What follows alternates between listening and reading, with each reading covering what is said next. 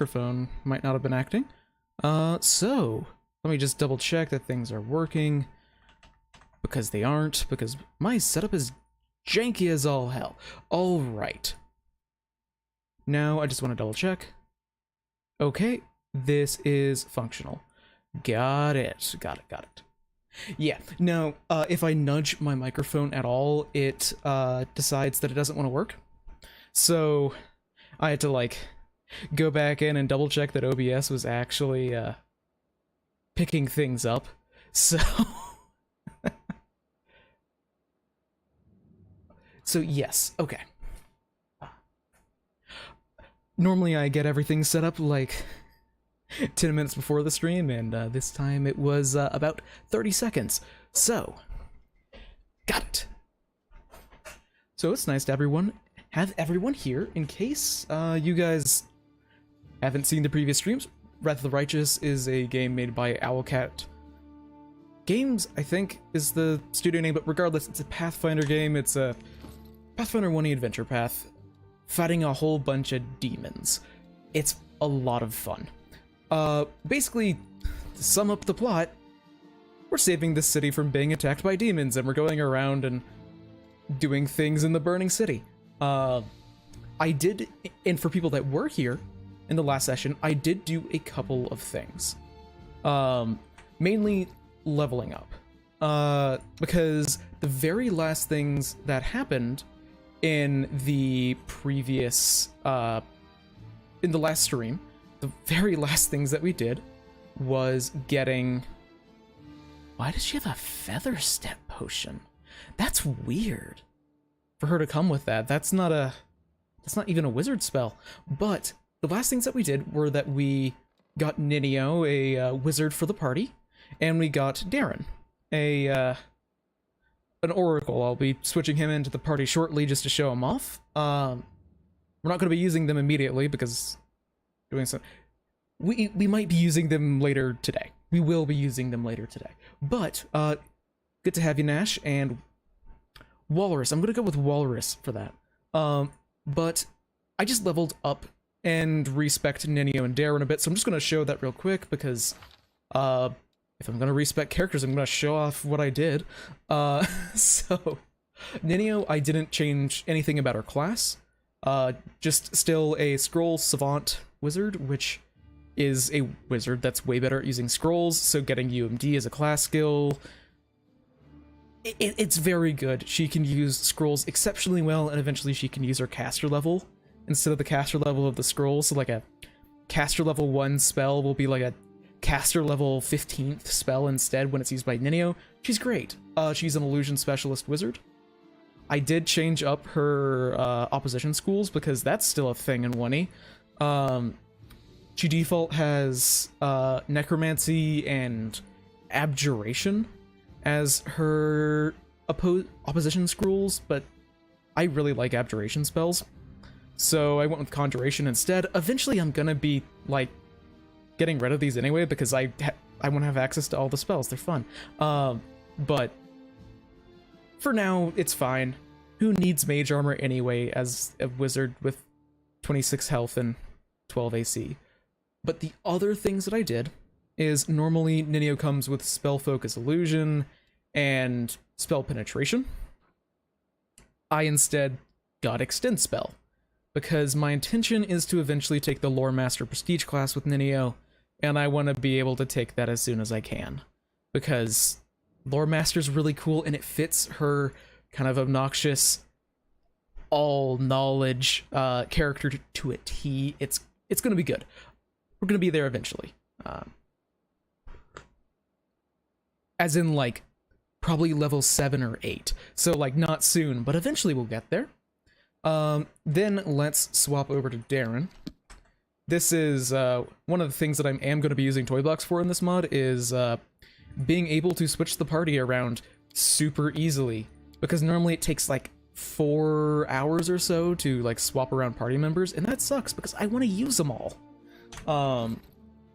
So Darren, I made like no changes to. Oh, I made like 1, but he is still a oracle. with the Powerless Prophecy curse. So, Powerless Prophecy is honestly one of the coolest curses in my mind, like flavor-wise. It's, you are warned about danger before it happens, but you can't do anything about it. So, like you get uncanny dodge and bonuses to your like saving throws and AC and initiative checks and all that, but only for the first round of combat, but you're staggered in the first round of combat. It's cool. But then he's a life oracle. So that's his main mystery. He gets a bunch of really, really nice healing spells automatically. And he also gets like, where are they? Cures, he gets all the like normal healing spells. Oh, in turn-based, it is absolutely rough. Like, absolutely, Powerless Prophecy is really rough in, like, tabletop. It's still incredibly cool. Like, I love the flavor of it so much. But yeah, being staggered in the first round is awful.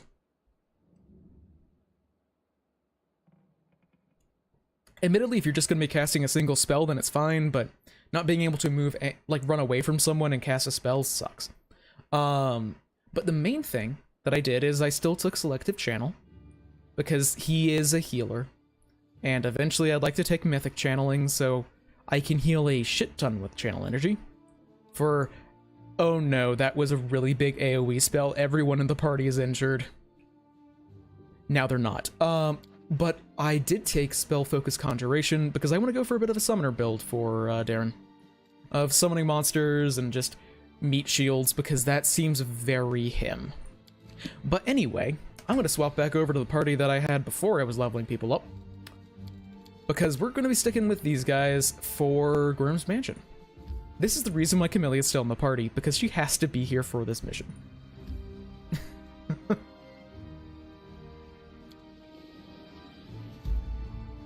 Yeah, in real time it is, like, oh, nope. Screw random encounters.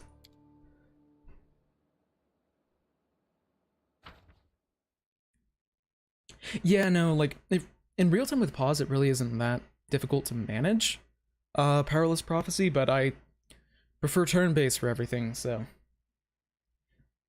But also in, if you're playing directly with someone, or not with someone, if you're playing with, like, actual people and it's not a computer game where they have to code everything beforehand, Powerless Prophecy is so cool just for the ability for the GM to foreshadow things right before it happens.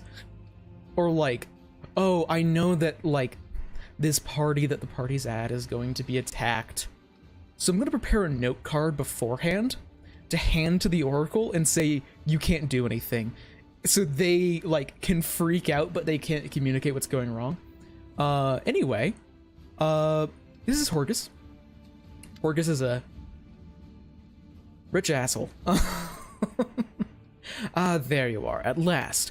You certainly took your time. I thought perhaps you'd gotten lost on the way here. I was already regretting not drawing you a map, not a lap. It's a tragedy to see one's house in such a sorry state, and I always had a few guard in my service, you know? I hope those blockheads died honorably and didn't simply flee at the first sign of danger. My manor, you see, contains several items that are of great value to me. I wish to retrieve them before they're discovered by my fellow citizens, who in the current chaos seem to have taken to thieving and marauding like ducks to water. So here's what I want you to do. Take a stroll through my house, peek into the rooms, and if you find anyone, kill them on the spot. That'll teach any other opportunists to stay away from Horgus Grimm's Manor.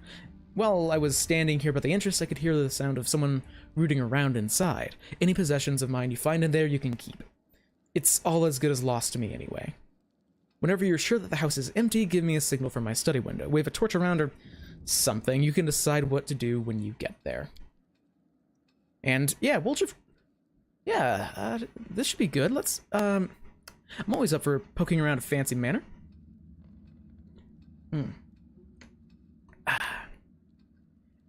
And what are these? Never you mind. I'm paying you to clear out the ruffians inside, not to ask questions. In any case, you'll learn what all this is about as soon as you clear your way to my study for me. So restrain your curiosity for now. And, yeah.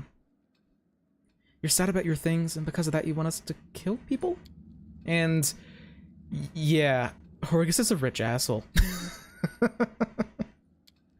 And let's actually heal up Ember. Because Ember is in large amounts of pain. No one... Oh, actually, no. A fair amount of people are injured, so... That's worth a channel. And, oh, that's another thing that I wanted to do. I wanted to clear my buffs. Because, I am at the stage of the game where I cannot actually, actually, I'm fine with this one being a buff. Because, hell yeah, mage armor on those three is, like, necessary. Just at the very end of the last session, I, hit my auto buff, and I didn't mean to use up, like, half of my spell slots. So, yeah. Eventually, it's gonna be amazing, but right now it's a little bit excessive. And there's one other thing, before we get more into it, more like bookkeeping sort of stuff. It's just a decision I made after the last, session? Not session, Jesus. Stream on Monday, is that I am going to be adjusting a bit of the difficulty settings. Both because I'm not playing on the Last Aslanti mode, which is down here, which is just Iron Man. You can't reload games anymore, and it's pretty rough.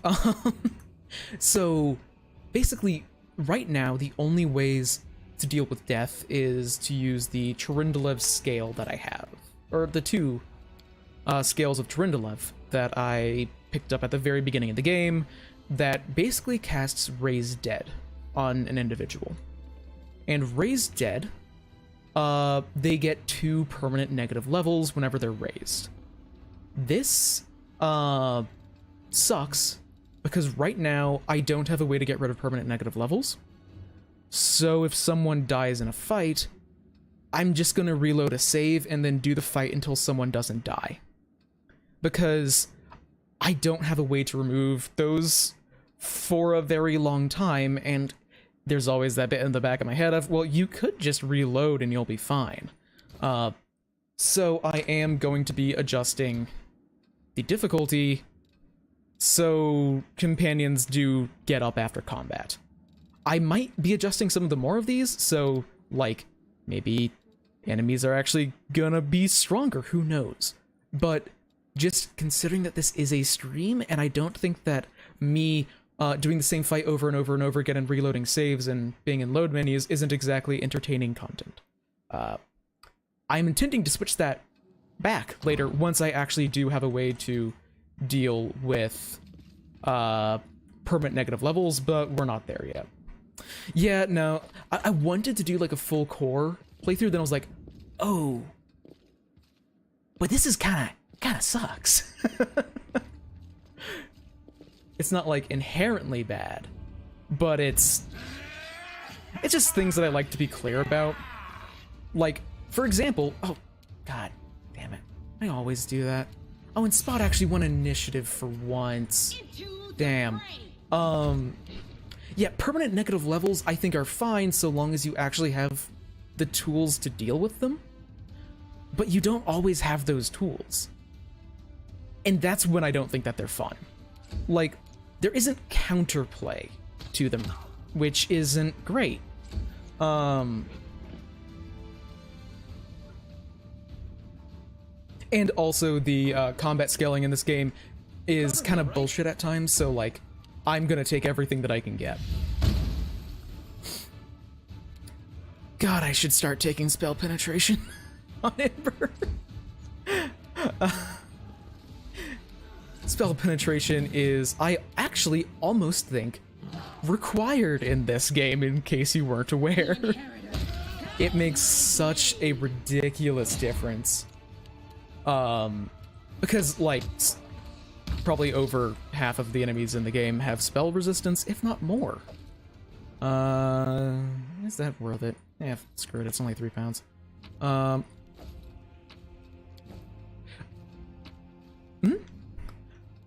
Working is probably a good idea, Walrus, so it's been good to have you here, and I am happy that you're enjoying the vids. I've got a pretty fun one coming out tomorrow. It is all opinions, which is fun. Onion soup, let's go. The actual best loot from this entire area. Onion soup. I don't remember what this one actually does, but I love the cooking in this game. Like, one of my videos recently was about, oh, how can you take small mundane pieces of, like, game stuff and then, small mundane pieces of characters' lives and then give them mechanical impact. That was exclusively because I started playing Wrath, and I love the cooking system in this game. And then I realized, oh wait, the Kingmaker AP just came out, and that AP actually has explicit rules for cooking because it came from the is actual GP divided by weight. Yeah, no, like GP divided by weight is pretty good. Like that's just a pretty good way of breaking things down. Like, for example, the Sickle of Falter, 2 pounds for 1,750. That's good. That's really good, especially because I'm not going to be using any sickles. But so I'm just perfectly free to sell this. However, like, I don't know, like this, it's 0.05 pounds for one. It's not like crazy, but, and also this party is not actually very strong because we have 2 characters with decent strength. Actually, I guess Spot is also doing some heavy lifting. 18 strength. Oh my god, I didn't realize he was already up to 18. Animal companions, baby. But oh yeah, a whole bunch of incredibly suspicious items. I wonder if this is foreshadowing. Foreshadowing. No, does foreshadowing have to be subtle to be foreshadowing? If it does, this isn't foreshadowing. But yeah, chains, handcuffs, and shackles, a collection to rival the prisons, some collars of different sizes, you know, some whips and some floggers, you know, normal stuff to have near your kitchen. Alternatively, Orgus is just far kinkier than we are willing to admit, and more than we ever want to consider. Oh, one thing that I do have, similar to the whole situation with, like the difficulty, I am totally fine with making adjustments to the game that are absolutely cheating. I just want to be forward with them because I see it as basically the same deal as difficulty settings. Where it's like, oh well, yeah, if you don't like a certain difficulty or a certain mechanic in the game, yeah, just get rid of it. And the oh come on, you can make, look at that, look at this, that's a charge. That might actually be a charge if they were still small sized, but I'm still gonna go for them. Damn, I was hoping to get a trip. Screw you. Oh yeah, but the current two things that are absolutely cheating that I'm doing in this is I have the party encumbrance set to be twice as high as normal just because I like loot. I don't like inventory management in like any game I've ever played.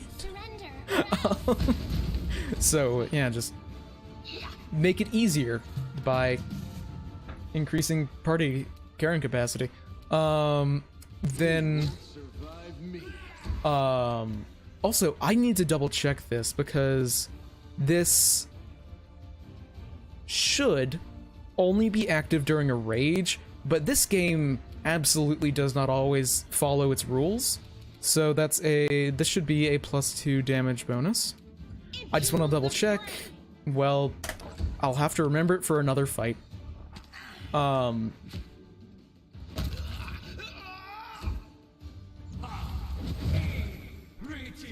Oh, yeah, I just don't find encumbrance a very fun mechanic, so no. Oh, yeah, but what I was thinking is the other thing I have is just turning off corruption because I don't think it's fun. Just want to be forward with that stuff because, I don't know. It's a non-competitive game, so cheating is perfectly fine, but I don't know. People are weird about difficulty in games on the internet. Oh, that's right. I think there might actually be an important book in here. So I am going to be reading these. Because some books give you a permanent bonus to like some stats or skills or things. There's nothing that distinguishes what makes these books different. Some of them have like an icon around them. Not all of them do. Oh, I guess another thing about the carrying capacity is in my last game,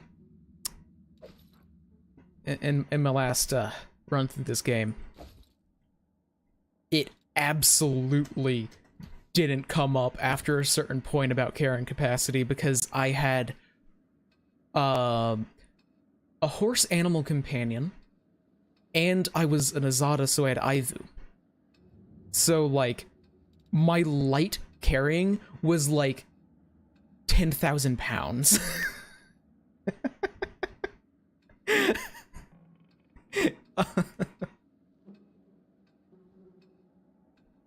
Yeah, no, in tabletop I think it makes so much more sense. It's just, I'm willing to like ignore so much shit in like Wrath of the Righteous or just CRPGs because already it is predominantly like a gameplay thing for me rather than like I'm not playing this to try and tell a realistic story, a realistic like super like I can never pronounce verisimilitude correctly the first time, but I'm not for like trying to get a super realistic experience out of a game like this because it's not gonna happen because I can't like ask the GM to if I can do really stupid stuff. Or like not stupid stuff but things that are not explicitly allowed, or basically there are only certain things that you can do where in the tabletop you can ask like, hey, can I do this weird thing that I just thought up of? That doesn't exist in this game, which is perfectly fine. And I don't know, I think that this game is fantastic, but there are just some things I'm not gonna try and get out of it. So I'm perfectly fine with looting everything that lives with this. Or everything that exists in this game, but in tabletop I have very different standards. And let's just... I really wish that there was like an option to just, oh, auto-read the important books, because a lot of this stuff is like, okay, but it's not super interesting. Or at the very least, how about a, if by some chance, by some fucking miracle, someone who makes Wrath of the Righteous mods,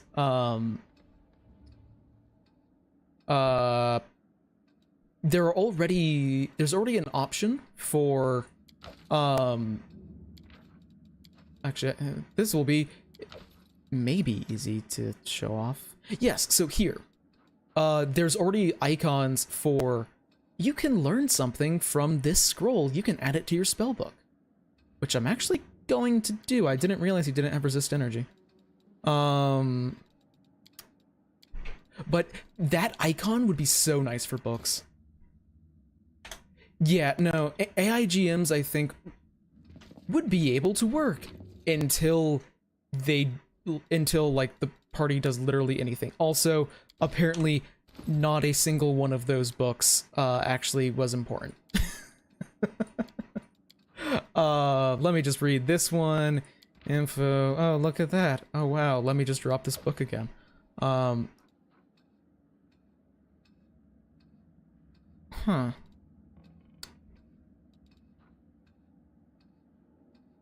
I didn't actually notice that before, that there was a special ring. Um,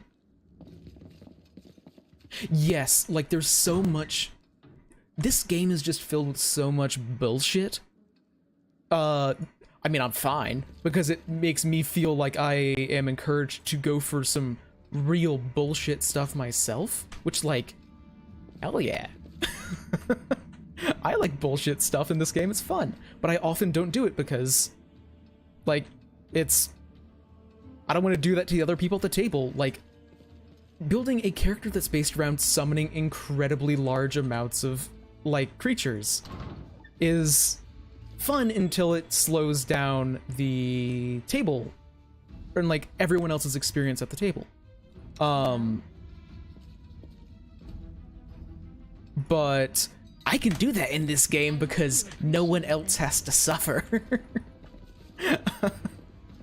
So I just like doing that sort of stuff, and, like, there are some really stupid builds that I wouldn't want to put other people through, that I'm totally willing to do so long as it's just me. And did I get everything? No. I'm blind, I missed this. Okay. I was thinking there's a severe lack of fights. There's also builds that wouldn't even function, actually, in tabletop. Like Ciala's build, which I'm not really using because I am someone who is terrified of using up limited resources, so I'm terrible at actually playing barbarians and blood ragers because I don't like using up rounds of rage. Even though, like, I would have used up one there, so I really should have used... I mean, obviously, I didn't need it. I took no damage. But I just never, ever use stuff. But also, this first actual shirt item, I forget, that is... Yeah, that's actually a chest. No, what am I doing? I'm not putting that on Camellia. I'm putting that on my main character. Because they're the most likely character to actually have Remove Fear prepped.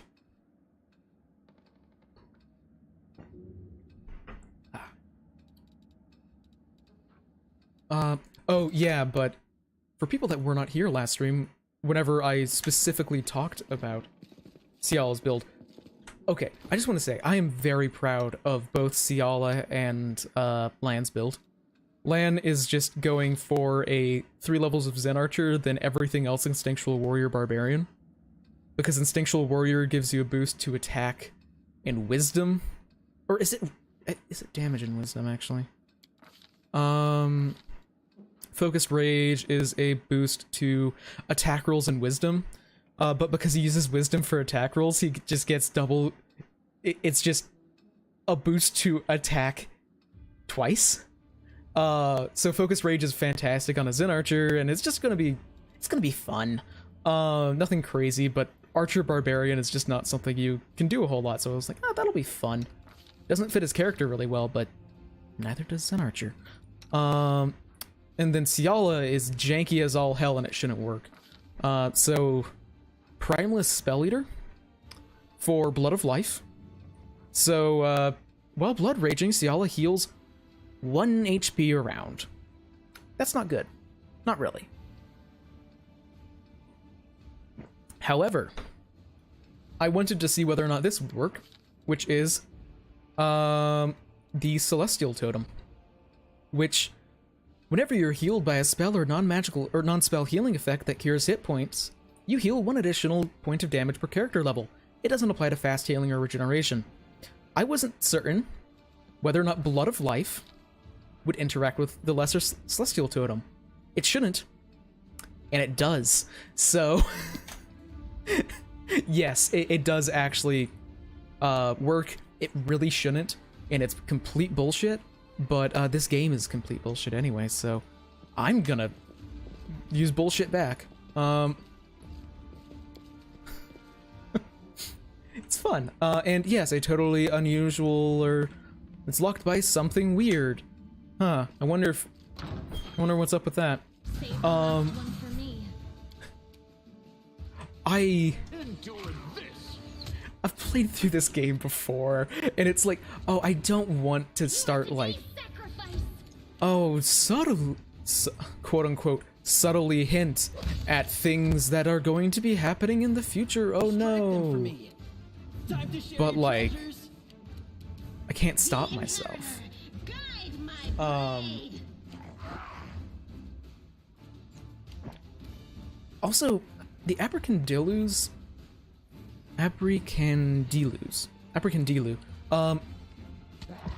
feel like they are by far the easiest demon in the game. Even easier than dredges.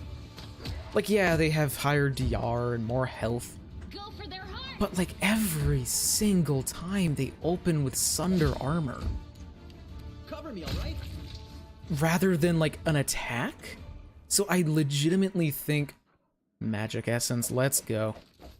Magic Essence is actually probably the best loot from this entire area, but I will like to joke about Onion Soup being the best.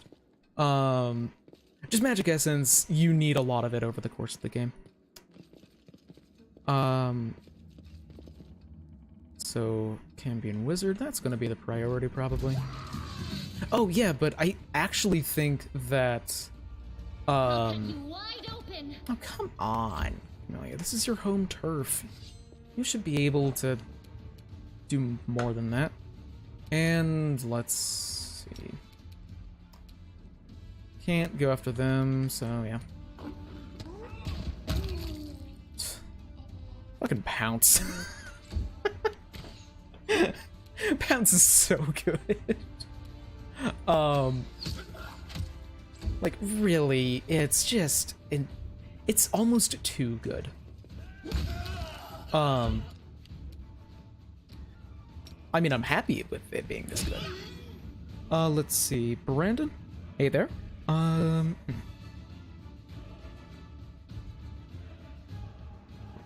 I am not certain exactly how many kobolds... I'm not really a GM much, and for 2e.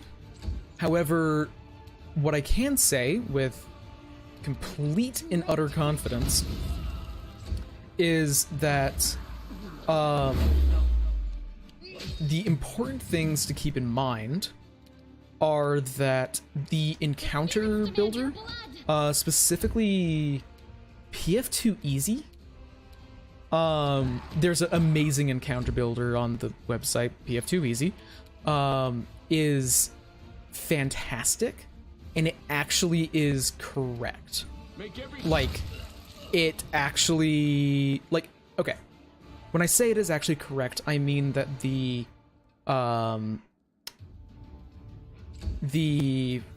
words, the fucking god, the rules given by 2E in regards to encounter design and like how dangerous an encounter should be are accurate.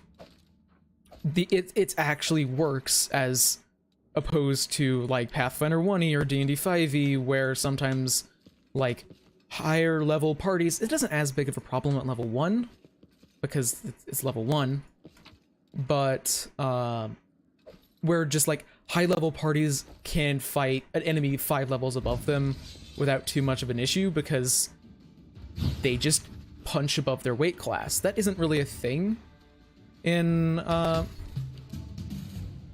2E, which I actually really like, because it makes things way easier for GMs to prep, because you can just go on to PF2 Easy and put in your party level, how many of them there are, or sorry, how many like PCs you have, and then it will like actually say, oh,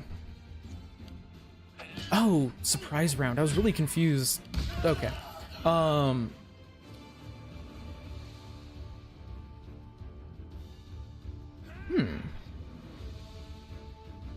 I would honestly say, Distract them for me. I am not super familiar off the top of my head with that. Could it be a level thing? I'll hit you. When in doubt, I would probably go with what PF2 Easy says. You won't survive. It depends a lot. I shouldn't depend on when you. Oh, that's a half orc slayer because they're at negative HP and still standing. Yeah, that Cambion will die before it gets a turn anyway. It should anyway. Doesn't seem like it will, but I would generally trust what PF2 Easy says. And I've heard a lot of good things about Mimic Fight Club. The general tip that I can give you as a player, especially for low levels, is to, one, if your players are not, if your players are also new to the system, then I would reiterate or at least try and convince them that the stone skin, damn, I didn't realize got that early, or a scroll of that early. Do I have healing potions? I should heal up Amelia. Don't need to heal her up too much though. I think there's like 1 or 2 more fights left in here. Is to reiterate to your party that, or something that everyone in the party needs to learn, including GMs, is that, can I? Can't get off 2 shots. 2 shots is better. I forgot that they have DR 10. That sucks. I might actually use Rage for this then. Because Ciala's a Celestial Bloodline, so she can punch through that DR.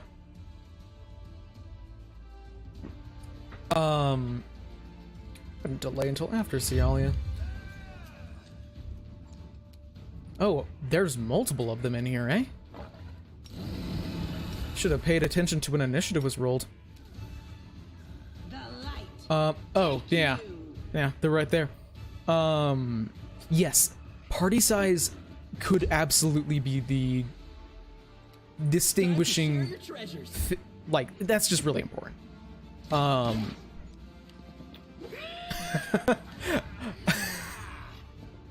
Because there's too many good online free tools for Pathfinder, because this community is absurd. Just too many to keep track of.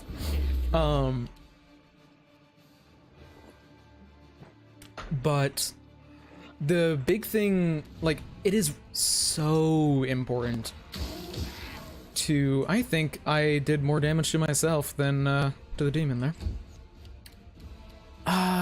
I think this might actually be the last fight, so let's do that. Yeah, but it can take a little while for people to really recognize how stupidly important it is to have a reliable source of healing. Oh my, I hate that. Cover me, all right? I try and autopilot way too much. Oh god, she's actually pretty hurt. Good thing that she heals herself a lot. So basically what I'm trying to say is that The world in crimson. okay, I'm stopping to think here rather than trying to multitask, because I am horrific at multitasking.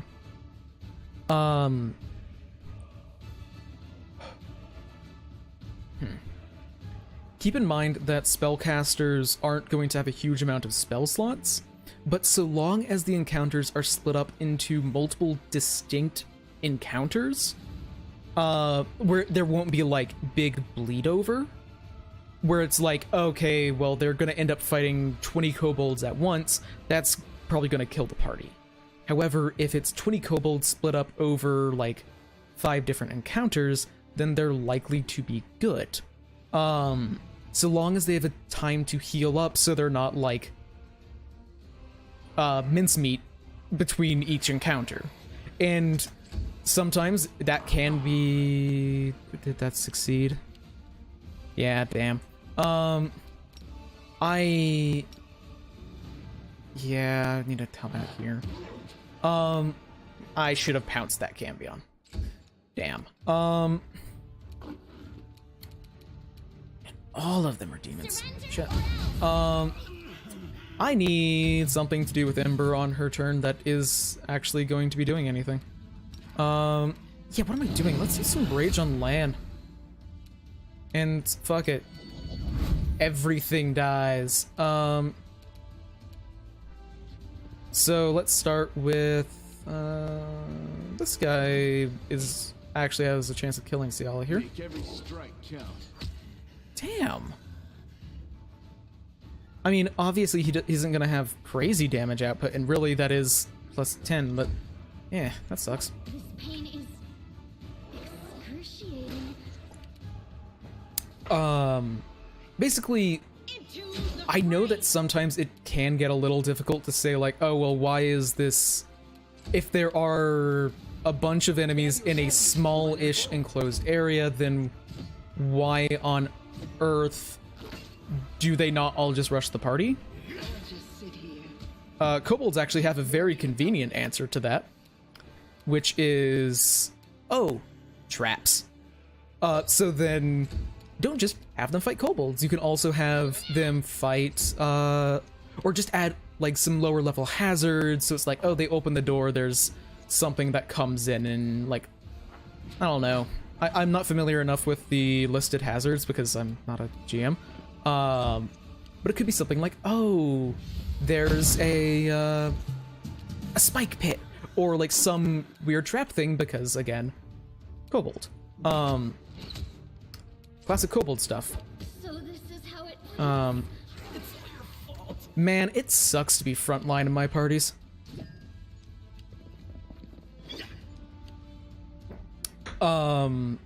Where's the... Just get the almost dead one down.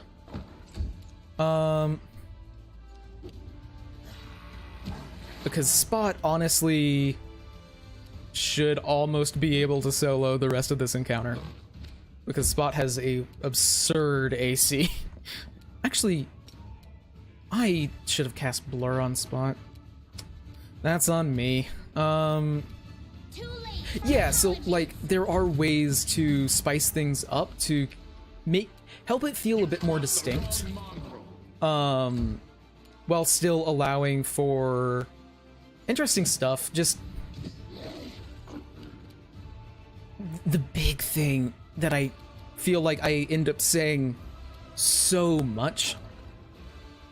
It feels like it is my predominant... Oh, I should have done that to Spot, so Spot would be able to actually hurt the Babu more. There's always next turn. But let's combat expertise. Oh, that's right. I also need to heal Spot. That's right. But yikes. I thought that she would have made that concentration check. You won't survive me. Man, I can't wait for clustered shots. Man, clustered shots is a fucking game changer. Oh boy. Can I do this still? We'll see. Because this guy's easy. Land can probably kill him. The Babu is the problem. I did just cast a line weapon. So, oh, and Marching Terror. Oh, Marching Terror, how broken are ye? Frightening all enemies. Or not frightening automatically enemies, but like... Jesus Christ, land 40 damage after 10 DR? Oh, but my go-to tip I'm now realizing for like every single situation for new parties is that yes, it is very important for you to have out of combat healing, and no, it is actually more important than you think. Because Every strike count. my god, is it important. And there are ways to get around it without party comp. Like, the go-to is, of course, basically, if you're a GM, don't be afraid to just give a lot of potions to your party. Wands of Heal also do a lot of work. Hey, Camellia, go and open that up for me, will you? I am helpful. Am I not? Yes, that is, I feel like, the main thing. Or, I'm having a hard time with words. What even are words? It is short of code, +1 on... No, that's bad. I already have a +2 bow. Do I have access to any decent healing? Yeah, technically it's not actually... I think a better way to put it is that it's not... 2e isn't balanced around the entire party being at full health. 2e is balanced around there being a certain amount of health that can be spent in the combat. So, like, if you only have 2 frontliners and they're going to be taking a majority of the damage, yeah, they probably need to be at full health. If you have 4, 90, 80, that's probably, like, 80% and up is probably going to be okay. It depends on the party. But max health is absolutely a, it is the dream. Now, how many potions? Oh, I forgot to install a mod that I wanted to do, to help things out. Do I actually have any spells I won't want to cast? True Strike.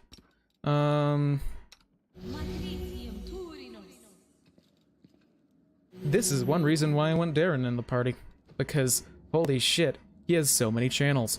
And I'll just make this malarkey a bit easier. There's a reason why I'm not healing up Camellia. She's gonna be leaving for a while. It's great, I can use some more potions. And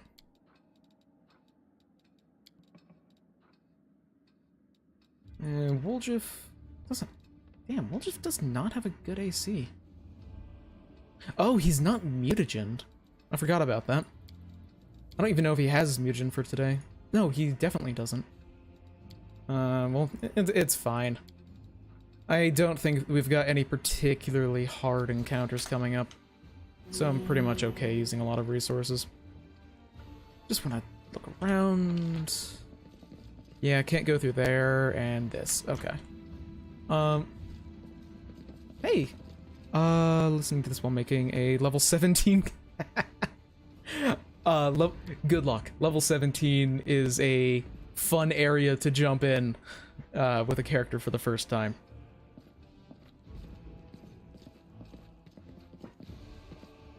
Yes, it is, I guess the way I would put it for 2e. And, yep, secret door. Totally not suspicious. I think that it is... Maybe the way I'd put it is most of the time. I feel like a good 80% of the time, it is important, or not important may not be the right word. I think that it is good to provide the party with, or to not force the party to have time restrictions, but 20% of the time it's good.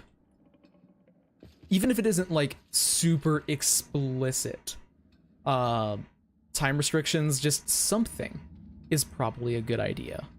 Because like, but don't force your party to charge in and then die because they're not fully healed. Oh god, yeah, spellcaster at jumping in at high level is dramatically worse than a marshal. Like a marshal, you're gonna have more actions that you can use for doing different types of strikes, but spellcasters, it's like, oh shit, I have 30 different spells now. Oh no.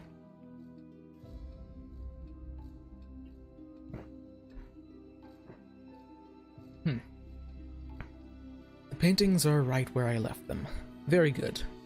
Horgus Worm thanks you for your help. Look at this, DC 9 check with my plus 14 mod. They really want to give you this one. Yeah, no, high level is just... There's stuff going on. High level plays so much better in 2e than it is in Pathfinder 1e and D&D 5e, but it is still a lot because it's still a high level character. But there's something off about the paintings. The blonde-haired boy in the Gwyrm colors doesn't look like Horgus.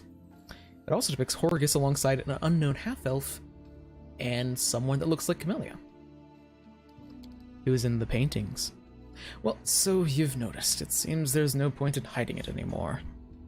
You see, I have two secrets. Camellia is, in fact, my daughter, and I'm not the real Horgus Worm. What do you mean you're not the real Horgus? My real name is Darian Witt. My parents were the servants of the real Gwyrms at their mansion on the eastern edge of Mendev. The Gwyrms were generous and noble, but short-sighted. They burned through most of their fortune on charity, when instead they could have better taken care of guarding the mansion. When I was 10 or so, I used to play in the garden with a real Horgus Worm who was just my age. I've no idea where the demons came from. Horgus ran into the mansion, and I bolted in the opposite direction. He was captured and killed, and I wasn't. Crusaders came from the nearest city to aid us, but I was the only one who survived. They asked me my name, and I said I was Horgus Worm. That's the whole story. Such a heart-wrenching tale, it never fails to bring tears to my eye. And you're in no position to judge anybody, Camellia. And you, yeah, like, he's just a kid. Like, I can't blame a 10-year-old kid for obviously panicking the fuck out and saying yes to, like, the person who showed up to save their life. So, honestly, I can't blame him. Even though I don't like him, I can't blame him. I don't like adult Horgus. Kid Horgus is a kid. Never mind. I'd only like to assure you that your claim about not hurting anyone is absolutely correct. The vast fortune of the Gwyrms had no rightful heirs. If there hadn't been any heirs, I would have most certainly have transferred ownership to them. And yeah, he's kind of tried to atone for things. And yes, I really like Ciala as a character. She's a great iconic, but yeah, she's trying to learn from her past mistakes and moving on and being a better person, and that is my kind of paladin. But what is this with Camellia being your daughter? Illegitimate, that is to say. She resided in this house since birth. The staff thought that she was a niece or a daughter of a friend who died in the Crusades. I never disabused them of their notations. Any resources for modules? None that I can immediately think of off the top of my head. Again, I'm not much of a GM.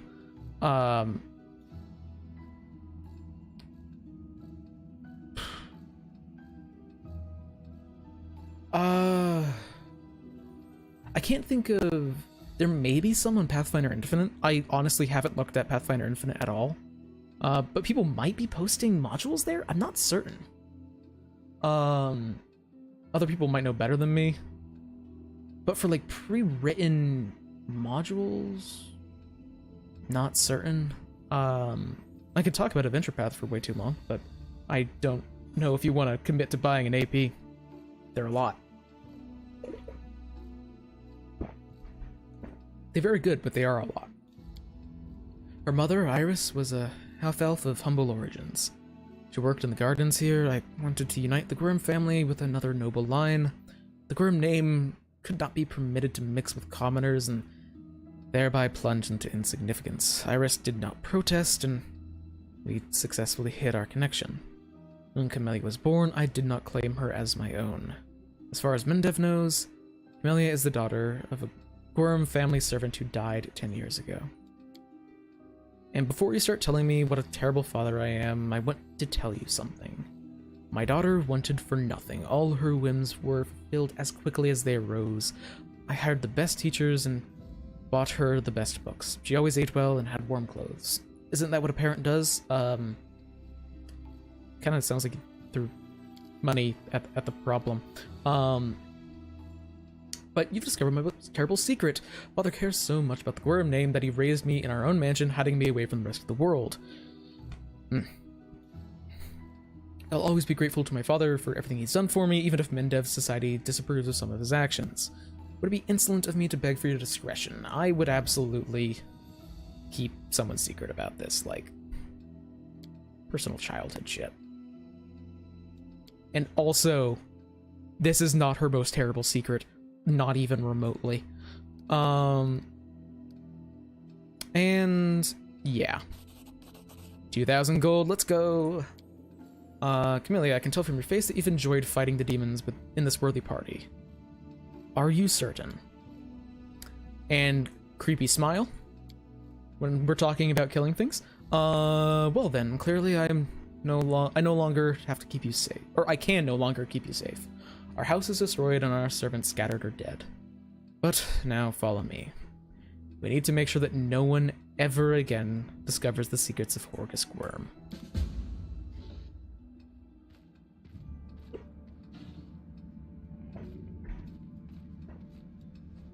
And yeah, now we can move on to somewhere else. Also, yeah, like I can very much empathize, Snow, about, like, it's a lot with jumping in with a high level character. Just, I've only played one, like, character above level 11.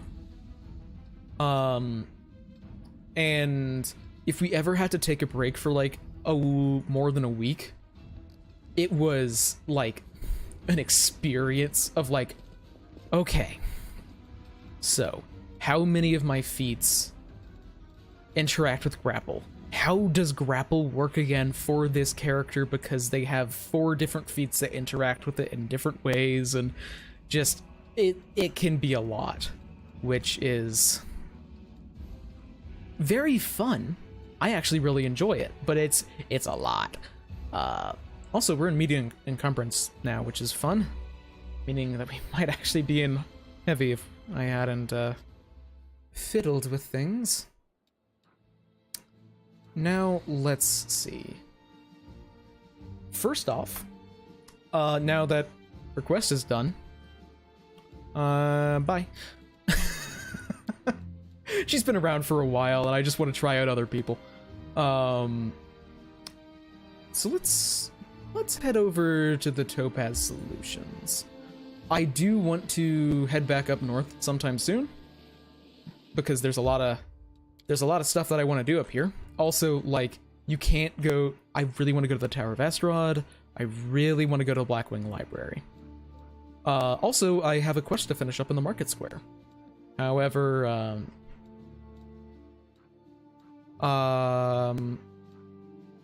basically, I just want to finish this shit while I'm down here. Nothing complicated. But Topaz Solutions, I don't actually remember which one this is. I've been here before, but the minor locations I don't remember. American advisor for a noble family. I think I now remember which one this is. But let's... Smile. The world's not ending just yet. That is shockingly nice of Darren. He is not normally that nice. Okay, Darren, why don't you have move animations? Have I mentioned before that this game is buggy? Does he wear... He wears medium, okay. Well, +1 breastplate, I guess, for you. But that does put you in medium. Well, better than him dying. And his AC. Honestly, he doesn't have a terrible AC. The main thing is that if someone has a... Oh, wait, is it? Why does he have a 20-foot move speed? Encumbrance. Okay. Because... Oh, wait, no, it updated. Never mind. The big thing is if someone... Actually, wait, no. Okay, yeah. I'm mainly thinking for overland travel. Movement speed matters a lot. His movement speed for right now, I don't care a huge amount about because, like, he's a spellcaster. He doesn't need to get a melee very quick. But, just keeping stuff in... Oh, okay. That actually triggered it. Okay. Okay. Oh, you can actually shoot through there. I was like, that's not how line of sight worked. I didn't see that there was a crack. But I am actually going to prioritize the Mimic. Because Mimics suck to fight in melee. And there's another one. Okay. I forgot about that. That'll be fun. Let's blur spot. And... Damn. What was that attack bonus? Oh, flat-footed. Okay, I was like, holy shit, they actually hit Spot.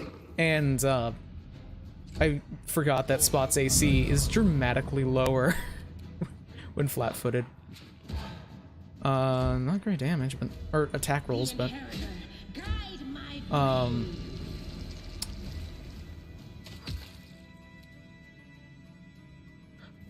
my god, my brain is gradually shutting down. I thought I was on land whenever I was on Darren and... Oh shit, what was that at least? AC 25.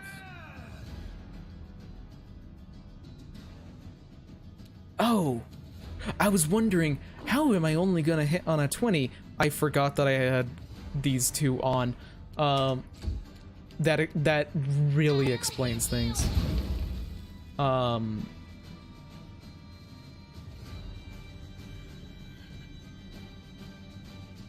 Nice. That sounds like a lot of fun, Rhodes.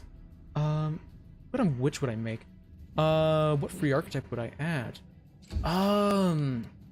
Distract them from me. Let's see. Which is interesting. Oh, there's gonna be some damage here. Yikes. Spot's at 1 health. I forget, does adhesion deal damage? Adhesive entanglement? No. Okay, good. I'm thinking of Babu's.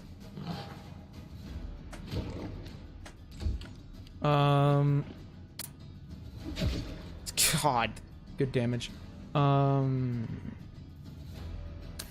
Which would I make? I am going to pull some stuff up on my phone because Spot is living on a prayer and a dream right now. Pulling some stuff up on my phone instead of my computer because I am limiting what I am doing on my computer because I am assuming that having like a shit ton of Firefox windows open is not good for my computer while it's also trying to run a stream.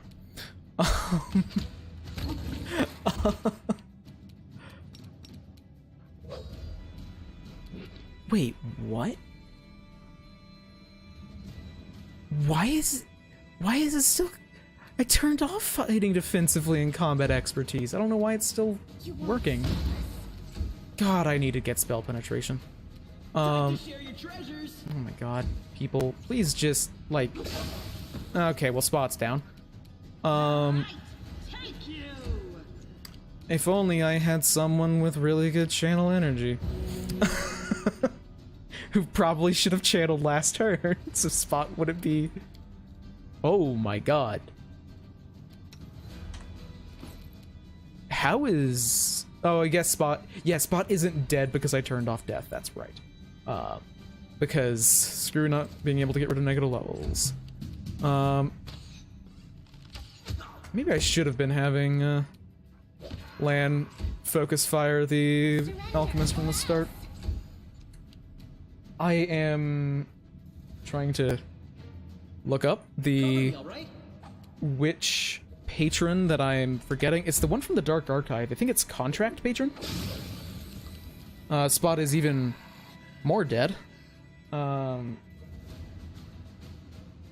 It is the patron themes. Is it? What is it? The PAX patron. I would absolutely make a PAX patron first and foremost. PAX is just really cool. Do I? No, it won't heal Spot. Out of my sight. Spots is dead, so Survive me. can't benefit from healing currently. Oh my god, people. Too late. How bad can this guy be? I guess 16. That's not bad, actually, and I've got, like, no buffs on currently. Oh my... Guys. It's not that bad.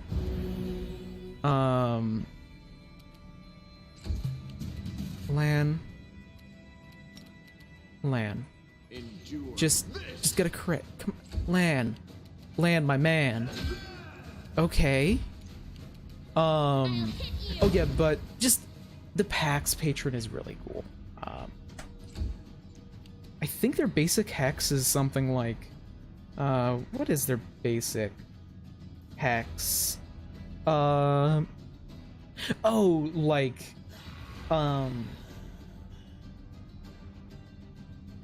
you make a pact of peace with someone, and if they turn you down, they take a lot of penalties. So you can just say like, oh, say something like, No glory don't attack me and my friends, and we won't attack you. If they do, then they start taking more penalties. It's just a really cool idea for a character. Thank you. Finally, thank God. He is in tiny little bits. Is that a... No, not masterwork. Not worth grabbing, then. And fish on a stick. Now, is that book important? Free archetype? If I was gonna play a witch, I would probably go for the... I would most likely go for the archetype, or there's actually one that I've been wanting, specifically for Darren, but I'd go for Familiar Master on a witch. Unless I could think of like something that would work particularly well for the character, but off the top of my head, I just think it would be really funny to have a Familiar Master witch who has a familiar with like 12 abilities. I mean, if you want to go for a super edgy witch, Shadowcaster.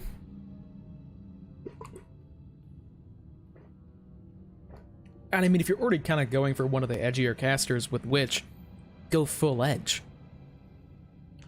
Yeah, because this is a really, really cool weapon that I never used in the last campaign. But whenever you confirm a crit, if it's wielded by an oracle, they have to make a save or suffer the same effect as their oracle curse.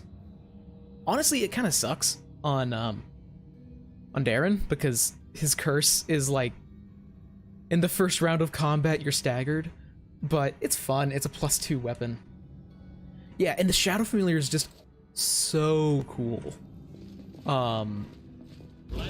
Oh, I don't remember that.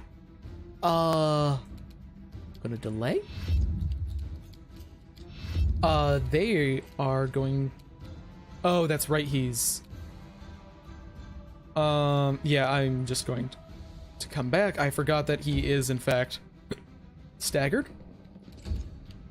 And again, I just don't want them to come to us. Oh, thank God they missed. Yeah, Shadow Familiar is just really cool. Really. Assist me at once. Okay. Okay. Guys, they're boxes. How are you missing boxes? How on... Oh, they can't get into the room to actually attack, so I'll delay until after. Chance.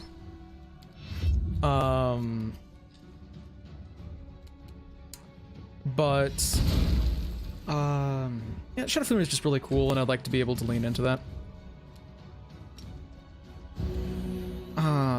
That's land, didn't it get that? Damn it. Guys, it's a box. What are you doing? I'm gonna see if Spot can actually get into the room now. They can. Let's... Oh my God, you can't actually trip mimics. That shouldn't work. I like it. Well, this is inglorious. Yeah, that really shouldn't work, but I like it.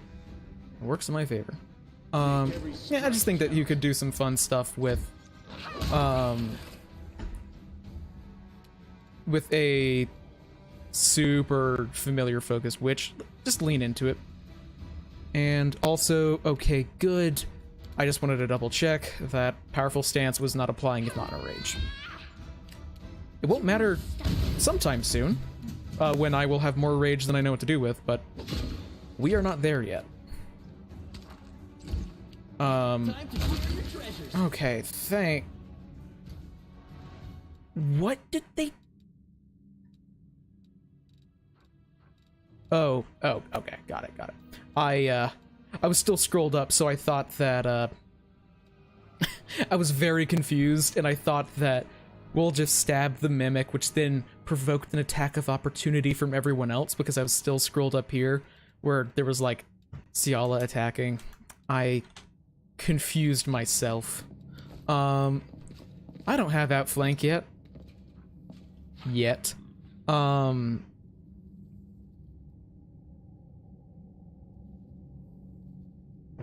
Come on, Darren, you can get out of it. It's a 19, he has a +2 reflex. He's gonna be doing this for a bit. Anyway, you can channel. Oh, but regarding stealth is simultaneously complicated and not at all actually complicated. As in, it's pretty simple in theory, and once you actually use it a couple of times, it's not that bad.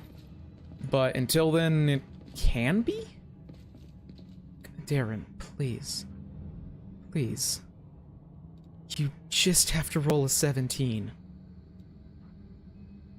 Come on. I don't want you to be walking around with like a 5-foot movement speed while we're doing overland.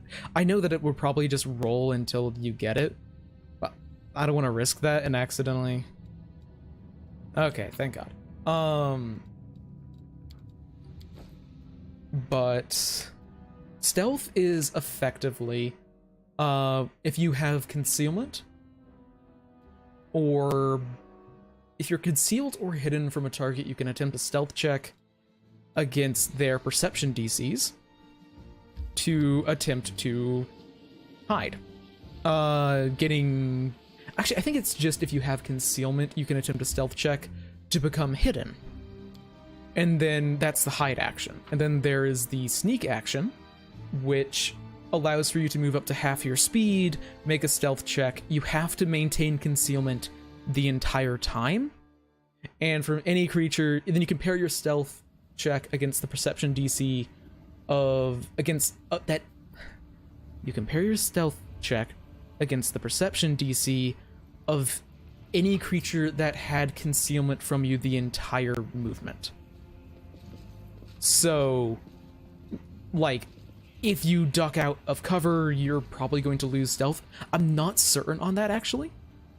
Yeah, being in darkness, if they don't have, like, dark vision or anything, or even dim light, actually, if they don't have low light vision, dim light is enough to stealth in.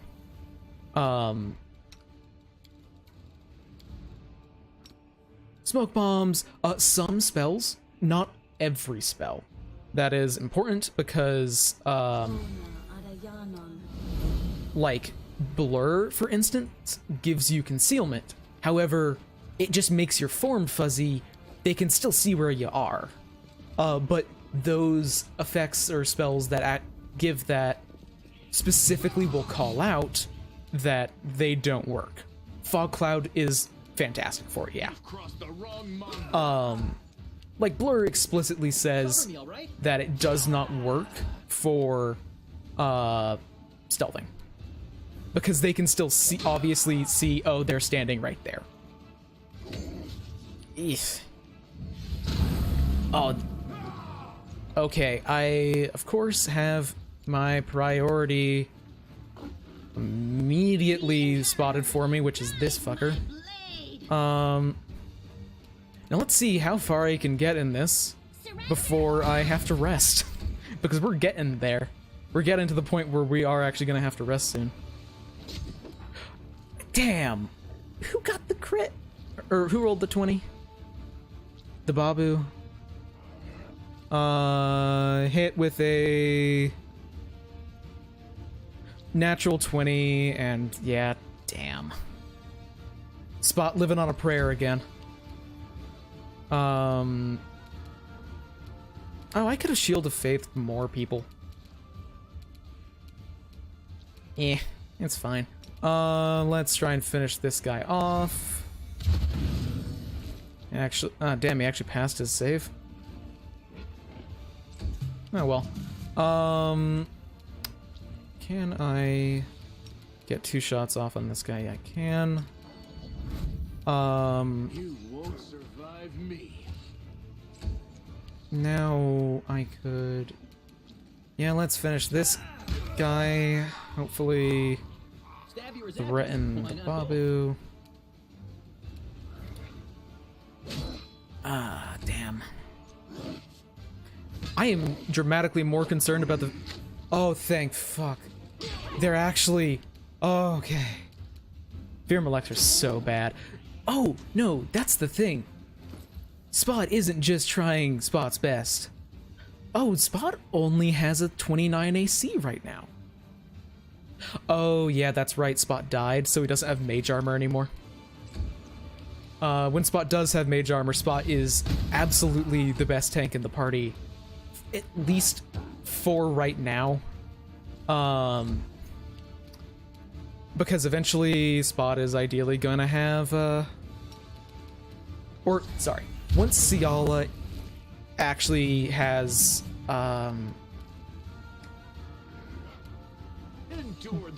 will be able to consistently Blood Rage, and she won't just have like 9 rounds a day, Spot's gonna be in a better, or rather Ciala's probably gonna transition to being one of the more main tanks. But as of right now, she doesn't have that, so... Eh. Speaking of people living on a prayer, me? Wait. Wait a second.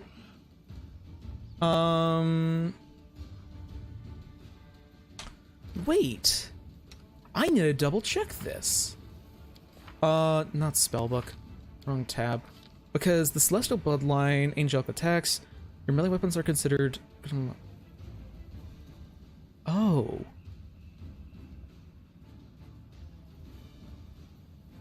Does that apply at all times? It seems like it has to. I thought that that was a Blood Rage thing, so while raging, you get that bonus. But it doesn't seem like it. That is dramatically better than I thought it was. Let's see. Hey, you actually hit. Yeah, well, the additional 1d6 damage to evil outsiders clearly is a blood rage thing because that's not being accounted for here. Right? I'm not seeing things. Yeah. Yeah, okay. I mean, it's still great. Like, that's so good. That is almost actually kind of funny because it means that a level 1 celestial bloodline blood rager can bypass like every demon's DR when a paladin has to wait until like 16th level to be counted as good.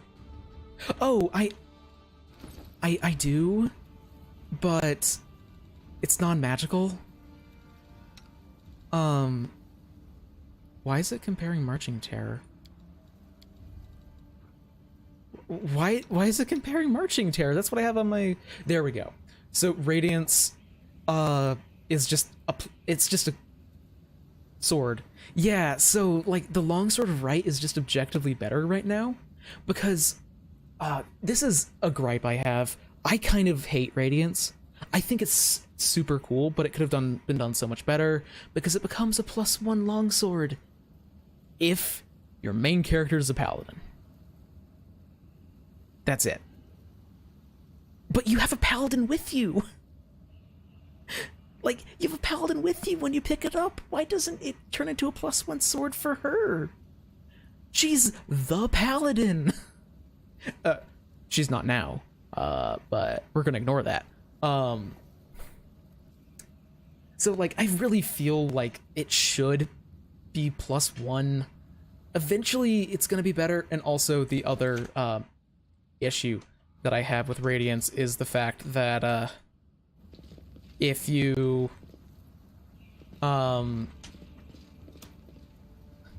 is that if you're using it, if it's in your inventory, or rather if it is equipped whenever you I don't need a quarterstaff. If it's equipped whenever Radiance gets upgraded, newsflash people, Radiance gets upgraded over time.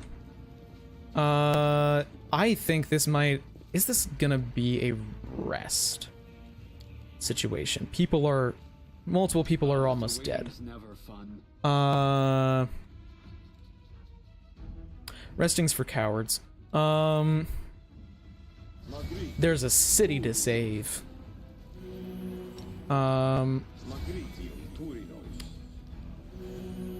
Because this fight, I'm gonna have to rest after this. But until then, I can burn everyone spell slots.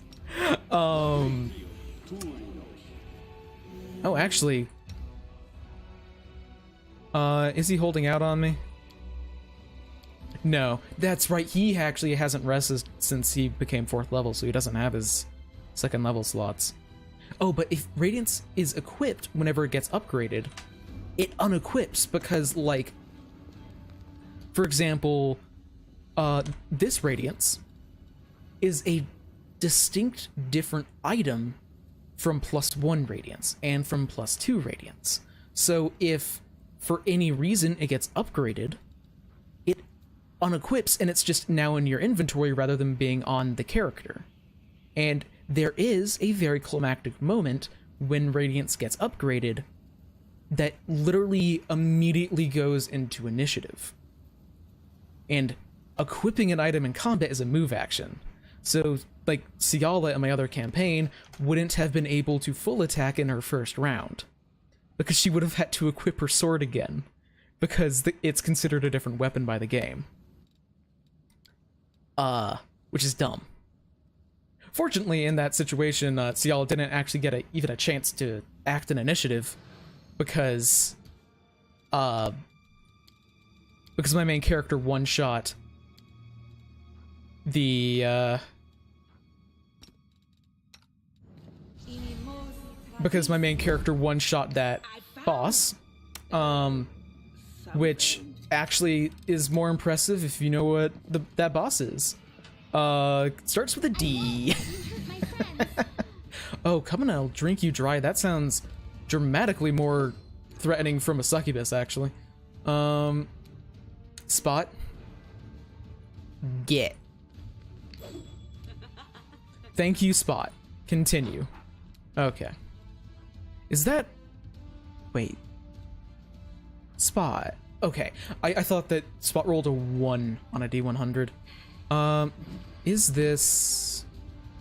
It's just normal invisibility. Good to know. Oh, that's a crazy AC. Oh, shit. Let's start getting rid of... Yeah, no, I just hovered over the concealment, and I just saw the 1. So I thought Spot rolled a 1, which is functionally no different from a 31. But it feels worse.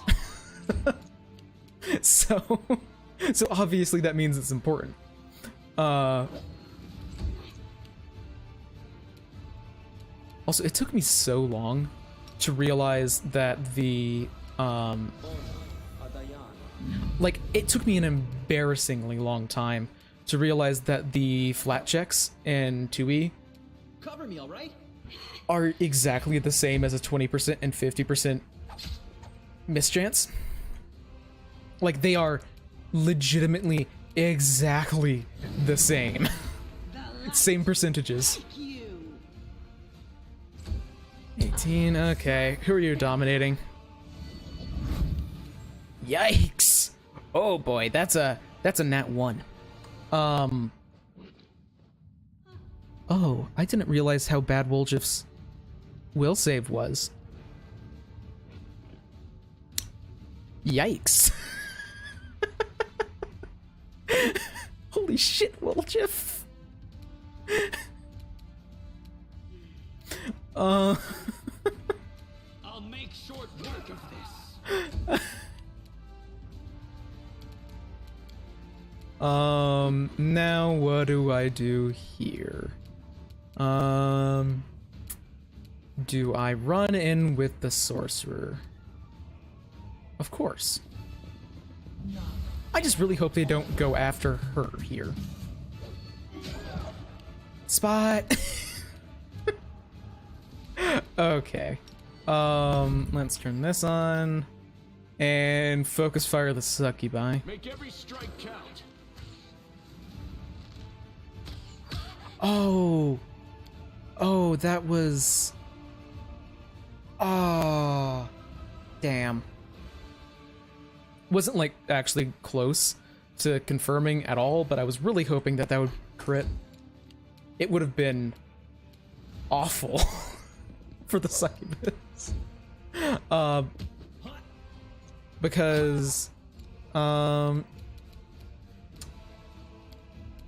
Because they almost would have died from that. No glory without risk. Yikes. That's an AC, all right. Yikes. God, really? Fuck off. Yeah, this very well might end up be I actually am incapable of surviving this fight sort of situation. Oh, Woljif actually succeeded on a saving throw. Hell yeah.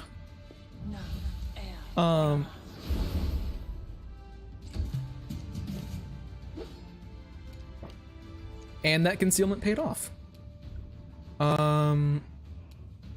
Yeah, I need to focus fire the succubus. The wrong mob roll. Really, even perfect strike missed?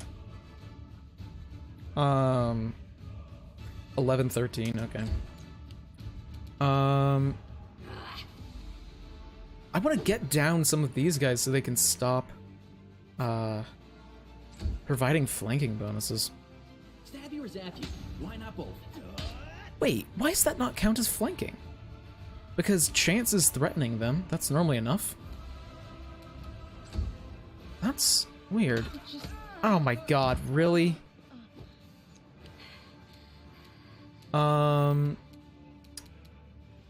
So don't go after them. Let's see.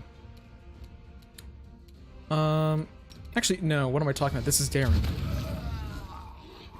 flanking starting to go down.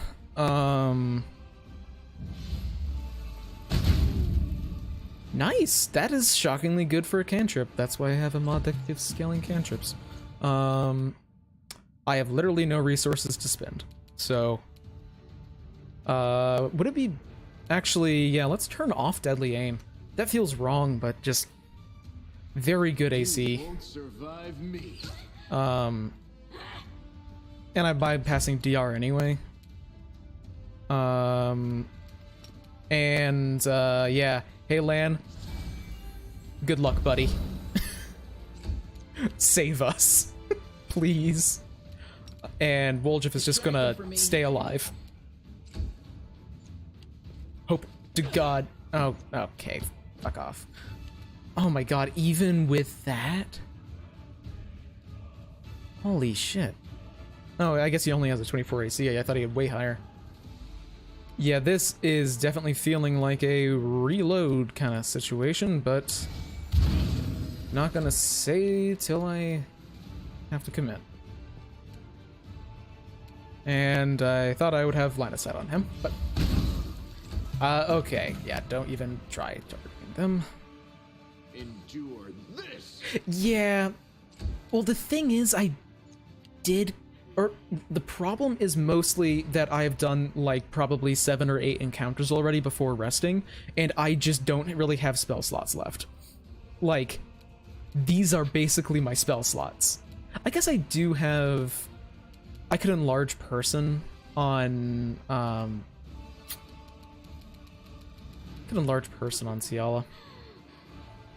I'll give it another shot. But I am gonna reload once it's... I'll give, Could Touch of Good. That's lifelink, not Touch of Good. What am I talking about?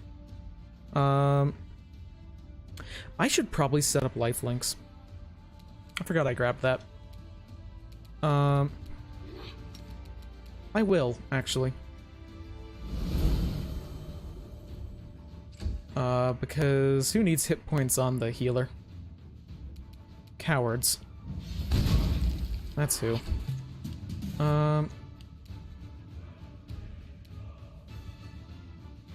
Make every strike count.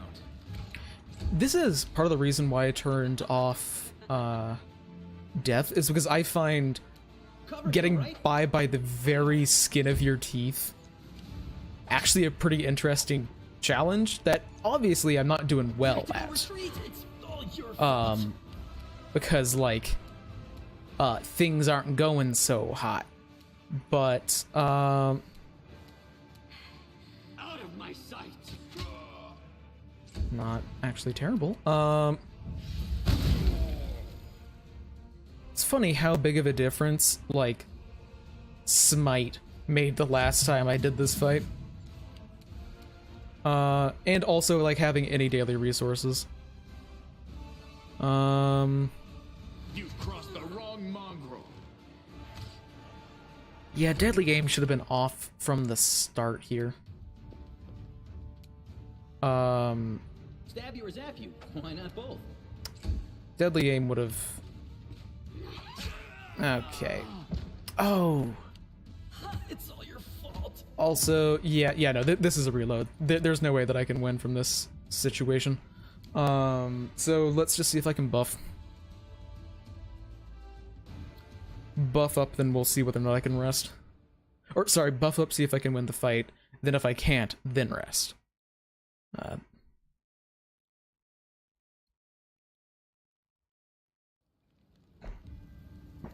Preferably just by spell slots. So here I've got none, then 2. Okay. God. Aid sucks. It's just not very much temp HP and +1 morale. Here, definitely enlarging her. Always be ready for the worst. Here.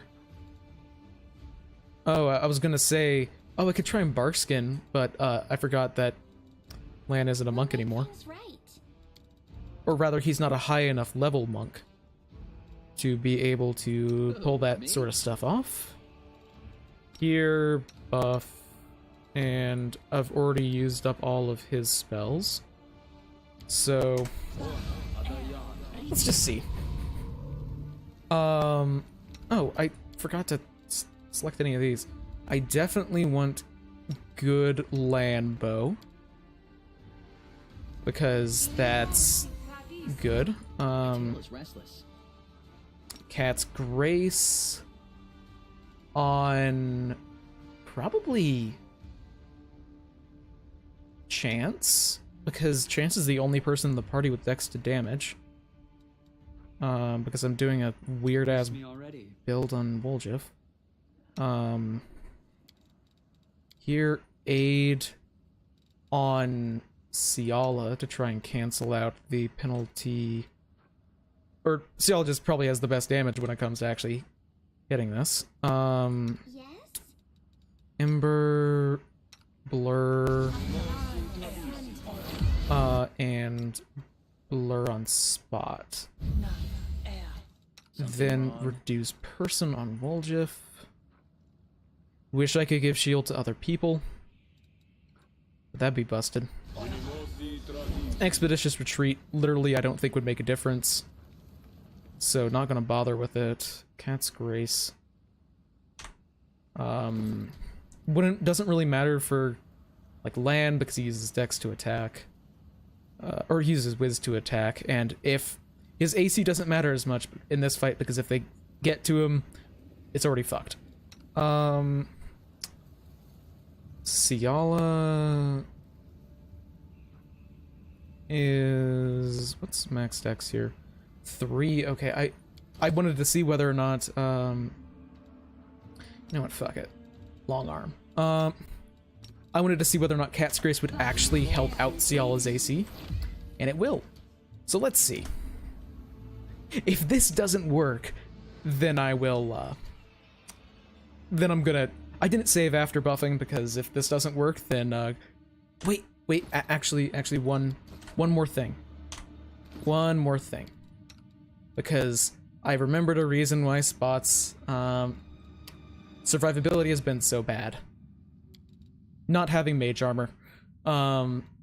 Just that's big. I could use more consumables, but don't make me laugh. I never use consumables. Might be trap. And might be treasure. Woljif, thank you. Thank Pretty you. good, aren't I? Thank you, little Woljif. Do not waver. The Succubi actually got a decent initiative roll, which sucks. What did... Woljif also got a 28, so I will delay. Take another step forward. Come on, Woljif. Okay, Succubi revealed. I'm just gonna take a stab. I was hoping for more than that, Woljif.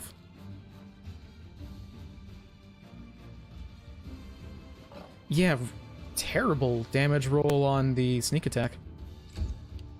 Just wanted to double check that was right. I'm gonna wait for this and this until she's out of invisibility. So I'll just focus on one of the fighters. Well, getting 2 and a 3 out of the way.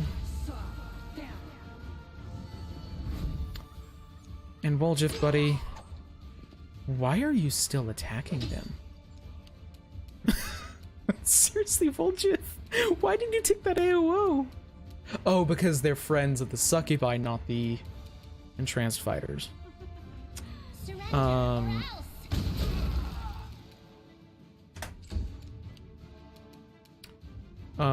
Let's see. Yeah, let's start by trying to take down these. Not bad damage. And here I can get off a pounce. So let's do that. Get a shit ton of damage on them, and then hopefully they'll stand right back up and eat shit. And I don't know why Arcane Strike hasn't been active, but I want it to be. Arcane Strike is wonderful. And okay, Ciala, I know that you are simply AI, and that there is no way that I can actually control what you're about to roll. But it's a 20, right? And you're just gonna insta-kill the succubus. Into the fray. That's not what I asked for. It's very rude of you. Oh, and also Spot isn't even flanking. Yeah. I'm actually kind of surprised that they didn't die. I can kill them. Probably. Oh, are you kidding me? Like 1 health? I just realized these guys are level 7. That explains a bit of why this fight's this hard. When does Will just get a saving throw against Dominate? Let's see, if I turn on point blank shot. I have to step forward.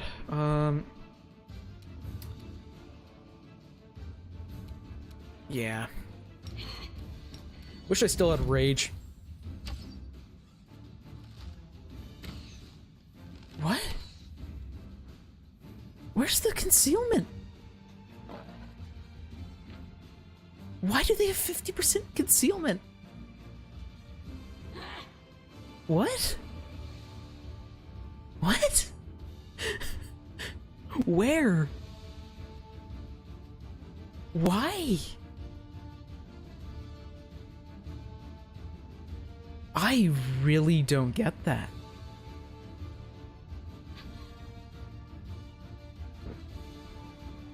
I'm genuinely confused as to where that concealment is coming from.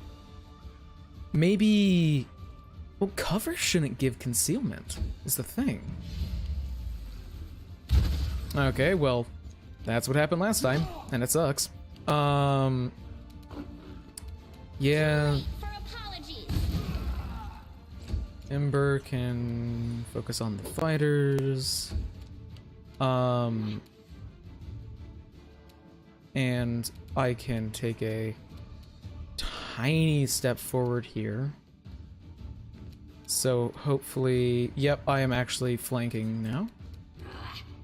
And focus on this guy to get rid of flanking for the succubus. And again, allow me to remind, where is this concealment? Is it light? It might be that it's dark in here. That might legitimately be it. That's the only thing I can think of. Which kind of sucks because I don't have a great way of dealing with that. I'm also just now realizing how lucky... how lucky...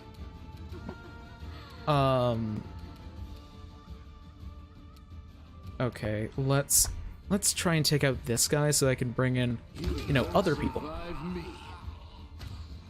Okay, was this taking a 50% mischance? No, it wasn't. Succubi was. It's got to be light. Thankfully, Succubi don't have great damage. You know, hey, let's test some stuff. Light spell. Now we test.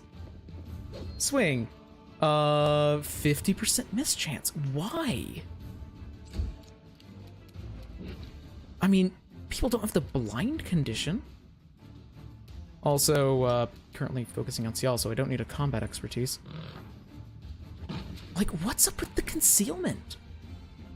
Because I've failed it so many times. I mean, that's just luck, but I don't understand why. Because they don't have any conditions that would give it. Okay. Can sometimes forget that, but...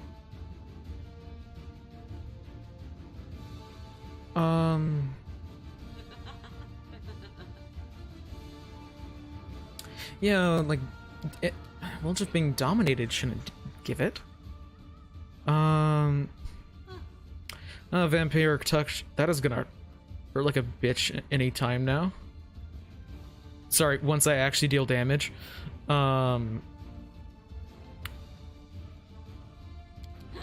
This could be bad. Tempted to just smite Wolf out of existence, but The inheritor, guide my blade. also dispel magic would be so good right now.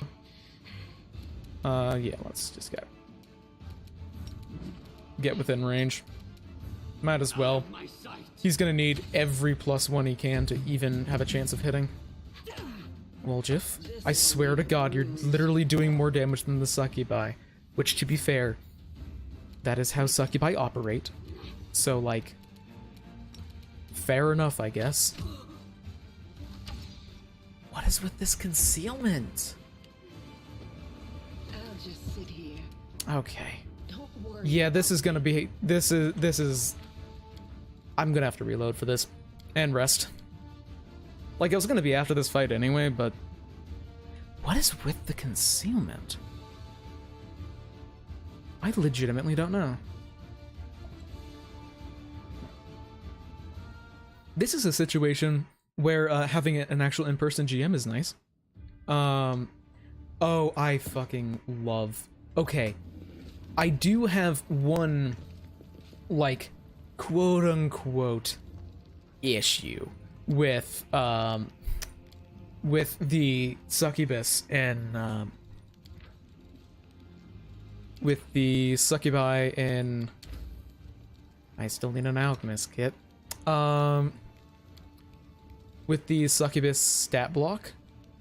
And what is actually more important here? Food, or it's definitely camouflage. I need a scriber's kit and an alchemist kit so bad. Let's see. So I got... Oh, I haven't actually learned the fish soup. But I'm taking onion soup. Because +1 to saving throws is excellent. Might as well, even though I've turned off corruption. But really, what's it like? Like an ordinary human organ? Or is it like a lizard's? Is it forked? By my reckoning, it should at the very least be longer than a normal human's. all right. Give over. You've won. Look. You happy now? Perfectly normal human tongue. Oh, that's not what I thought that Darren was talking about.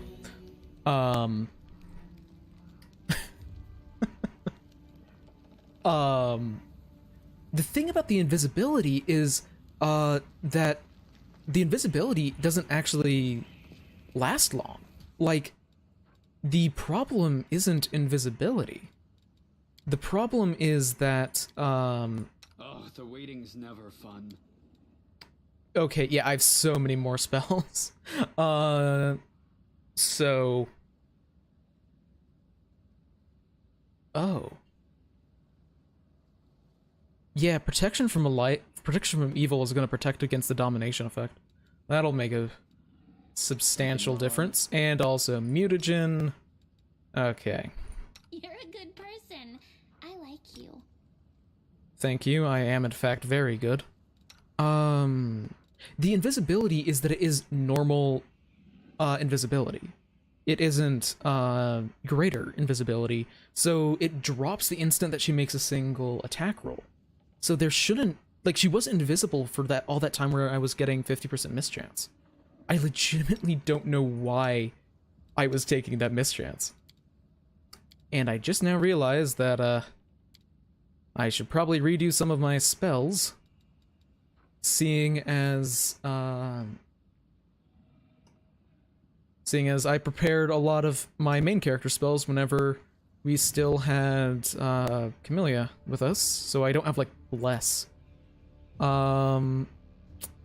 But Lan is definitely gonna get that. Doubt is the heart's greatest challenge. So casting here, Rules are made to be broken. Okay. Cast up, gang. What am I? Okay, I'm just gonna set this up in here. This is just gonna be smarter. So Shield of Faith right now, I will basically always want Shield of Faith on Spot because he can't wear a ring. And for right now, let's put it on Ciala. Then magic weapon. I wish I could have access to something else, but don't, so yeah. Boost person, yeah. I think this is gonna be the hardest encounter that we're having today, so I'm happy using a bunch of shit. Cat's Grace. Actually, yeah, Spot would make better use of it because Spot also has dex to damage. And if I align weapon good on these two, Spot actually has decent damage so long as Spot survives, which I don't think is gonna be that big of a deal this time around. Or won't be as awful this time around. Here, let's just do that. I can save one in the back just in case. And hey, actually, do I want it on Spot? I'm gonna save it on Spot because I believe that Succubi have Dominate Person, so it won't even work on Spot. Oh yeah, Aid. Forgot about Aid. Okay.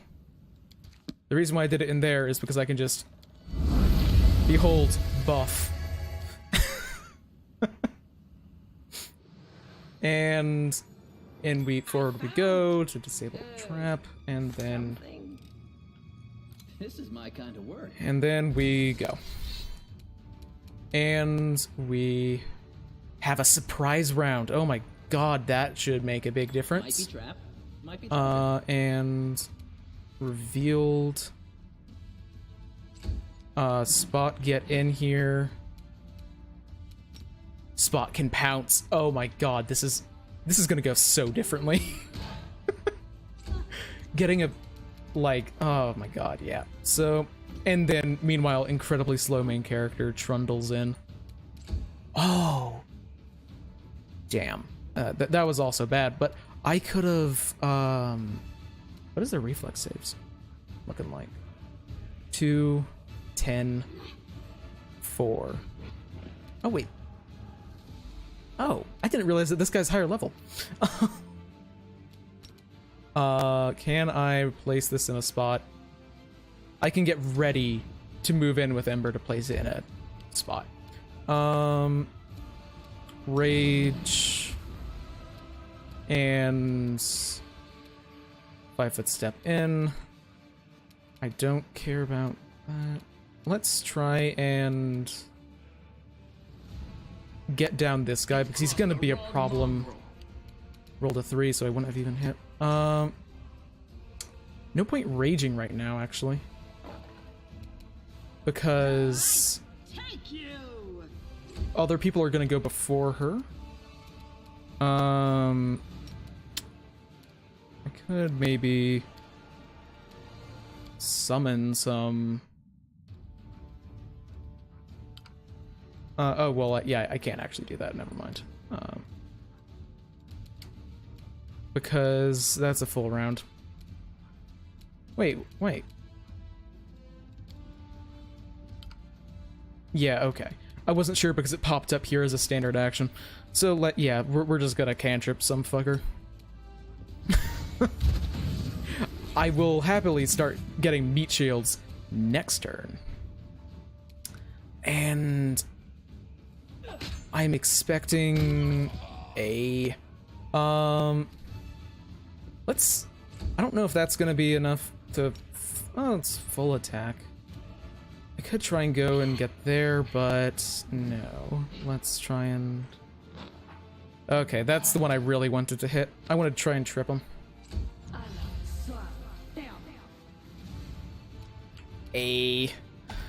Gotta love it. And yeah, I should have been able to make an attack this turn, but I pressed space way too early. But now, like, okay.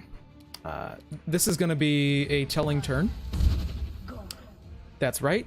Shield. Yep, shield. Okay. This is going to be a telling turn because it will tell us whether, what the fuck is, or it may maybe tell us what was going on with that mischance. What the fuck is going on with that? Like, previously they had the invisible condition, and then now it's gone. So I assumed that they weren't invisible anymore. I don't know why that is there. Anyways, y'all just roll a 20 and just invalidate everything that I've been doing with this fight. The inheritor. Okay, well. Guide my blade. Wait, you need a 20 to hit? Why?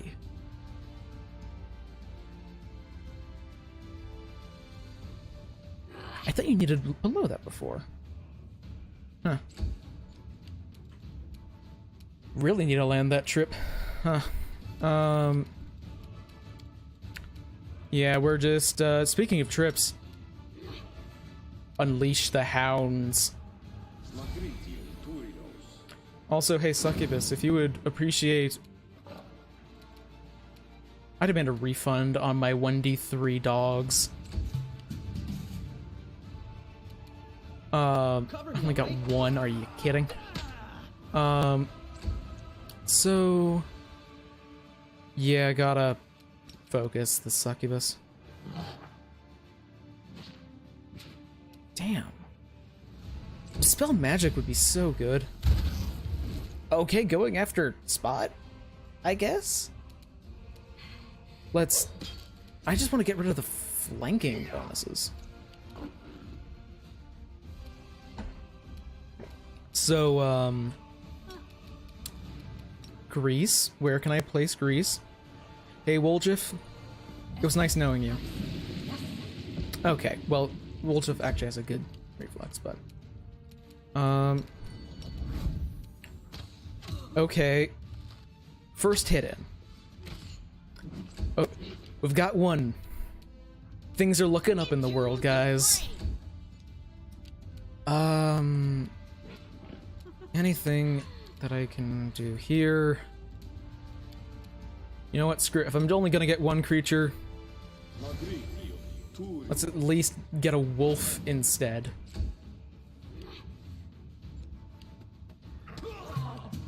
It's an additional way that we can get, Stab you or zap you? Why not both? potential trips.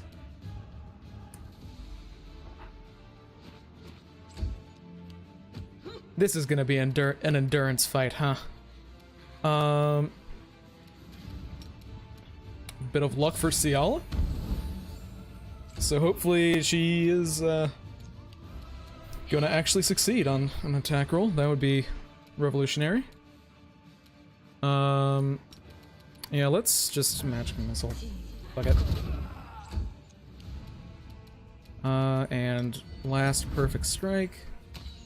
Of course, to be lost on the concealment, because that's how these things go, but 2 hits, way to go, Lan. Thanks, Lan. You're welcome, Lan. No glory without risk. Come on. I just want to know why it's there. Out of my sight. Okay. The pack. I was gonna say continues, and then they roll. Distract them Run from to the me. grease. Why What is up with the concealment here? Admittedly, like, this is a fight we're winning. I'm confident in saying that. But still kind of sucks. Surrender or else. Yeah, we just need quantity here. Every strike count.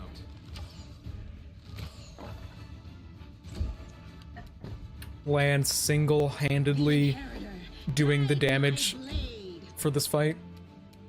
I will see to your demise.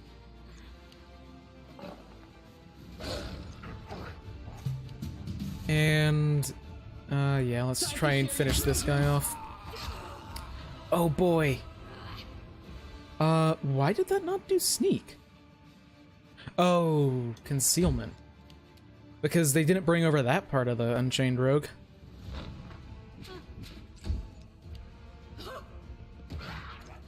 And,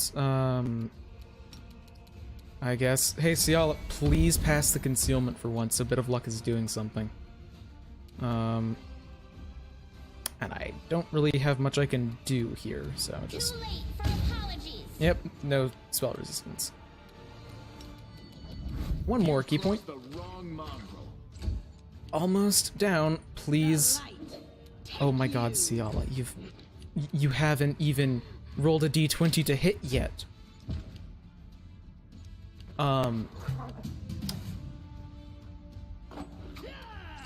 Okay. Why? Where is it coming from? Okay, Ciala, I believe in you. You're totally going to actually beat the concealment for once in your life. Into the fray. What the fuck? I guess that's what I get for not, I should have just been using Divine Zap, but, I suppose that's what I get for, not putting, like, ranks in perception or something. She can't see through the concealment. That's the totally legit, reasoning I'm giving for her horrible rolls. I mean, I'm totally comfortable using up her, or using up chances. Okay. Thanks, Lan, for literally doing everything. Holy shit, Lan.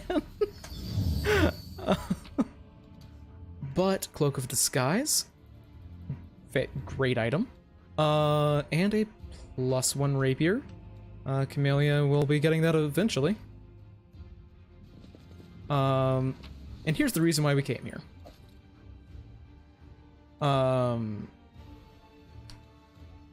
Some diamond dust, a bunch of gold, and your best letter, which is really sweet.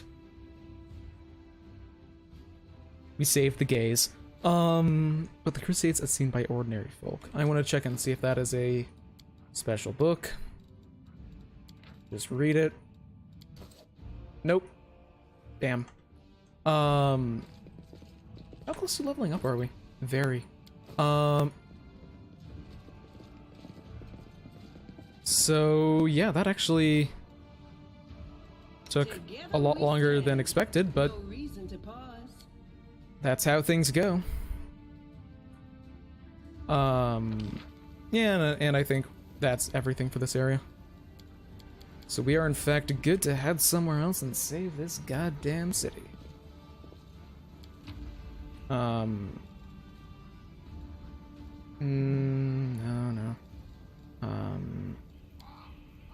Destroy the uncollected loot, and we're good.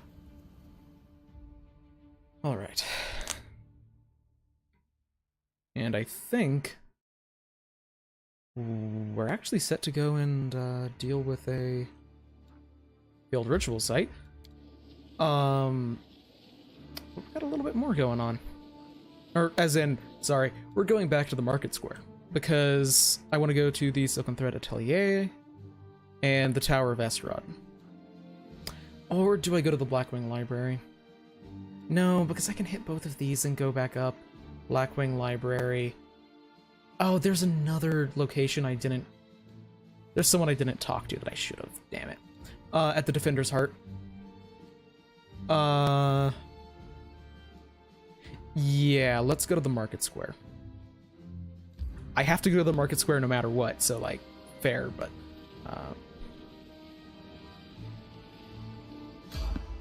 Evade. Thank God for combat relief. Great mod, lets you avoid all random encounters. Yeah, but, perhaps, maybe, we are looking for the last Desnan Acolyte, and perhaps, maybe, there's a chance that they're in the Market Square. Whoever could know. Definitely not me. Don't know what you guys are talking about.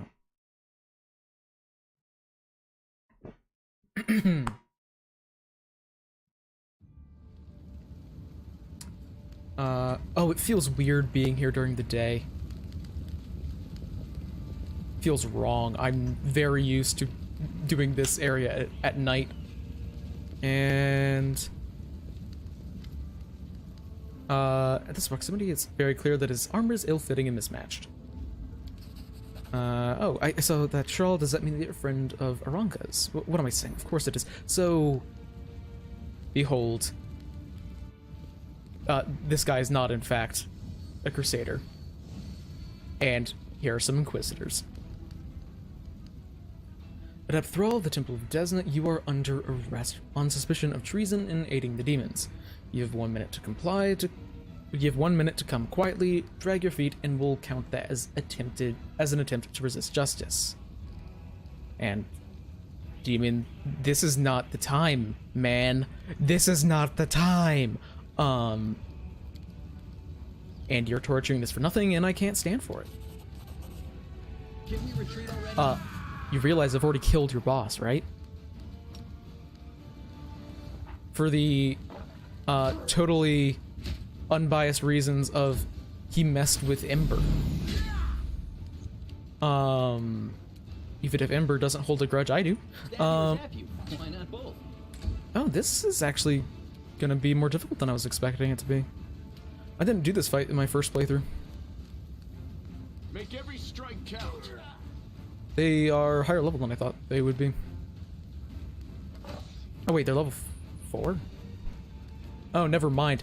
I think I might just be a little too used to enemies dying in a single pounce.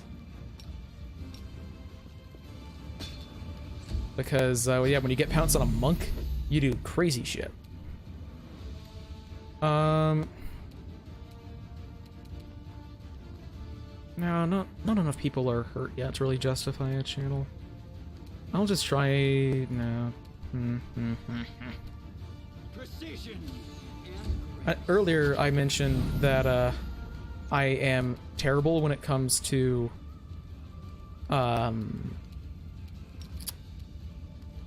using up limited resources. That includes, like, spell slots. It's probably... I would say it's the main reason that I have for why I hardly ever play spellcasters. Just... I don't like spending spell slots, which makes playing a spellcaster that spends spell slots weird. God, extra damage would be so good on Moljif. Soon. Or not even soon, but eventually. Crossed the wrong mongrel. Okay, a little bit overkill. I think they don't even have 40 health. They don't. Gotta love ×3 crit weapons. I'll make short work of this. God, Grease is like an overpowered spell. It's way too good for level 1. Or not too good, it's just very, very good. Distract them from me. Let's get rid of Grease, loot, then actually talk to Thrall. Cold Iron Masterwork, baby. Did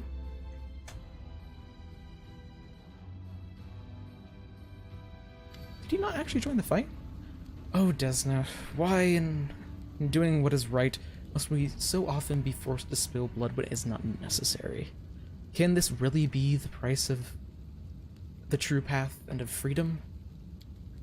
Anyway, I thank you. I would have been done for without you, and I'm very sorry it had to end this way. Inquisitors be assholes. I got a little confused about what is right and what wasn't. Our stunt on the wardstone, I mean, it's my burden to bear.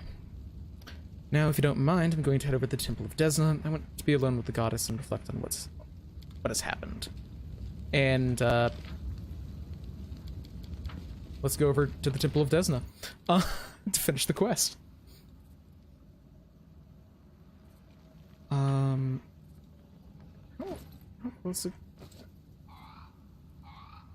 I'm really looking forward to level 5, because level 3 spells can't do math. People are... Actually, basically everyone in the party's injured. I'll channel once everyone's here. Okay, why is Spot running in slow motion? God, this game is a mess. It's great. And here is where it's gonna hit hard, because I'm not going for the Azada path this time, and I like the Azada path. So, yeah. Actually, first, excuse me while I loot your holy text. Wait for lootage.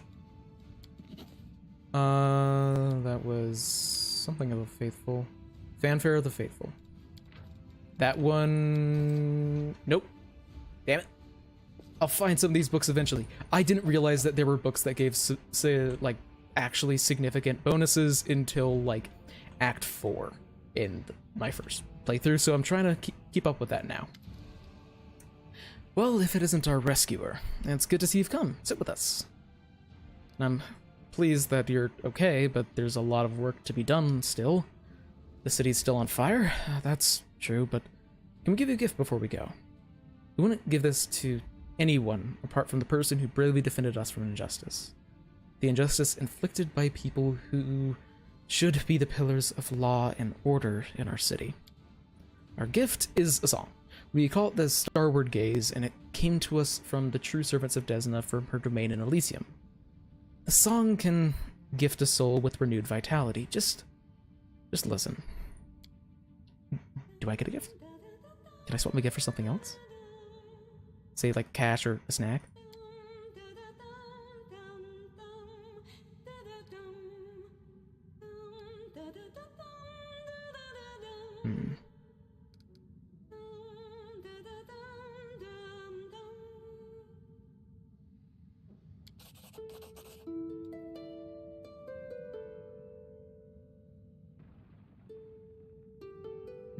By the way, this is the, like, motif for the whole Azada path, and now I'm debating... I can't change paths completely and not go Angel, but, I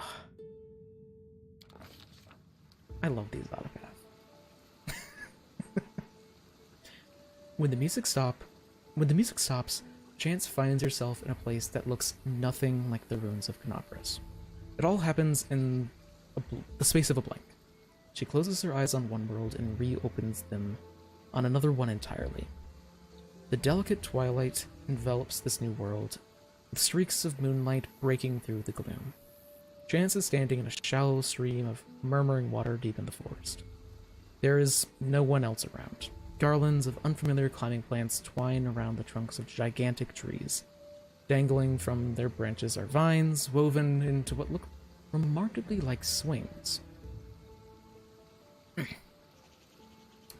A carpet of fragrant grasses spreads out at the tree's roots, with islands of phosphorescent moss and lichen dotted here and there.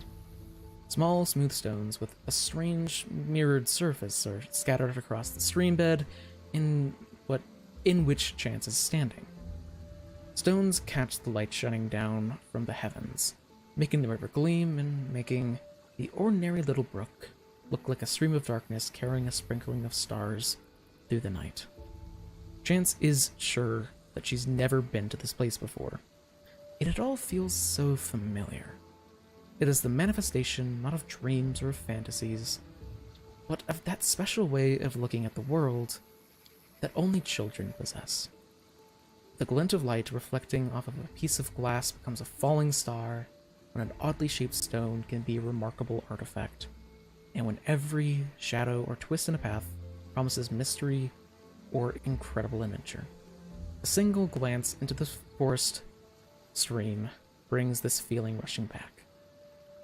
Realizing this, Chance unhurriedly makes her way down the stream bed, taking in her surroundings, as she is in fact a follower of Shalyn, and this is real pretty.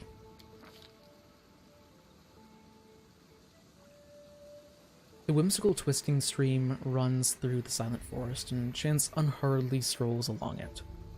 This place evokes a strange feeling of not calm, in fact quite the opposite, a feeling of restlessness and anticipation of incredible discoveries or unexpected encounters.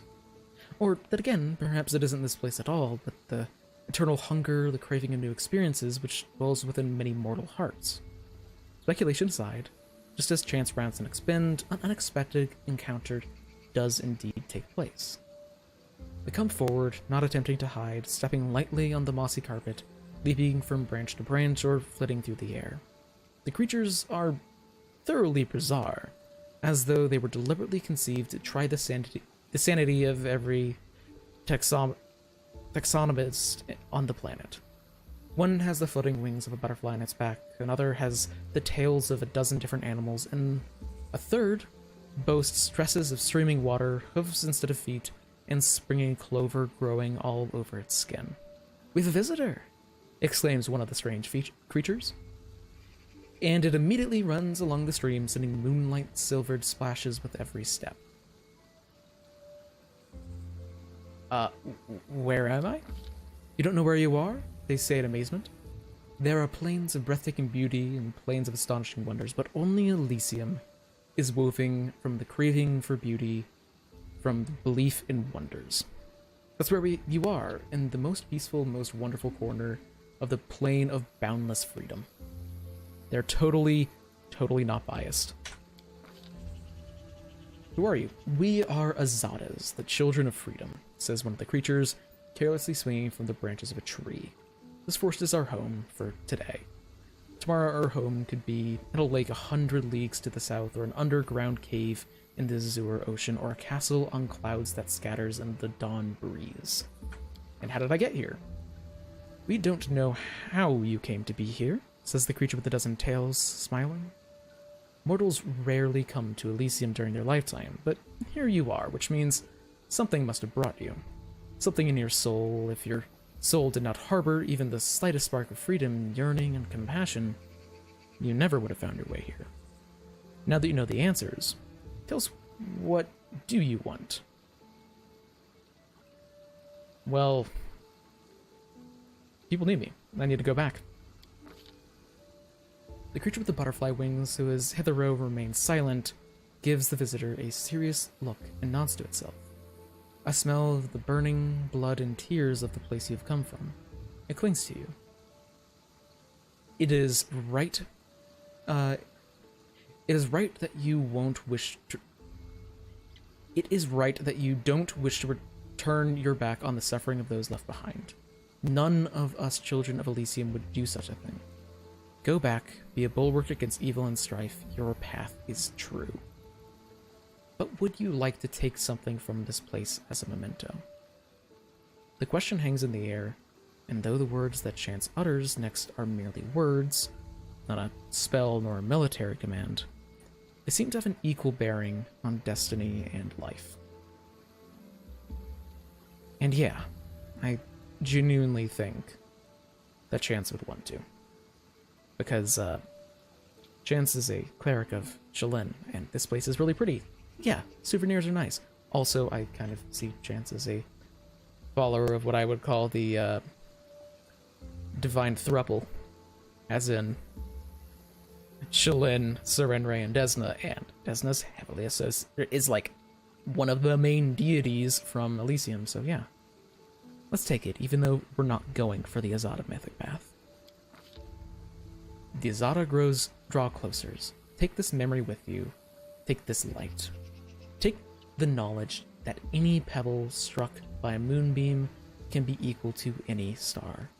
Take the understanding that you cannot fight evil with clever plans until you have conquered evil within your soul. And your soul cannot be cleansed of evil if it is not free. Take our song, remember it, and it may help you. But only when you are true to that which brought you beneath this sky. Also, the fact that the Azada that says all of this is the one with butterfly wings.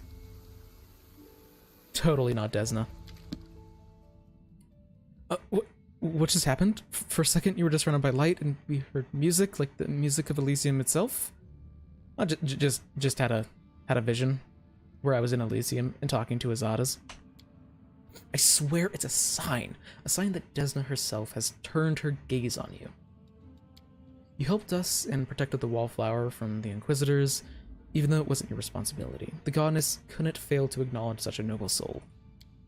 We're not getting ahead of ourselves here. There are many powerful entities in Elysium besides Desna, but of course there might be a reason for it. I'm so glad we met you, friend, and not just because I'd be tortured by the Inquisitors right now if we hadn't, but also because you helped me overcome my doubts. We'll always remember you no matter what. Hey. Oh, we got a remove disease wand. That is useful. No one currently has a disease, but I welcome your company. not for like a lack of trying. Sorry, Camellia has a disease, but she's not here. And I really have to go to the bathroom, so I will be back in just a moment with some more Wrath of the Righteous. And yeah, so I will be back in like 2 minutes, maybe 3. Stay here. I'll be right back.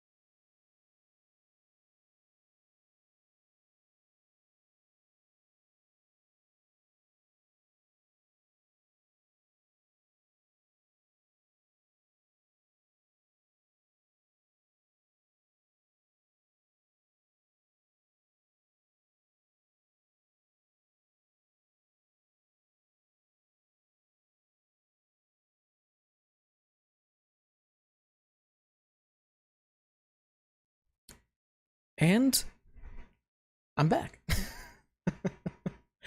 So let's get back to things, shall we? Get out of this godforsaken market square. Spent the entirety of the last stream here. Or not the entirety, but like 90% of it. Oh, also I really need to equip that cloak on Woljif. Because, yeah, Woljif is our stealth guy.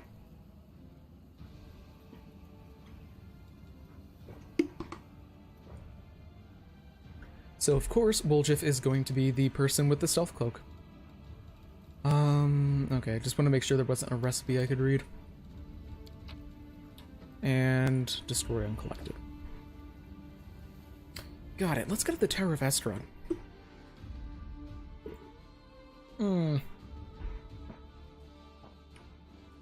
Or I could wait to do Tower of Estrad, because that's actually going to be a hard fight. both of these are actually potentially hard fights. So I will instead... Let's go up and do Blackwing Library. Because there's another location that you can unlock at the Defender's Heart. Like, I'm mostly just considering when it comes to the Tower of Estrad, that I think I would want buffs for that before I really commit. And I used up like most of my buffs for the fight with the succubus.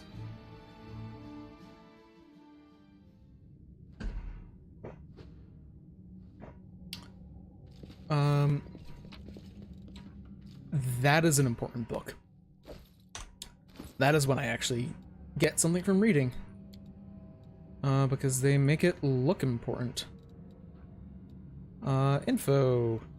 Trindalev. She's done a whole lot of stuff. And she's dead now.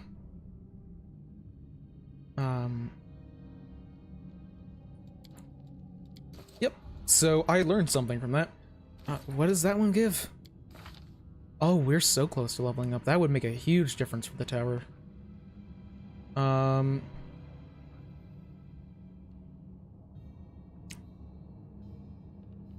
yeah. Jesus. Trendalev. AC against dragons. That's not going to be relevant for a long time. Guliopolin.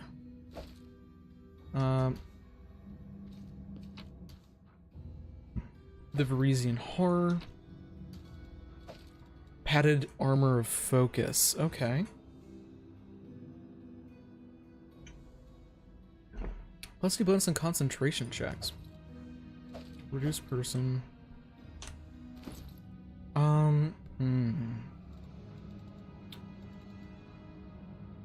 Does anyone actually want that? Like, Woljif could wear it. I mean, give him a bonus on concentration checks. And, like, he doesn't suffer from arcane spell failure. Might as well. No point, really. I mean, you can keep that on, I guess. Now what? Oh yeah, book. Books. Info. Bunch of information. I'm assuming this is going to be a bonus on knowledge local, or knowledge world. That's what it's called in this edition. Not this edition, this game. Let's see. Varisian Horror. I did learn something new from the book. Okay. So, I assumed because it had a fancy border. Natural attack bonus. Okay. I will likely never actually benefit from that. Unfortunately, only ever your main character can benefit from them. Can't hide from me. Yep, and, yeah, some people have really fucked up the place. Don't need a comma. I don't know why a comma is actually here, but... Okay. A stocky knight with a head of messy black hair stands before you. His armor spattered with blood. He greets you in a deep, booming voice. Ha! Crusaders! Excellent. I'm Captain Chalib Sazamel, and these are my men. I'm about to burn these vile backstabbers and heretics here. These filthy imitators of the traitor Aurelu who tricked their way into the ranks of the Crusaders.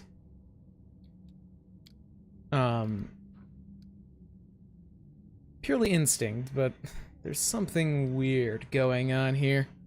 Low religion, perception. Yeah, perception. Oh, damn.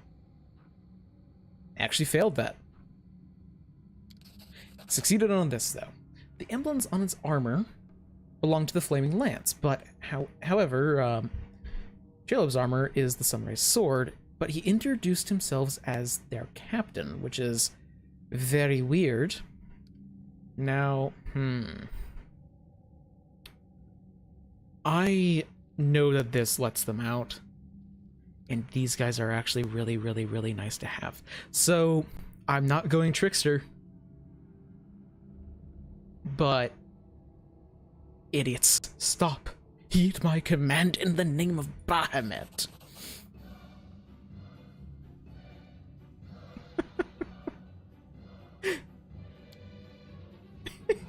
Oh, Darren likes this. Didn't you know, mortal? We're everywhere. Sorry, I couldn't have known. We'll fix this right away, ma'am.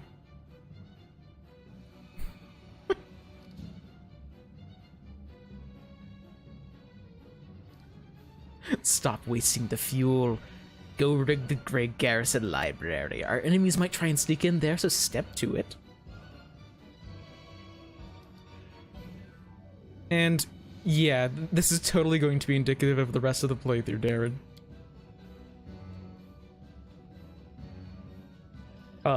Don't worry. We might be a little bit deadly boring and painfully pretentious later. The trickster path is wild from what I've heard. Yep, and yeah, they're just going.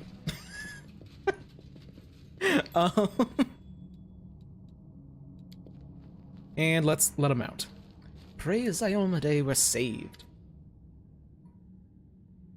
You can tell that this guy's important because he has a portrait. A blind elf stands before you. Looks extremely strange. His face bears its ears heavily, which is unusual for members of his race. Thinning gray hair, a ragged beard, sightless milky eyes, pale papery skin covered in age spots, spine curved by the passage of time. This is not how elves typically age. The youth that graces the faces of elves, even on their deathbed, has totally abandoned this decrepit specimen. The old elf holds out his hand in your direction in the perennial gesture of the blind, greeting you with an unexpectedly strong and calm voice. Hello, I'm Storyteller, and I wish to thank my rescuers. That is you, if I'm not mistaken.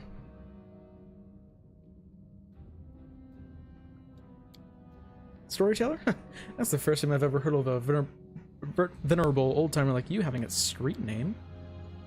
Yeah, but sometimes a person can lose their name, but mom and papa are gone, friends are gone, there's no one to have a name, there's nobody to ask what it is, so instead of their name, they can just pick any old word. Everyone has to have a name, or do they? I don't know. Which means that Ember isn't like Ember's actual name. She just chose Ember as her name because she survived being burned alive, so she's what's left after a fire. I love Ember so much. I'm so happy I actually killed Toleran this time around.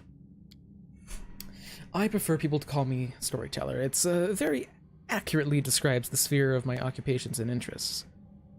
In most of the places I've been, I am known by that name. You've piqued my curiosity. A storyteller, are you a bard?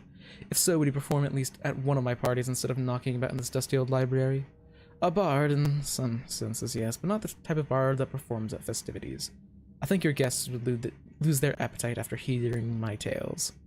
That's a shame. I was hoping to wheel you out in front of my desk. With your unusual appearance, you would have caused quite the scandal, but lugubrious bards are of no use to me. Half the bards in the city are the same. The repertoire is confined to the one about longing, and the one about that causes indigestion, and the one that's a complete waste of time. I mean, really, how was one supposed to host a party with all of that? When I was little, my mother and father used to tell me stories, but I have no one to tell stories to now. Sometimes Grandma does in my dreams, but I always forget them by the morning. Can you tell me a story? For you, I have a story to tell, but perhaps it is you who has a story for me. In my thanks for the rescue, I will of course render you a service in turn, whatever it may be. However, at this moment, I wish to go somewhere safer than the present surroundings. I am rather fatigued.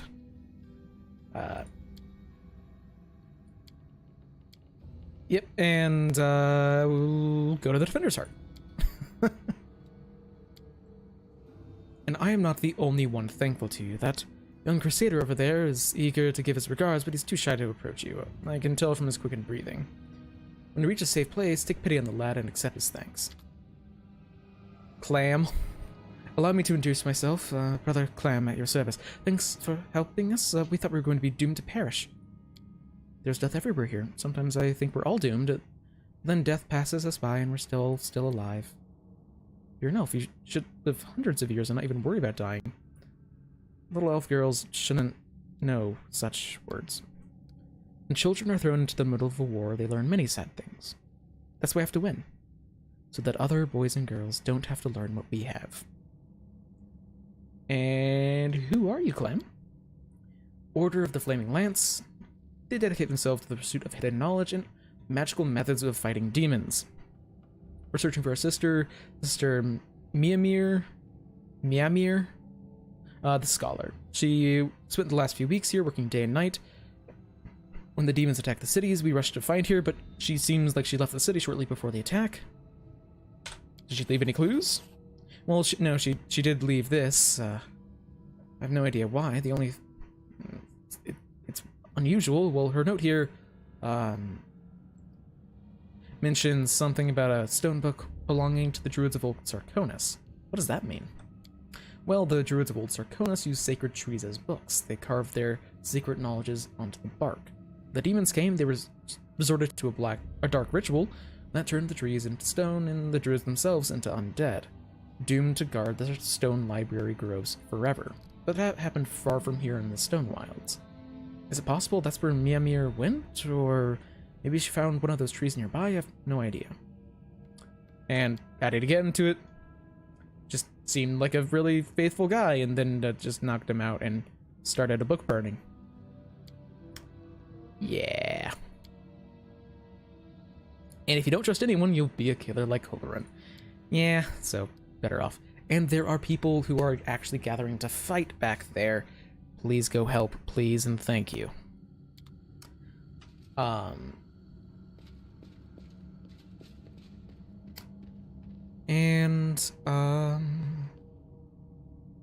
let's go around and loot all this. Loot the library. Also, I want to double check that book that I got in the middle of the conversation. Doesn't seem like it would be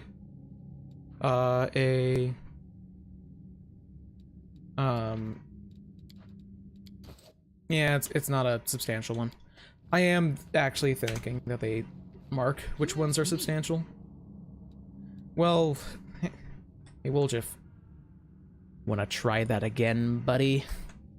I know what this one is, but yes, it split the runes in two, leaving an enormous black scar. It's possible that the Scary himself is responsible for this with Riftcarver. His really, really scary scythe.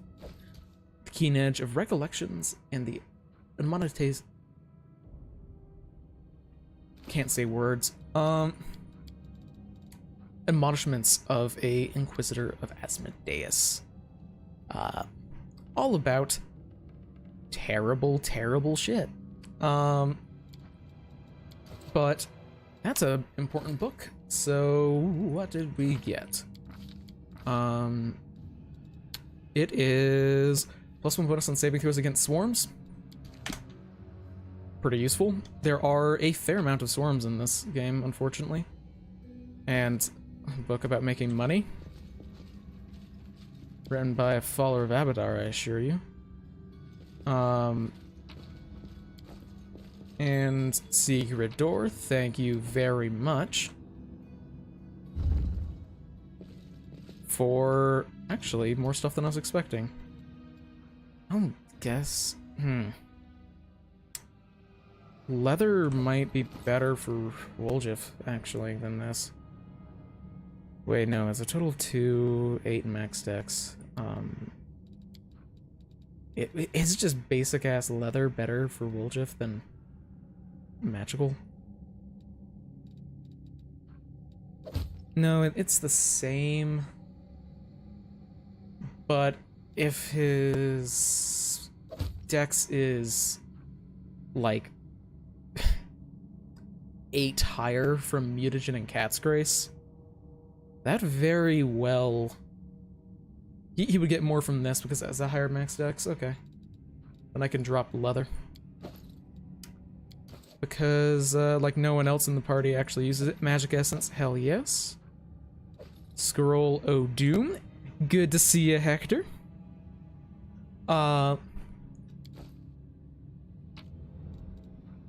Just busy looting a library. Oh, Quarterstaff of Coercion sounds... That is very good. Holy shit. I apparently didn't come to this room the last time I played this game.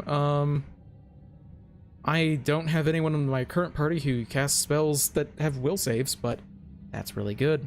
+1 to all will saving through DCs. But it's good to have you here. Just don't blame me. Come on, man. It's DC 24. Pretty good, aren't I? But the mage who founded the Blackwing Library, he cut off the wing of a demon known as a Vrock and hung it over the entrance. Sounds like a good dude. So, Vector, just to catch you up on stuff, we went and visited, wait, where's the exit? Oh, I have to talk to Storyteller, right? Okay, so to catch up on things, we started off going to the mansion of Horgus Worm. Terrible name. Bunch of demons in there, demons, cultists, you know, the huge. And ended up learning that he is not, in fact, the real Horgus Worm, as Horgus Worm died when they were 10. He took over the name.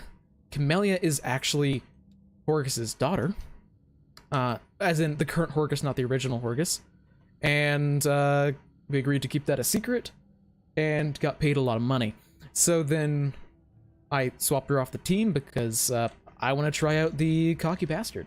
That is just very, very, very much content to be an asshole. Then we continued to go to Irabeth and Anevia's house, the gays, then fought an incredibly hard fight against Succubus, because very high AC enemy that can dominate people is a rough go. And then we finished off the quest with the Desnan Acolytes, as the last one was in the Market Square. Got a weird vision from Elysium that we're not going to follow up on because I'm going for the Angel Mythic Path, not the Azada Mythic Path. And then we came here to the Blackwing Library, where we saved this weird elf called Storyteller and some other crusaders from being burnt alive on a bunch of books by tricking the cultists into thinking that we were higher ranking cultists, because that's a guaranteed way to save everyone's life. And it leads into the Trickster Mythic Path, which we're not doing. But now let's take him back to the Defender's Heart. I think this might just teleport us. It does. Okay. Storyteller is an important, like, story NPC. He is... I'm not certain if this is exactly the correct way to put it, but it is definitely an accurate way of putting it. Storyteller is the DM NPC of this game. Storyteller is the impossibly good at everything character. Oh, and cutscene, I believe. Yep.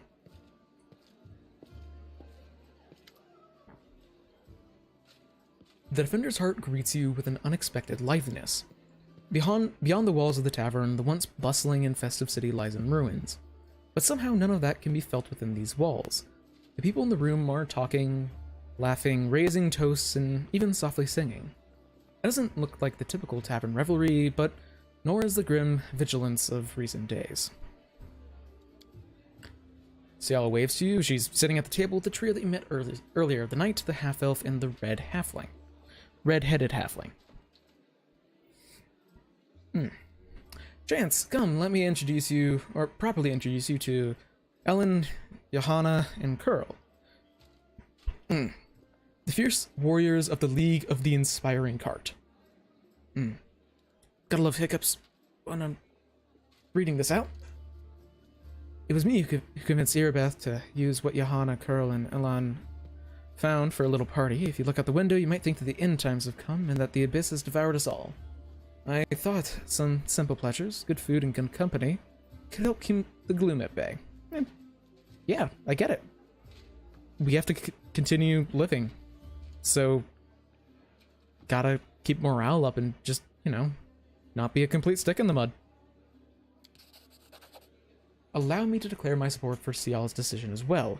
Experience tells me that we should shed no tears until after our victory. If we start to mourn the fallen while the battle is still raging, we'll be jeopardizing all of our efforts. Now is the time for rest. We'll bury our dead when the last demon has been driven from Canobris. Hey, are we just going to sit here with grim faces? I say that we all get to know each other a little bit better, so we all have better reasons to toast. So what's up with you, Alan? And well, the stories goes, it's not all that entertaining. I was born far to the south in Andoran. I lost my parents early. Led the life of a simple mercenary, but often questioned the path I was chosen. Part of my sword skills, I enjoy training and drills, and I'm not afraid of battle, but risking my life for coin? And I take a special mindset to choose that lot with no regrets. You have to want to risk your blood. I saw too many of my friends die and wondered if it was worth it.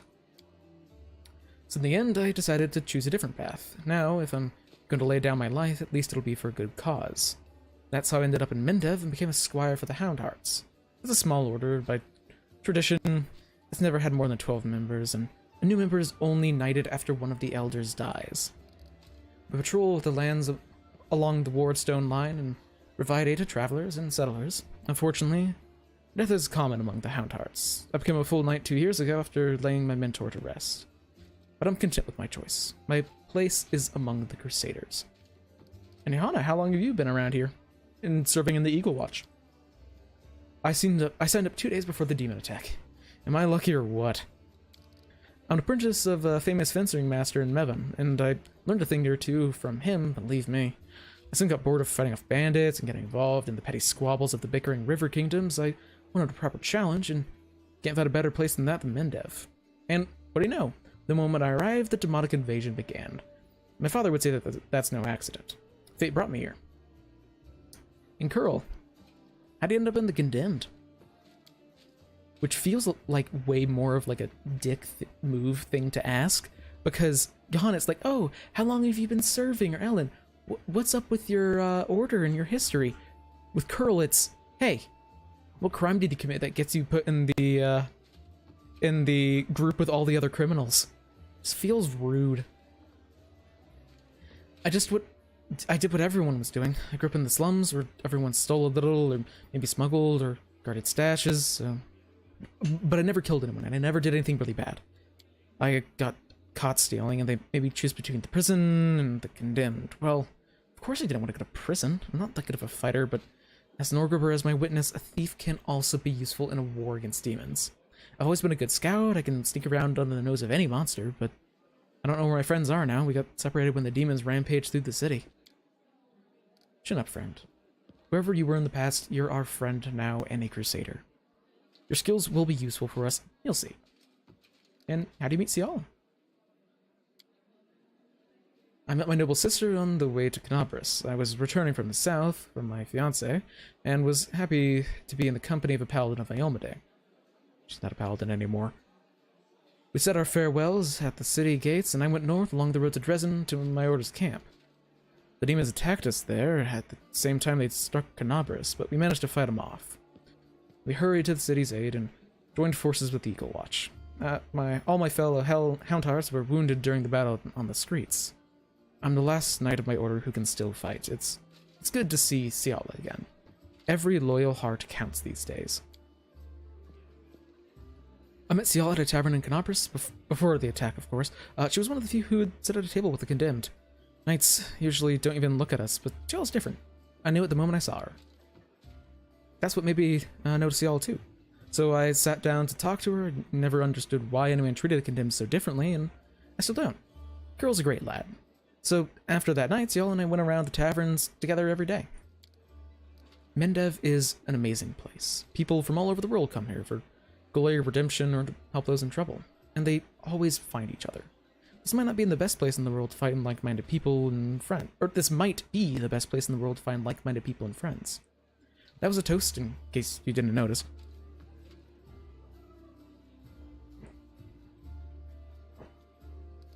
So, did you call me over here just because, or is something actually the matter? I didn't just want to talk about today's celebration. You see, Alan is in trouble. I want to help him, and I don't know anyone else in the city I can turn to. His fellow knights were all wounded in battle. Bad idea, sister. I told you. I don't want to bother anyone else with my problems. I need to handle them on my own. Come on, hiding your sadness from your friends is no way to live. Tell me more. In all truth, I do not wish to impose. My problems are just minor troubles. A paladin of Iomedae and her friends certainly have more important things to do, especially now that Canopus have been overrun by demons. If I've learned anything in life, it's that there's nothing minor about good and evil. Take the three of you, for example. It seemed like all of you did was save one card from lesser demons. But look how many people are happy now. That feat will never be sung of in songs, but who knows? Maybe thanks to this one joyous hour of peace and rest, the defenders of Canopus will find the strength to protect the city. I talk too much, don't I? Well, Sir Alan, I want to help you, and my reputation as a holy warrior of Iomedae won't suffer if it's just more of a minor adventure than a glorious feat. Alright, I'll explain. Life of a Crusader has given me more than just a purpose and a chance to serve a righteous cause. When I abandoned the life as a mercenary and came to Mendev, I gained something I never would have expected. It's here I met, may all the ladies here forgive me, the finest girl in the world. It's a miracle that she found any love in her own heart for a bungler like me, but I'm not about to let this miracle go. Not even the demon lord Discari and all of his demon army can stand in my way. Luckily, my beloved is now safely away from Canopus.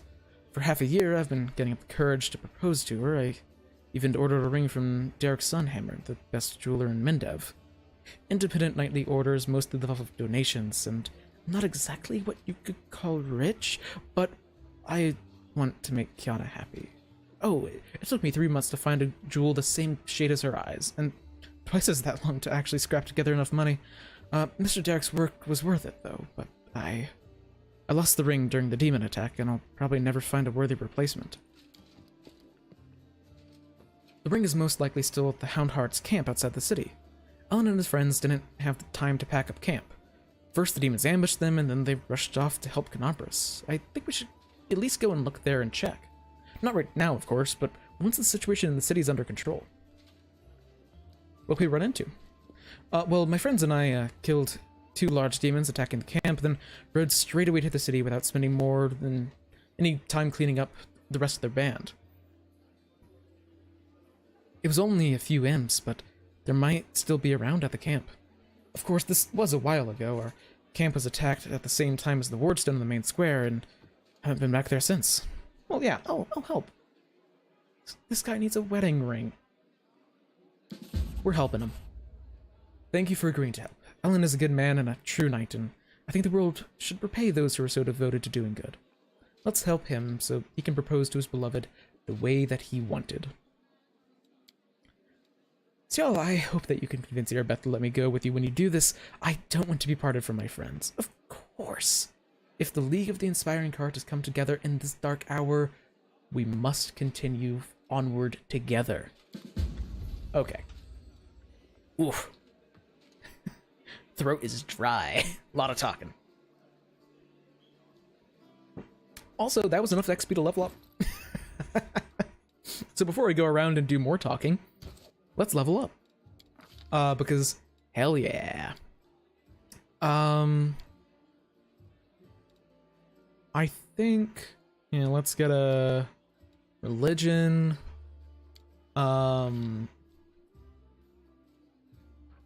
Now what do I want here? Because I'm getting a Crusader bonus feat, but like none of them are good at level 5 for me. Because I already have my weapon proficiencies I want. I don't use heavy armor, I don't use shields. So like that doesn't matter. This does. Oh, signature skill I should consider. Which would just be perception, but like a bonus on guard duty or hidden objects. I don't know. I'm gonna pass on that for now. Spell focus, maybe. Alertness, no. Back to back, no. Blind fight, wouldn't it be awful?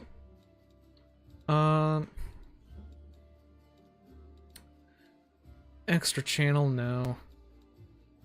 Glorious Heat.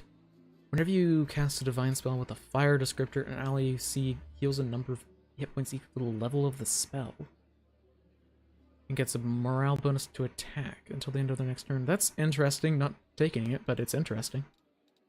That one was absolutely added by a, that was totally added by a mod. Paired Opportunist is one from Tabletop. That is good. Because it makes, whenever an enemy provokes an attack of opportunity from an ally, they also provoke from you. Which is very cool. However, I am probably going to go with the incredibly boring option of spell penetration. I honestly won't need a large amount of spell penetration for this character, but, like, you need spell penetration anyway on any spellcaster. Like, if you cast spells, if you ever cast any offensive spells, you will need spell penetration, so I'm just gonna get it now. Probably gonna hold off a while until I get greater spell penetration, but Nenio, also something that I talked about earlier, is I leveled up Nenio and respect her a little bit between streams. I haven't used her yet, but Spell Focus Illusion, Extend, Meta Magic. Normally she has spell penetration, but I am wanting her to be a lore master because it really fit. Yeah, every single demon has spell resistance, and you almost exclusively fight demons.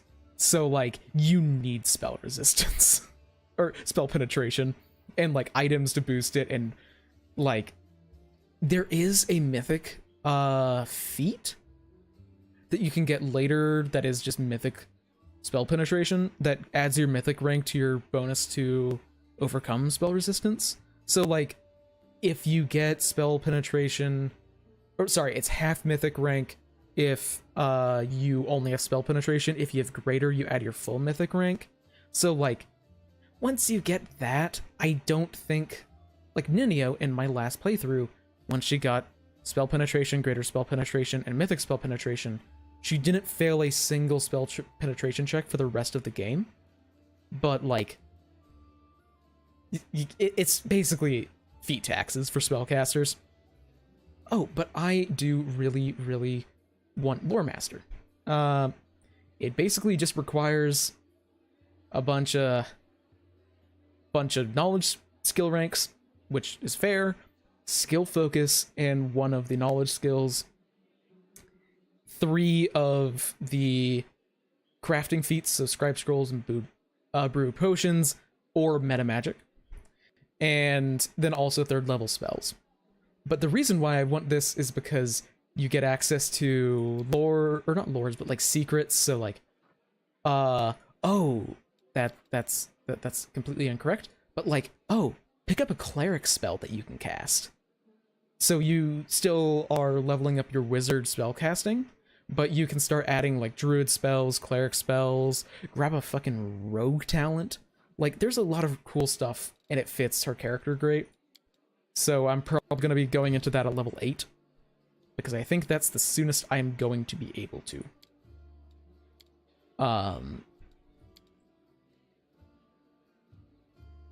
I just didn't want to go 20 levels in Wizard again, because that's what I did the first time with Nenio, so... that means that I need to grab...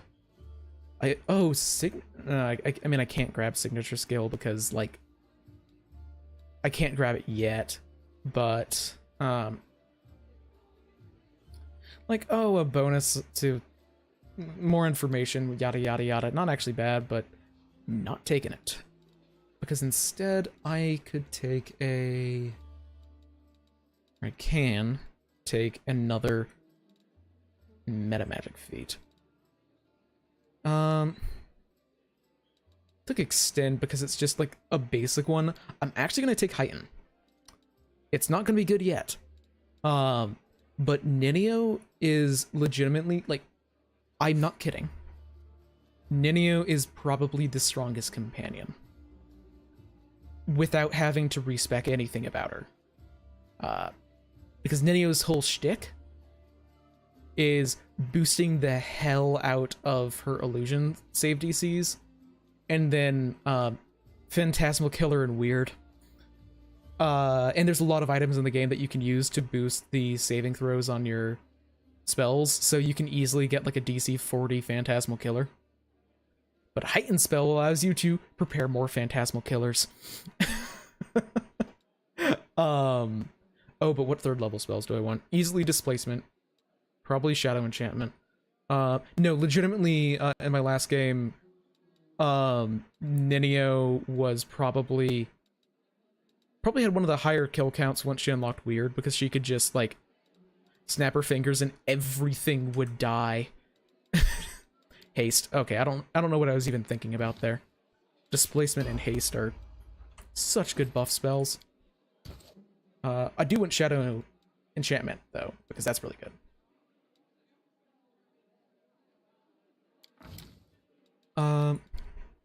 Oh, Weird?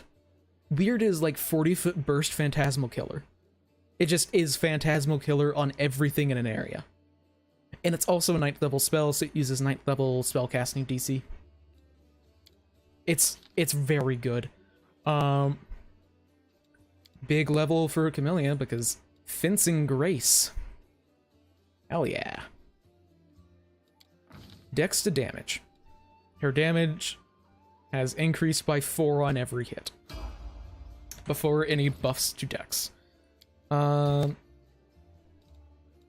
Yeah, oh, and Darren's build is going to be actually going for like a... He's a healer summoner, is the way I'm building him as an oracle. Powerless Prophecy, Life Mystery. Hasn't seen a hell of a lot of use, but he also has a ridiculous persuasion. Because he has so much shit going into persuasion. Actually, I could go for skill, signature skill persuasion, so you just start scaring the shit out of things. But no, I'm gonna take augment summoning. Because superior summoning eventually. Any light level, I think that there is some, but it's not much. Like, I hardly even noticed, so if there is, it isn't significant. I honestly, I wouldn't be surprised if there isn't.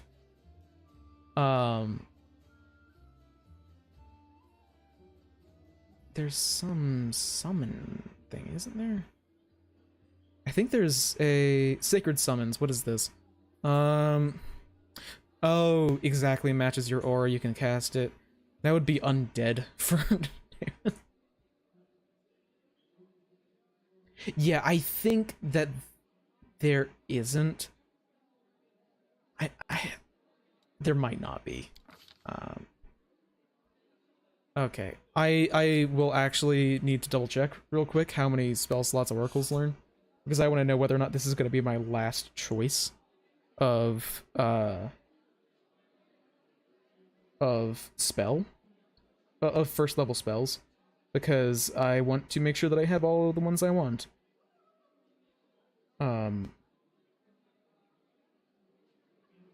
It is easy to pick spells for spontaneous spellcasters that can add stuff to their spellbook, and it is terrifying to add spells to a spontaneous spellcaster's spellbook. Because I never know how many they have. Because there is a table that shows you that you can see really easily over here, like, oh, they are gonna have 6 first level spells and 4 second. But that doesn't say how many spells known in game, so to the wiki. Let's see, that's spell slots.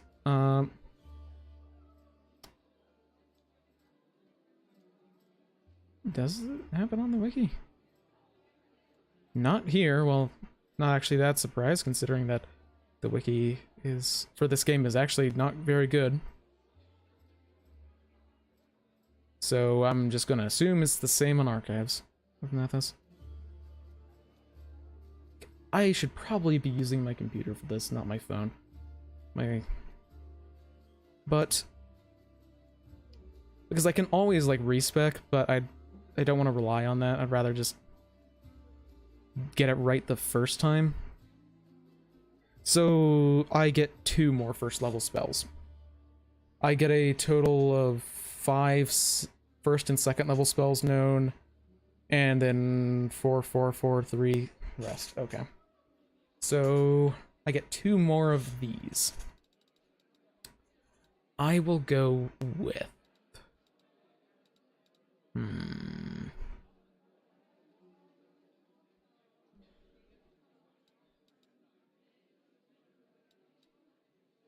Definitely not magic weapon. Magic weapon's already losing its usefulness. Because I'm thinking just buffs. For the most part. Probably bless. Bless is boring, but it's good. Then my next one could probably be like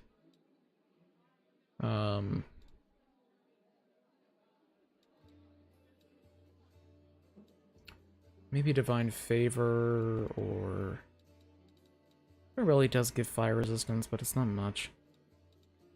Remove Fear is just basic. But I might take it. Depends a lot on some spells that I'll get access to later. Now here, I will probably align weapons very good. For this AP? Oh hell yeah. Align weapon is good. And I'm gonna avoid taking the these because I can probably take them on my main, and also I'm gonna get access to the mass versions later.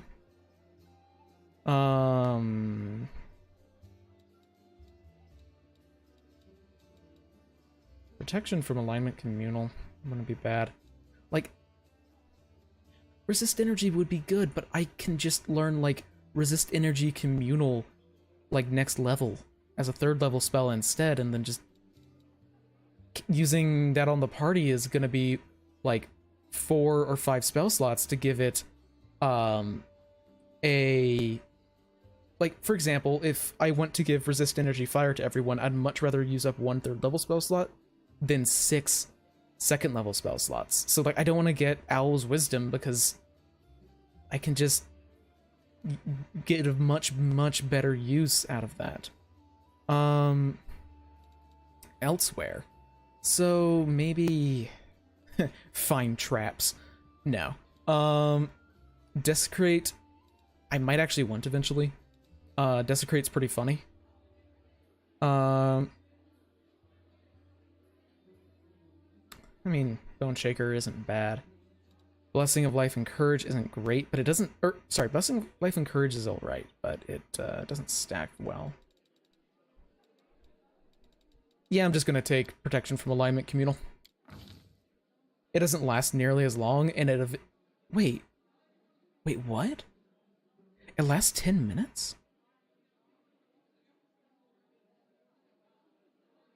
I could have sworn that it lasted a minute. That changes a lot. I could have sworn that it lasted a minute. What the heck?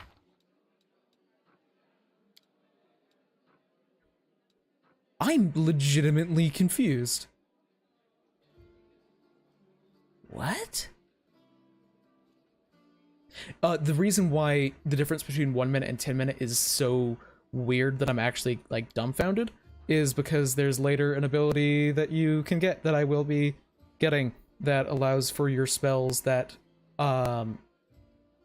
last more than 5 minutes to last for 24 hours. Mythic shit, baby. So making this means that I will just be able to like protection from evil everyone super easily. That's wild. 5th level 5th sectionist. Let's get some more sneak. And also bonus against poison. There aren't that many real poisons in this game. Poison is so fucking bad. Okay. That's interesting. I might be thinking of it through the buff window. Also, I'm just gonna double check. One-handed. You cannot use this with 2 weapons. Okay. So not gonna take that. Yeah, I'm gonna check what it is in the auto buffer. Because it might, it's still not bad, even if it doesn't actually last 10 minutes, but, well, I'm gonna look through all the other feats, then I'm come back to extra medical discovery. Like, Waldriff doesn't need spell penetration. He, like, only knows buff spells. Now, 2-weapon defense wouldn't be terrible, actually. Wait, no. 2-weapon defense would be trash. He can cast shield. That's always gonna be better. Yeah, let's see. Any medical discoveries that I want. Yeah, let's spend a feat to get extra medical discovery to take combat trick to get a combat feat. That totally makes sense. Spontaneous healing isn't great.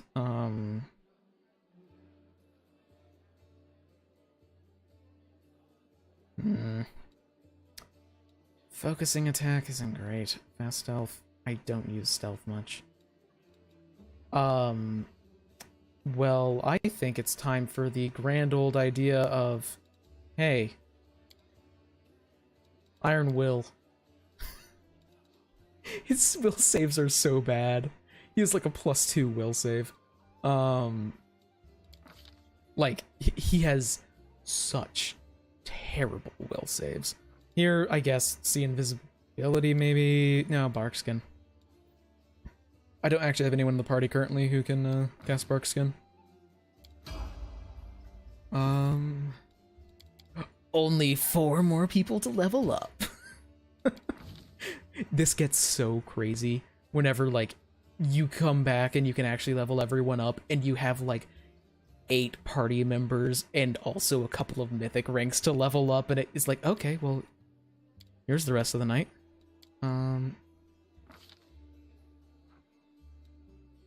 Now, let's see. Arcane Focus, very good spell. Because it gives them a +1 bonus on checks to overcome spell resistance. Then what? There's a couple of feats that I have in mind. Greater spell penetration would be the boring but easy pick.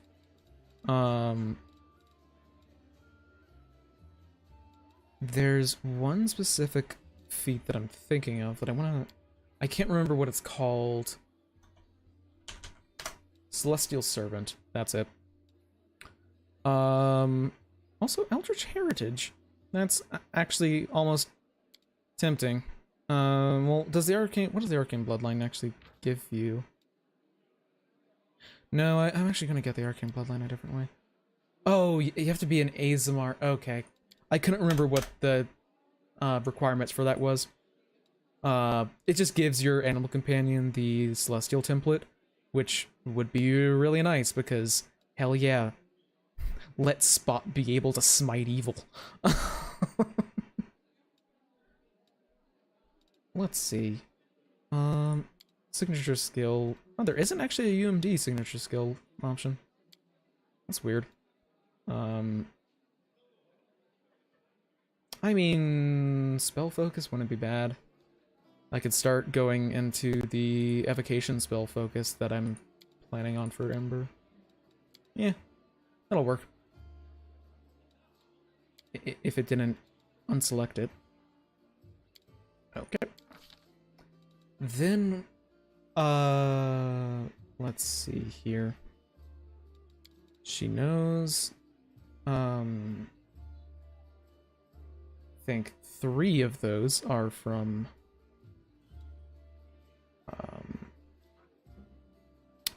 ooh, shield would actually be really nice. I think, I'm gonna double check exactly how many spells known a sorcerer gets, which is going off of, I'm just gonna use my computer this time. The music is gonna cut out, or game audio.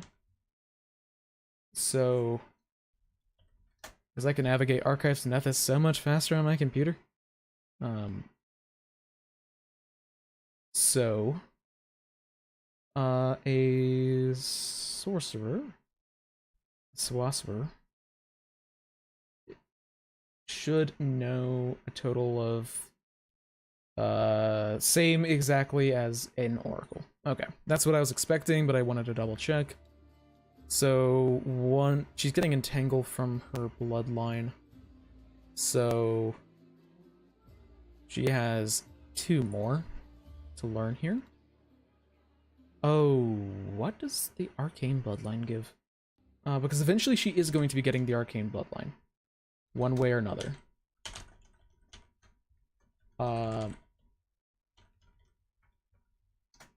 I just want to double check things because I don't want to like grab a spell and then it ends up being that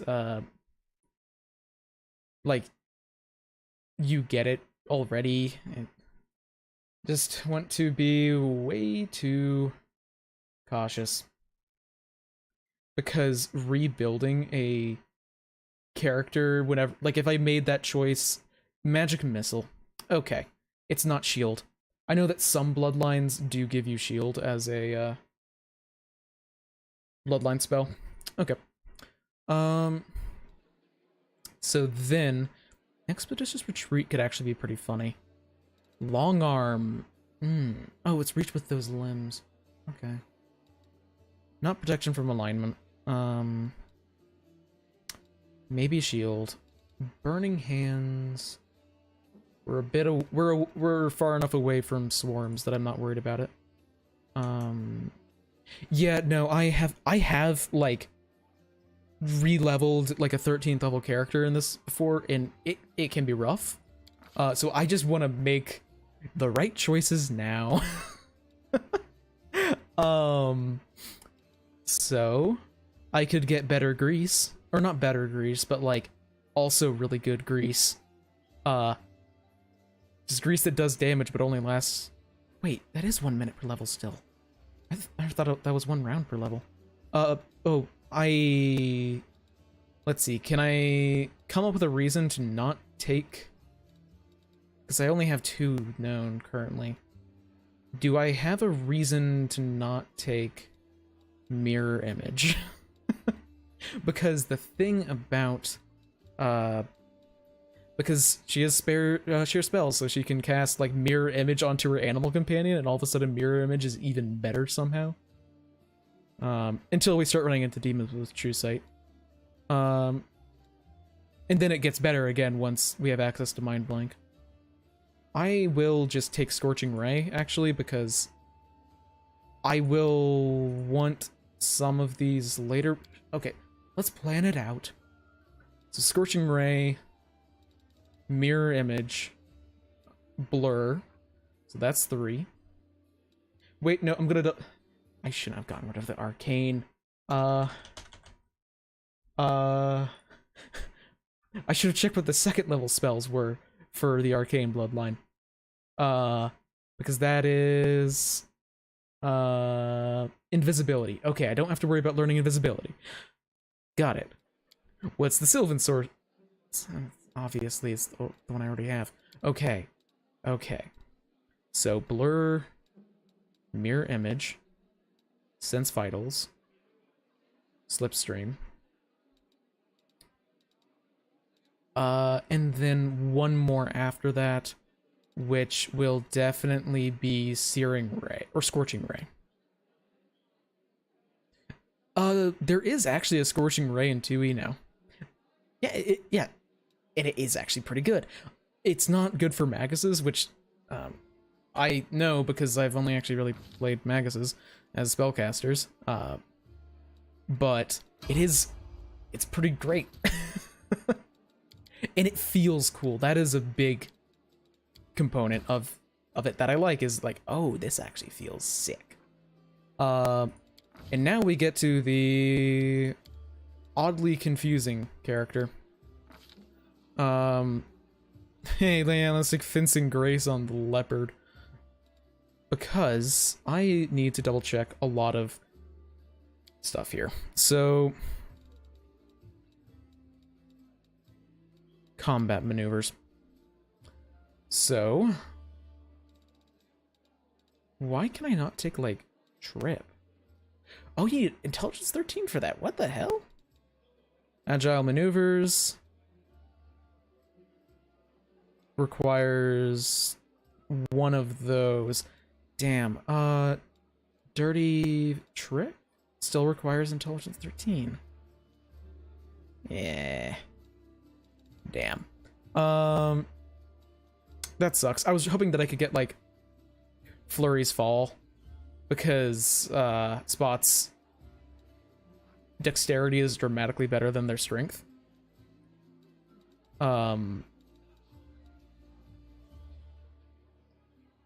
But doesn't seem like that's gonna work, because there's no way in hell I'm gonna be able to get Spot's intelligence up to 13.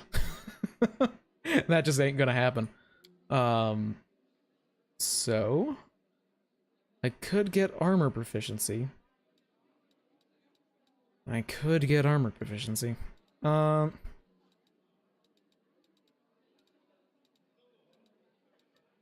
I could look and see for something else. I do wish that the meta magic feats weren't available to be taken if you didn't have a caster level, because they clog up things so much. There's so many of them. Persuasive, power strike, precise strike. I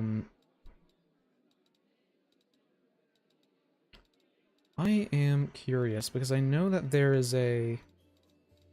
I mean, I can always go for the silly, why the heck does that work option of Crane Style, and start building for Crane Style for fighting defensively, just to make super tanky Animal Companion, because all you need is improved unarmed strike, and you can take Crane Style, and then Crane Wing and Crane Riposte. I did that last time, though, so I'd rather not. Pummeling wouldn't be bad. I mean, it's... Oh, yeah, no. I love the idea of, like, oh, Crane Style, like, cat. But hear me out here. Last game, Crane Style horse. That's being ridden. Just want to double check. I don't think Mantis... Yeah, Mantis is all about pummeling, or about stunning fist. Jatan style, elemental fist, no. Snake style might be. +2 dodge bonus, and you can deal piercing damage. Snake Fang. If they miss you, you can make an unarmed strike. And Snake Sidewind. Alex Jackson. No. And, oh, something that I should... Oh, there's a fun option, actually. Wait, what? Spot has a higher strength than that.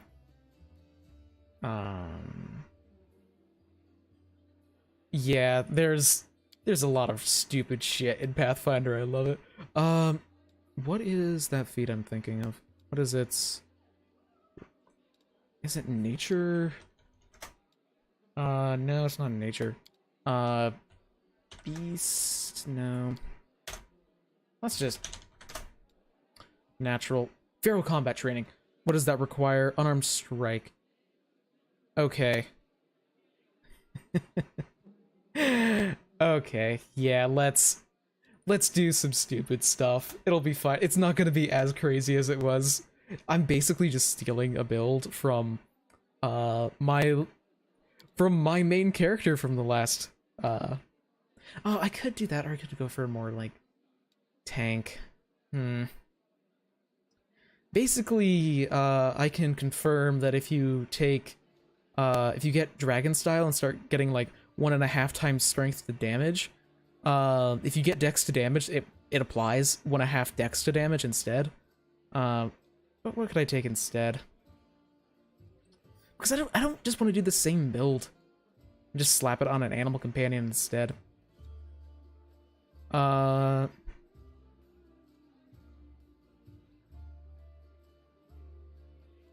could grab a teamwork feat because people are going to be getting those later. Wait a second.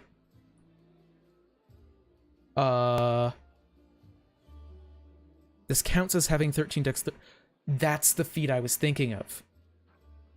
Yes, because this will qualify for getting trip.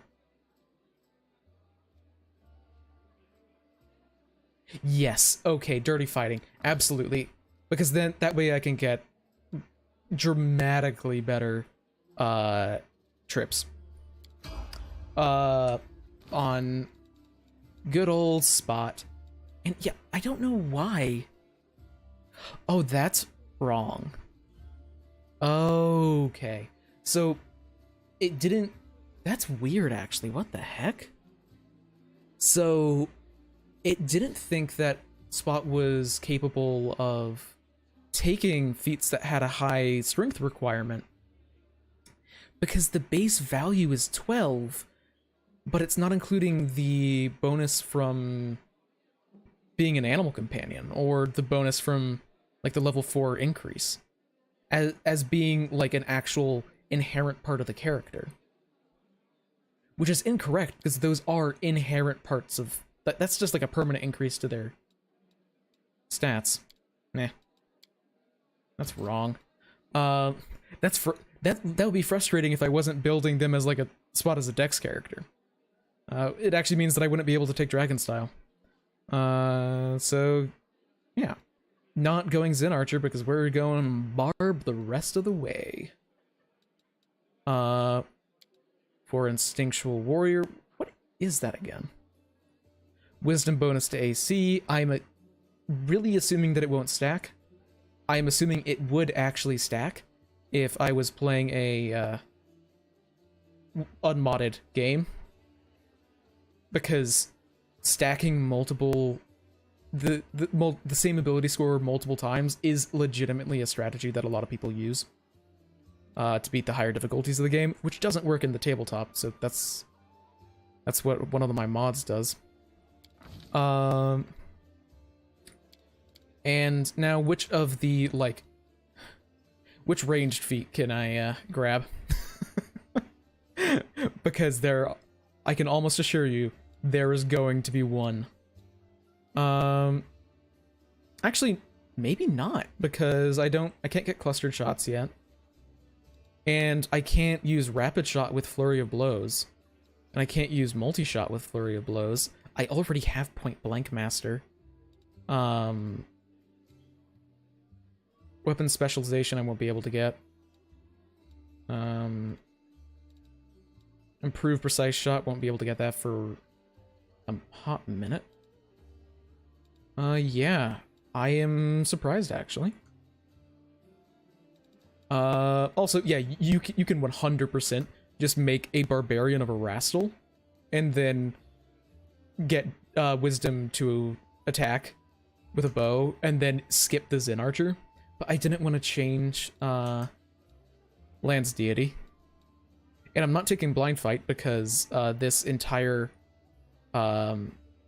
this archetype automatically gives Blind Fight. So, or this Barbarian archetype automatically gives Blind Fight. Yeah. I am intentionally doing weird shit that is not actually very optimal with Lan. Let's see.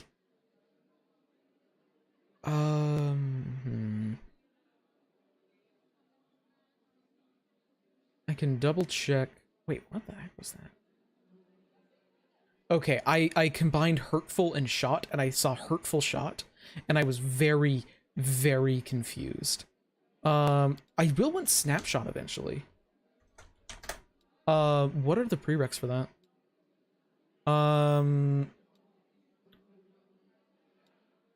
It does need rapid shot, so at some point I will grab it. But what I'm interested in is extra rage power. That's extra rage, not extra rage power. Do I just not qualify for extra rage power because I don't have any rage powers yet? That is what I'm assuming it is. Yeah, that's it. Okay. Got it. Extra rage isn't bad, but I'm very close to getting infinite rage, so it is actually kind of bad. Let's see, what could I take? Ugh.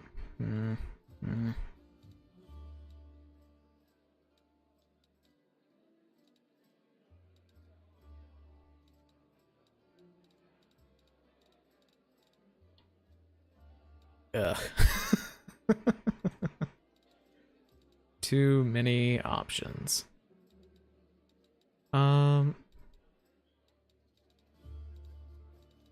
I could take rapid shot simply to get improved rapid shot. And to be clear, I should probably clarify why I think rapid shot or snapshot is so important. Is because it allows you to make attacks of opportunity.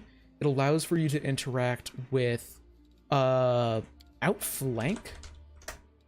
No way. What, I qualify for outflank?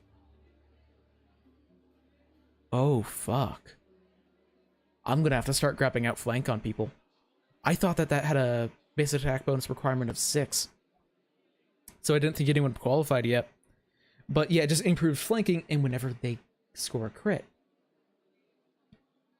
everyone else without flank provokes. So I think with Snapshot, you are able to actually, like, team up and get stuff from outflank. But I already have combat reflexes. Jesus. Yeah, I'm just going to get rapid shot. Getting ready for the future. Lan is already doing amazing. So, like, Lan is not in a bad spot at all. Optimization-wise, he's honestly probably the best damage dealer in the party right now. But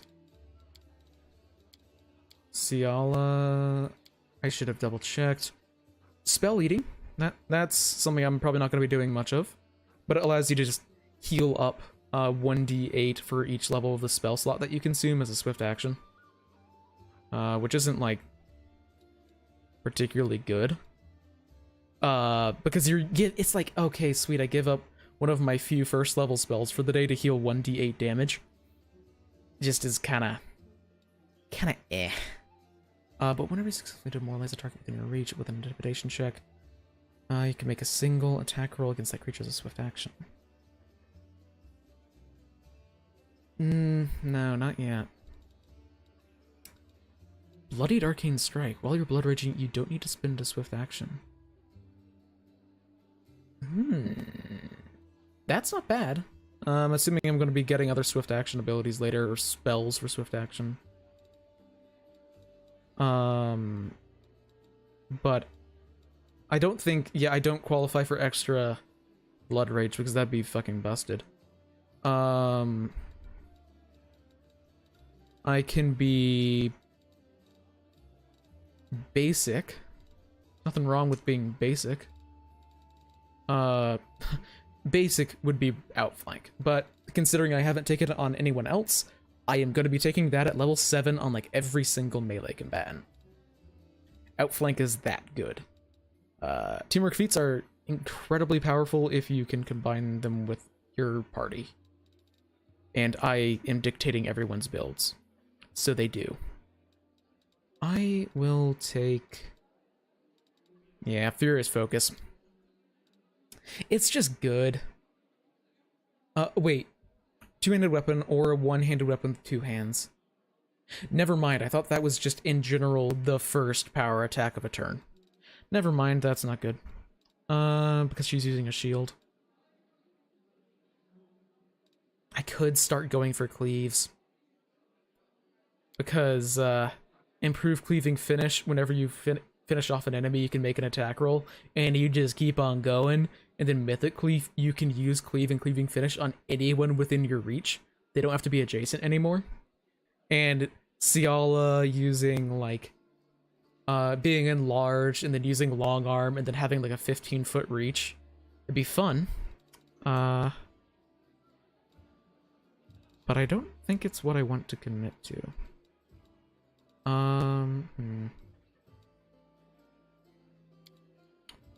Athletics. No,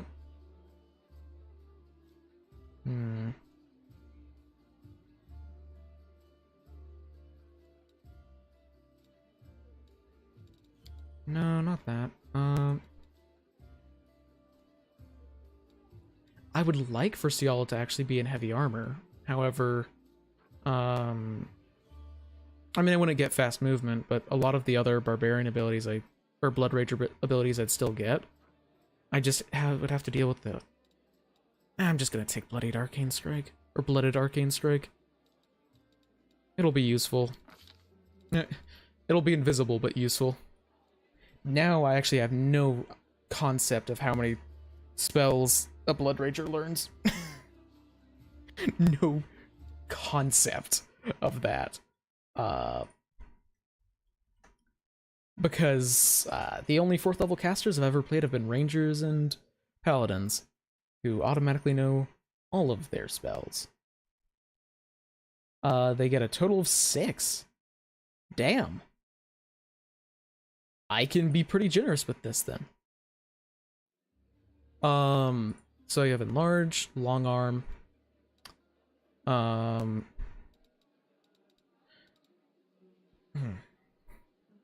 Shield is a waste because I'm already going to be using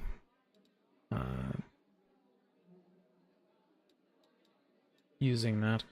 I could grab like Reduce Person. No, I'm gonna take Burning Hands specifically for swarms.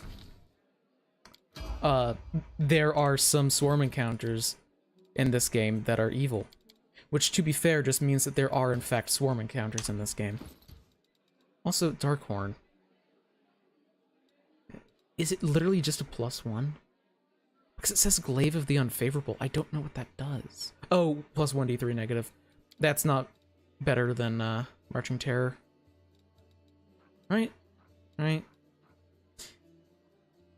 It is Cold Iron, though. Oof. It does do more damage. But the saving throw, I think, is still separates it. Is there any other loot that I'm forgetting? Oh yeah, Camellia. Have an actual good rapier. Ninio can take the quarterstaff, because that will make her spells have better saves. You already have something. You already have the best daggers I've got. Ember, like, good luck. You don't use weapons ever. You have the best bow. You have the best... Okay. Got it. Got it. Gotta love inventory management. Okay. Now I can do some shopping. Any news or any places worth visiting? Well, there's a Pitaxian wine cellar that is apparently pretty nice. Then belonged to a trading house. Then King Ayurvedi came to power in Pitax and property started changing hands. And then, you know, found in a ditch. And basically they took over the place. And yeah. Apparently there's a headless ghost wandering around. So we're going to have to check that out later. But also, hey, buddy old pal, old friend. There are a couple of things that I want from you. I don't particularly want any... Also, I'm not remotely rich enough for that.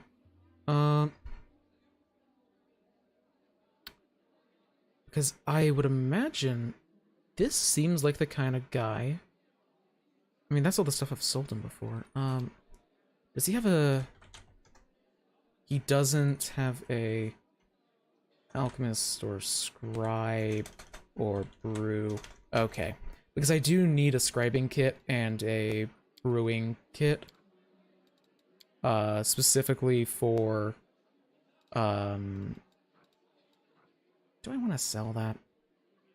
Yeah, no one uses short spears, and I have no intention of anyone ever using short spears.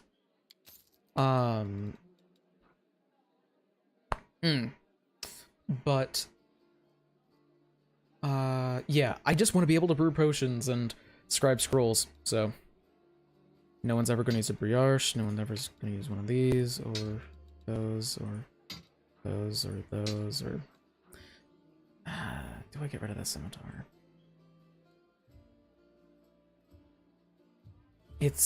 That's a really low forward save. Yeah, I'm getting rid of it. And the club with nails. And all of the glaives. And the kukris. And the scimitars. And the scythe. And the daggers. I don't know why these didn't get added in automatically to sell. It's weird. I'm going to actually keep the adamantine full plate, because it might actually end up being something that Ciala wears. I am actually going to need to sit down and crunch some numbers as to whether or not when she would be able to start wearing heavy armor. And 25,000 gold to our name? Not bad. Let's talk to Storyteller some. Is that you, my savior? I recognize your footsteps. Determined footsteps befitting a determined person.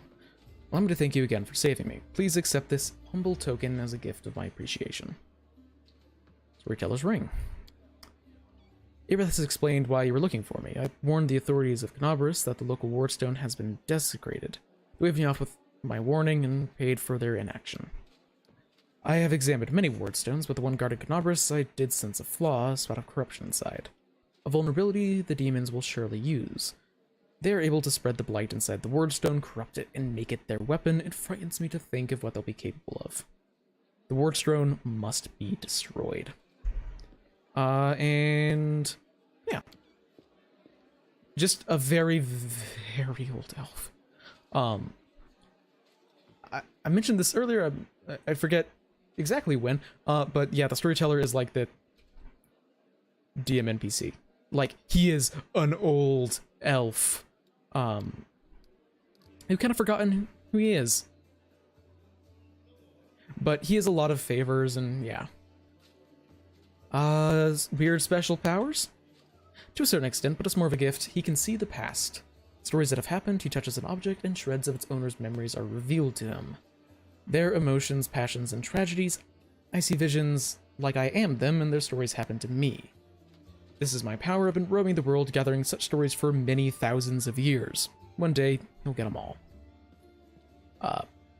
He's not joking about thousands of years.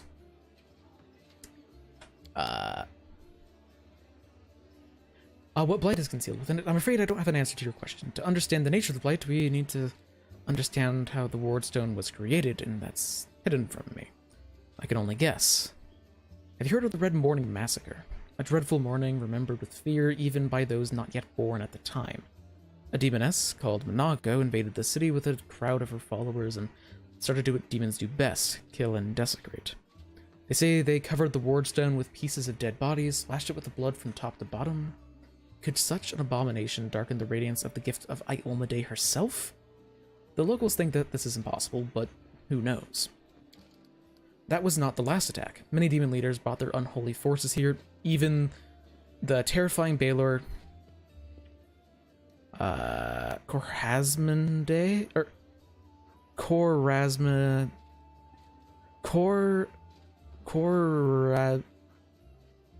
Kormemoraz. Fuck it.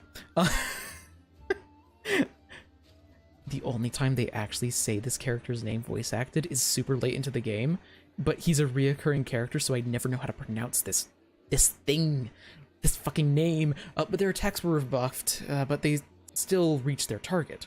I think this is when the seed of the corruption was planted in the stone. It wouldn't have grown on its own, but Discari himself has now come to take advantage of this weakness, to open the abscess that has been festering for years unnoticed by the people of Canabris. And when the Demon Lord struck the blow, the weakened stone gave in. Now it's in demon hands, and nothing is stopping them from spreading the blight throughout the entire stone, and from it to all the other stones around the whole perimeter of the world wound. And why did he travel to see them? I tried to see their stories. The visions I had when I touched the word stone were unclear. I saw hundreds, maybe thousands of different stories at the same time. They followed each other like flashes of lightning. It was impossible to separate them. I couldn't understand where one of them ended and the other began.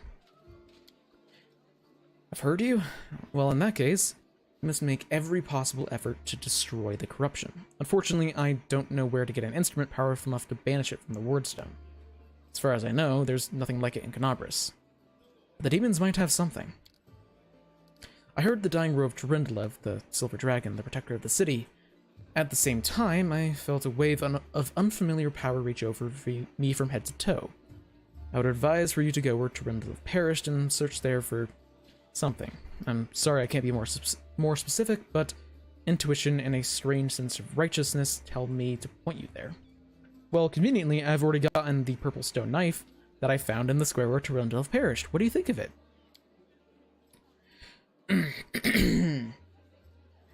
Okay. I will need to go and get water soon, but because my throat is dying.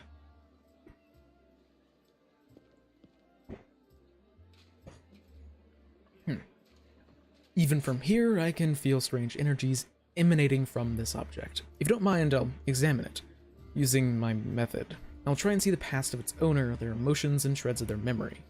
Maybe it'll help us better understand what we're dealing with. The storyteller reaches or touches the knife, his fingers clamping around the hilt with a hungry, masterful grip. His face contorts into an evil grimace, his voice disgustingly raspy. Hunger. My many legs bring me into the lair to my mother's feasting hall. Her swollen body, overfilled with food, is so huge that I have to look at it with all of my eyes at once. On top of her scrawny little head with a strong beak. On top is her scrawny little head with a strong beak that is always yearning for more food.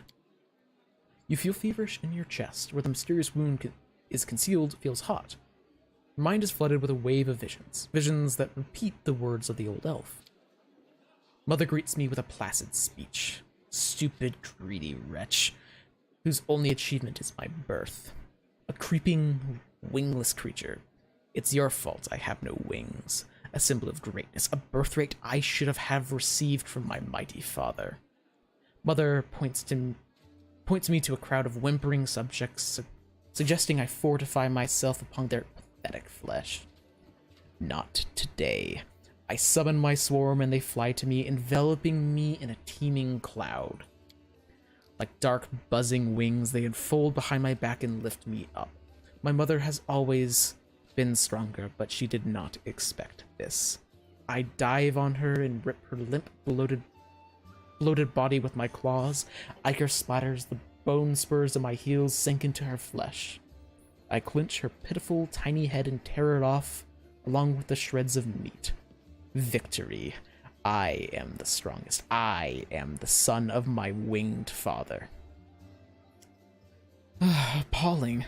Stories like that are the most difficult ones to keep with me. So, did this belong to a demon? A new vision, a much stronger one, engulfs the old elf. Even looking at the wardstone is difficult. Despite the corruption nesting in it, it still has the aura of strength. Your fingers clench the stone hilt so tightly it hurts. A little spot on the flawless surface of the wardstone draws your attention. It looks like a butterfly. Corruption in the guise of something utterly harmless. But it will grow. You swing and stab the butterfly with a knife as hard as you can. Your fingers cramp painfully. A howl invades your ear. light. White light everywhere. What was that? That wasn't the past? That was something that's yet to happen, or might happen? One of the roads to the future. In one of the possible future, this item will help you cleanse the ward stone or to destroy it. You feel a longing to take the stone chisel and plunge it into your chest, right into the wound that is opened in it.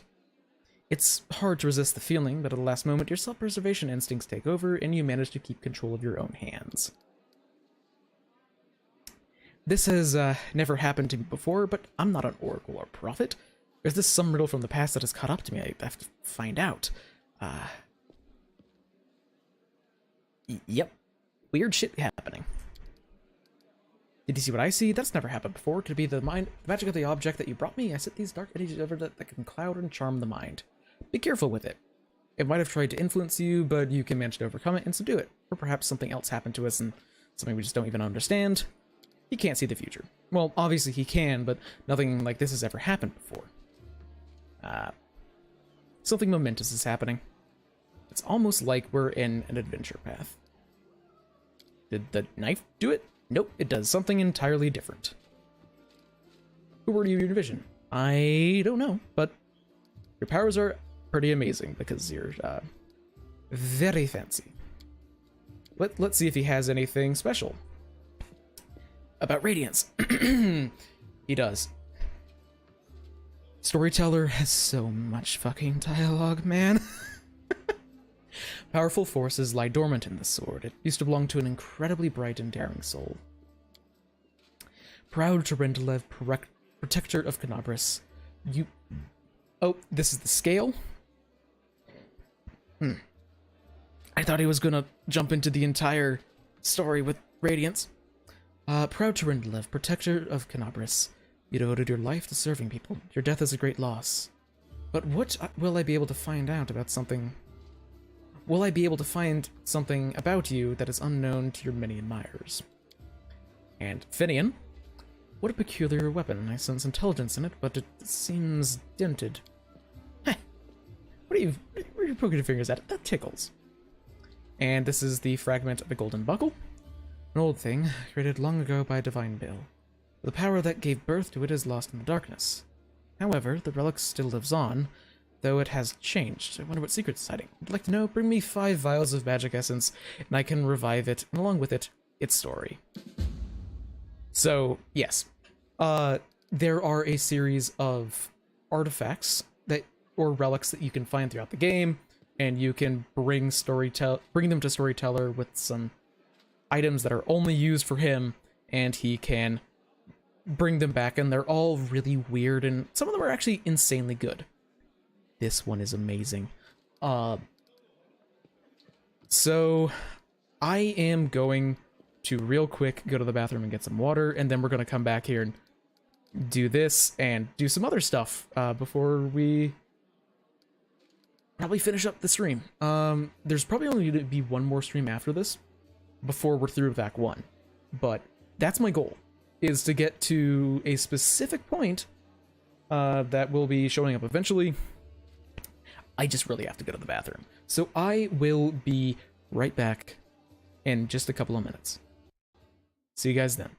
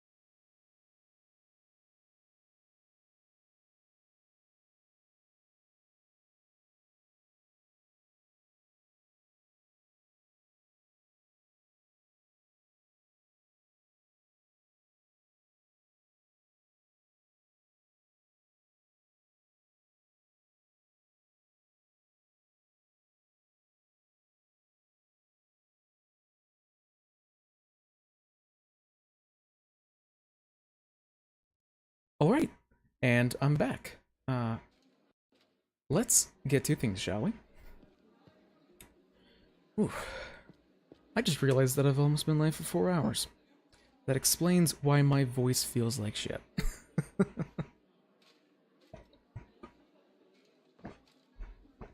Anyway, let's see what he has to say about Radiance. Dresden is doomed. Demons attacked right when we lost the protection of the Sword of Valor. My city, my bastion of hope. We built you as a symbol that the lands mutilated by the Abyss could still be restored to mortals. Now you are perishing, and there is nothing I can do. We retreat. No, we flee. A frightened crowd rushes out into the night through the southern gate. They're chased by angry howls of demons, killing the last defenders of the citadel. My heart goes out to them, but I'm still standing on the wall. I'm recovering the retreat. Demons do not attack. They seethe around you, fall from the sky, strike from all sides at once. They can't be stopped, but they can be distracted. I run to the upper floor of the gate tower. Radiance glows with a golden light in my hands. I permit myself to close my eyes for just a heartbeat. I imagine that the soft glimmering of the sword I see through my closed eyelids is the light of the summer sun. I smile. I open my eyes and call out, "Hey, Daskari's spawn. Who wants the best trophy of the night? You know my name, Yaniel. You know how many of you I've killed with this very hand. You want to curry favor with Darazan, Monago, or the echo of your lord? Bring them my head if you can."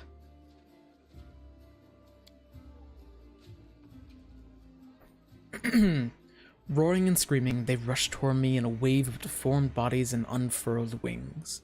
The wave crashes against me, splattering my armor with bloody froth. Broken wings and chopped up bodies plummet to the floor of the tower. In the heat of battle, I see Joran's face down there. He looks at me with the desperation, but he cannot help.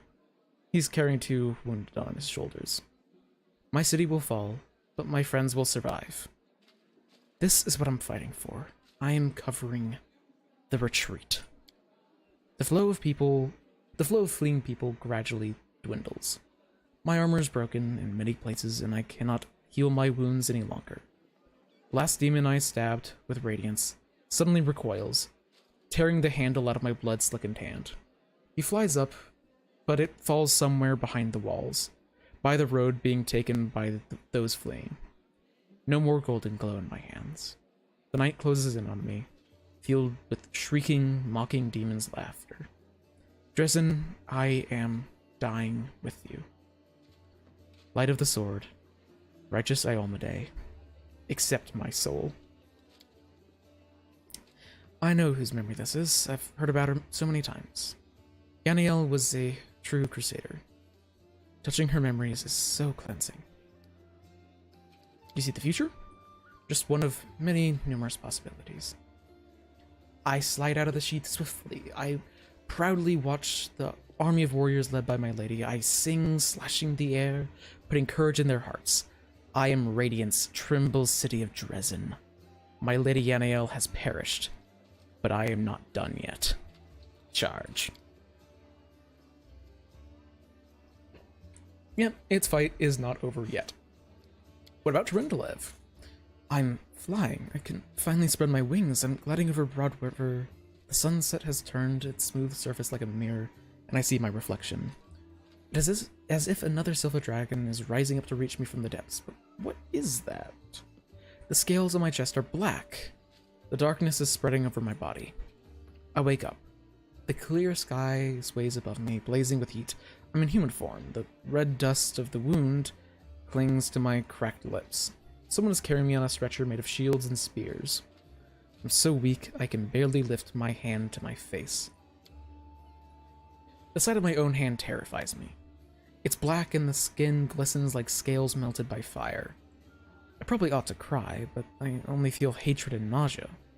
All these people around me, out of sympathy for them, did I choose to leave the mountains. I gave up my flights over rivers. I went to the demon's lair. They don't have a scratch on them, but I am infected with foulness. It is not fair. My life is more precious than their pathetic existence. Oh, how I hate them in this moment. And then I suddenly feel shame. No, these are not my thoughts. The Crusaders carrying me are my good friends. I am glad they did not suffer, but I hate them and myself so much. Pain and hatred pierce me all at once. It's all because of them, all because of them. Someone walking beside me touches me, talks to me, but the only thing I hear is, "Your mentor, you will come, he will help," and I lose consciousness. And that's a little surprising from Tarindalev, but she has come a long way. Her unit was ambushed by demons and she was infected. So she went through a very long process to really come back to who she was. What happened next? Well, maybe find something else that belonged to her, we'll be able to find out. Tune in next time for more on the Tarindalev Chronicles. It's gonna be a while until we can get something else from Tarindalev, by the way.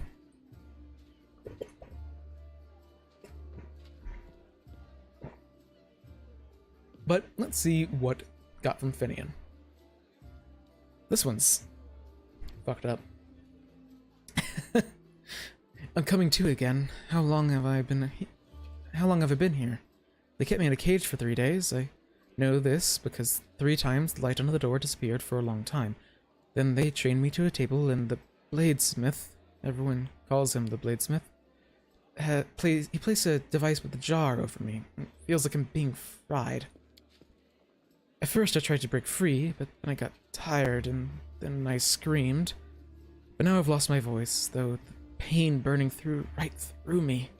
I think I lost consciousness again. But when I woke up, the pain was gone and I wasn't tied to the table anymore.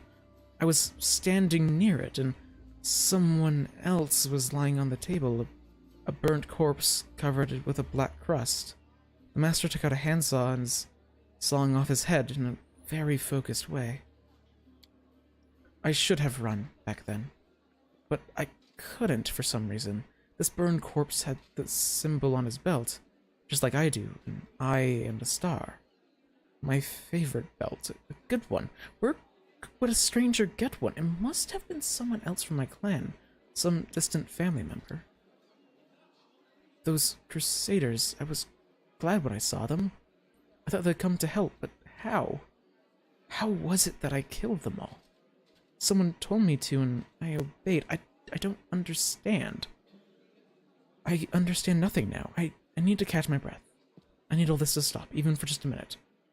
I just have to understand what's happening to me. I just need to rest. Any idea what happens with Finian in the future? The dead have no future, but I see an endless ocean on a good day and a boat flying over the waves. I'm so excited, but I don't know whose vision this is. Is this a soul existing here and now, or a soul reborn? Yeah, turning someone into a sentient weapon is not a very pleasant experience. Please take care of this young lad. He's finally in the right hands. Do not worsen his suffering by involving him in dishonorable deeds. Don't worry. And, yeah. Let's go. Let's see. Okay, so he's fine. I'm trying to. This guy is also a shop. Want to double check what exactly? Hey, stuff about corruption, all that stuff. I've turned it off, so like, I'm fine skipping through that.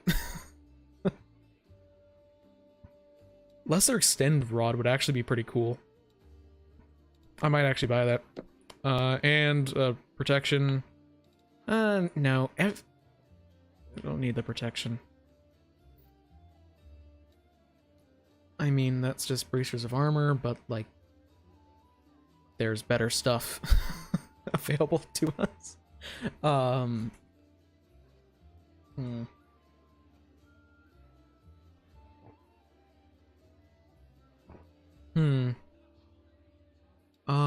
Okay, Alchemist Kit. I am absolutely going to be buying, like, at the very least, a 3rd level Alchemist Kit and 3rd level Scroll Scriber's Kit. And anything else of particular note?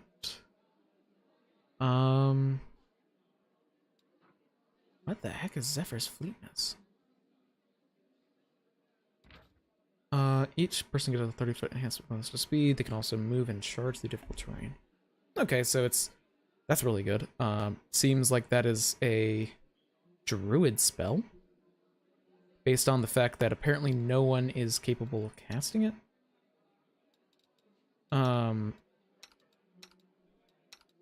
Yep. Seems like a druid spell, maybe witch.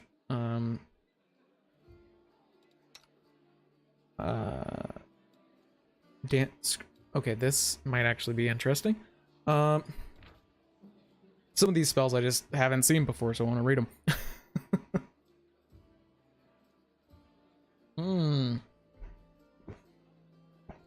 Yeah, probably not going to use that one.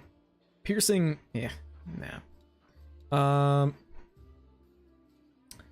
Do I want to buy a ring for Camellia?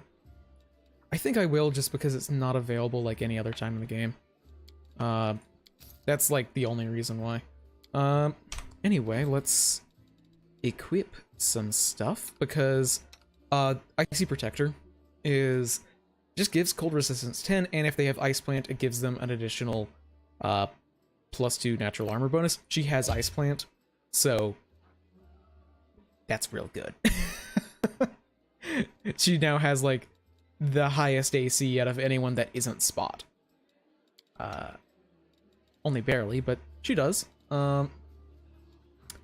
Also, hey, remove disease from yourself. Remove disease from yourself. Okay, thank you for passing the check finally. And the Storyteller Ring, by the way, is a luck bonus on saving throws against fire effects. It's not like good, but like it exists. And I will actually give me the Meta Magic Rod. I think I got, oh yeah, I got like passive stuff. Just scribing kits. Got it. Now there's another thing that I want to get to here.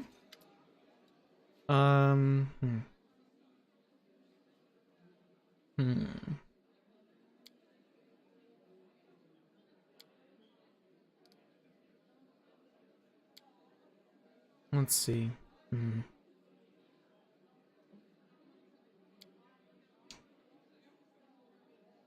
Let's see. Yeah, I mean, yeah, the Just Get Imperium was insane.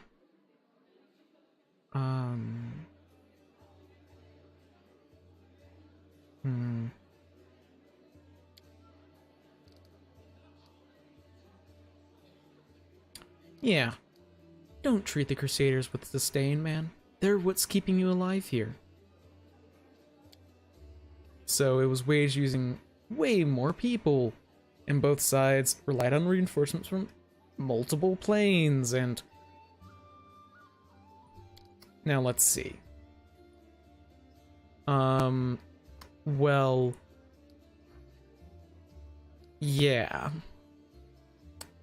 The events of the past are shrouded in legend, but the fate of the world is being decided here and now, which is, like, important. So, like, keep that in mind, man. Or girl. Didn't realize that. So it's, important to keep in mind that,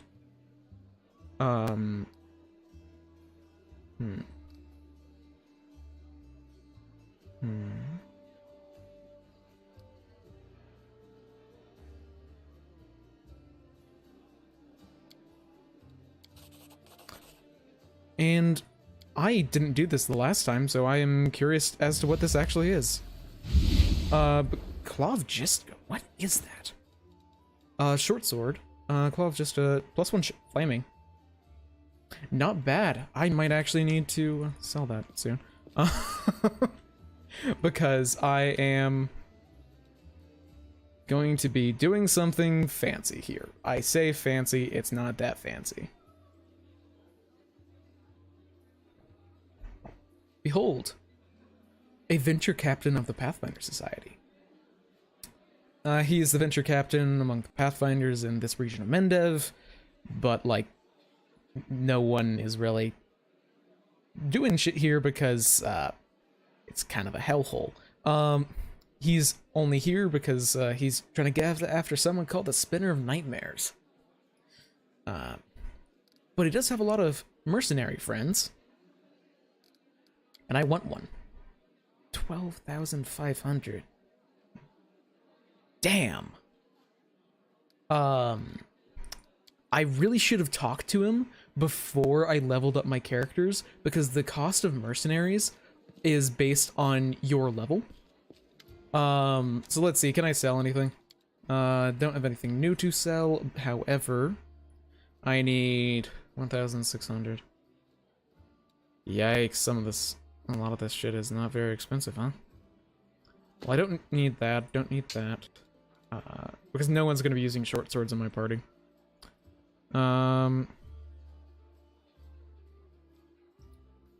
Anything remotely useful that I could sell? I need 3,000. Well, I mean... I know for a fact I'm gonna be getting access to better heavy armor.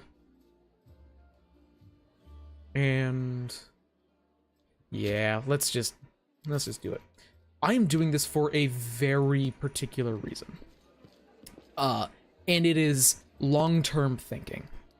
Like, very, very long-term thinking.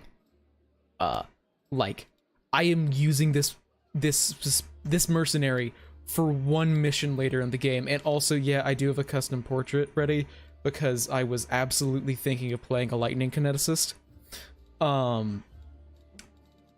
Not anymore, though. Actually, wait. Oh wait, no. I can change, gender in just a moment. There's basically, lightning is terrible in this entire game. Because lightning requires that you, lightning is, what am I grabbing?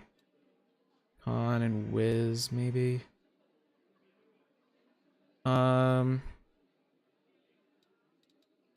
Yeah, I'm thinking Con and Wisdom. Because Con and Charisma... intelligence, charisma... yeah, let's go for Con and Wiz. Archon blooded. Their background... oh yeah, they just so happen to actually be an elemental outsider. Only 20 point buy. That's actually pretty important because, like, the main character gets a 25. Let me just actually double check that I didn't mess with that. Yep, I didn't. There's a specific, like, electricity is terrible in this game because hell yeah, I'm gonna optimize this guy's stats. He's gonna show up like twice. Like, actually, he's gonna show up like twice. Electricity is really bad as the oh my god, my brain is not wanting to cooperate today.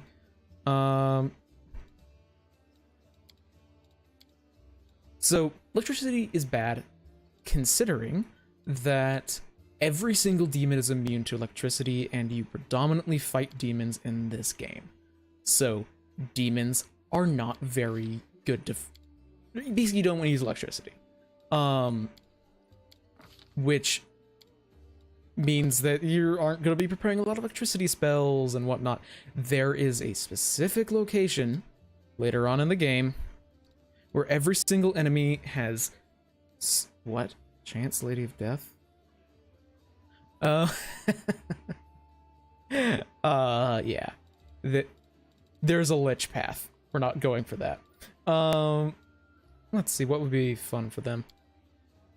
Nethys, maybe? No. Gozra. True neutral, they just want to hit shit with lightning. So basically, like, this doesn't really matter. They are not going to be showing up for a very long time. But it's effectively just a situation where you Will hurt. desperately... Okay, we're going for a, I am superior. Let's shake a leg. we're going for someone absolutely insane. And screw it. Raiden. All I see is blackness. Yeah, no, there's a reason why this person's not going to be in our party much. One is, obviously, they are not going to actually be, like, an interesting character. I want to slide them over. I want them to be all the way over on the side so we don't have to deal with them.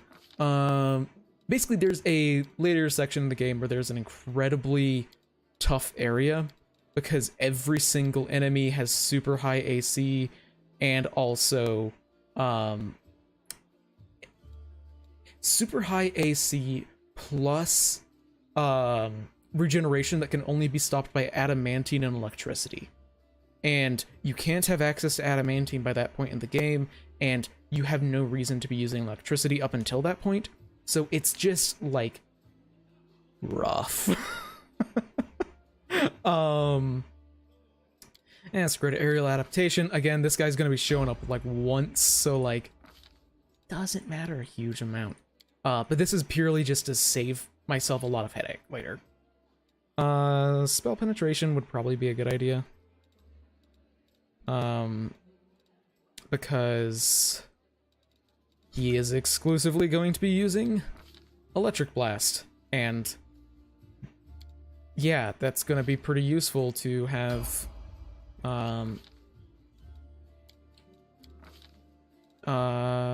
spell penetration for that, because it cares about spell resistance. Here, what do we take? What bonus feats? Let's take lightning reflexes. Oh, and by the way, the elemental engine archetype is all about giving you massive bonuses when you are at maximum burn, rather than like giving gradual increases to your abilities, or like increases to your physical ability scores or anything like that. It is purely just big bonuses to attack and damage at max burn. And then Elemental Scion is just giving up the ability to use other types of elements to just hyper specialize in yours. And then what could I get? Magnetic Infusion could be fun. Can that be used with Electricity Blast? No. I don't know why. Venom? What? No. Synaptic Infusion could, but that's mind affecting. That will not actually be useful for the situation that we're going to find ourselves in later. Magnetic Infusion will. And now we're not going to touch that guy for probably about like 60 hours. I just want to save myself the trouble. And I am now incredibly poor because I should have gotten that mercenary when we were like level 3. And yeah, I think she's a drow? But, well, that's unlikely. Well, I met her. She claims that she doesn't serve the demons. And, are you certain of your allegations? Well, I'm sorry, but I did let her go. Well, not just gonna go out and kill people for you, man. Don't know what you're expecting. I just remembered I need to prepare spells. Because I don't have any prepared. Let's see. What would be a good one? Resist Energy Communal isn't bad. Deadly Juggernaut's fun. Luck bonus on attack, melee attack rolls, damage rolls, strength checks, strength-based skill checks, and DR too. That's a fun one, but not yet. Because I could take Delay Poison Communal. But maybe not yet for that one. Probably Prayer. Prayer is just basic. Basic as hell, but good.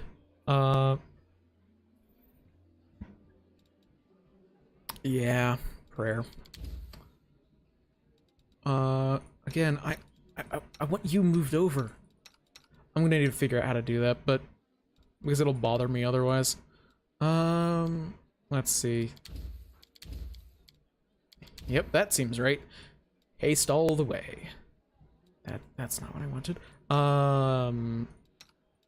Yep. Magic Vestment, because you have to have Magic Vestment. Then...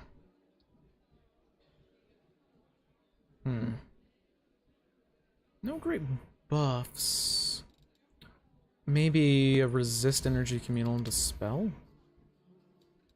That seems good. Woljif, How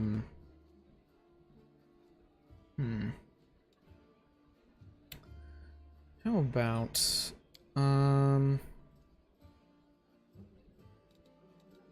it's got an Expeditious Retreat already, 2 shields. Long arm. I don't have a long arm prepped.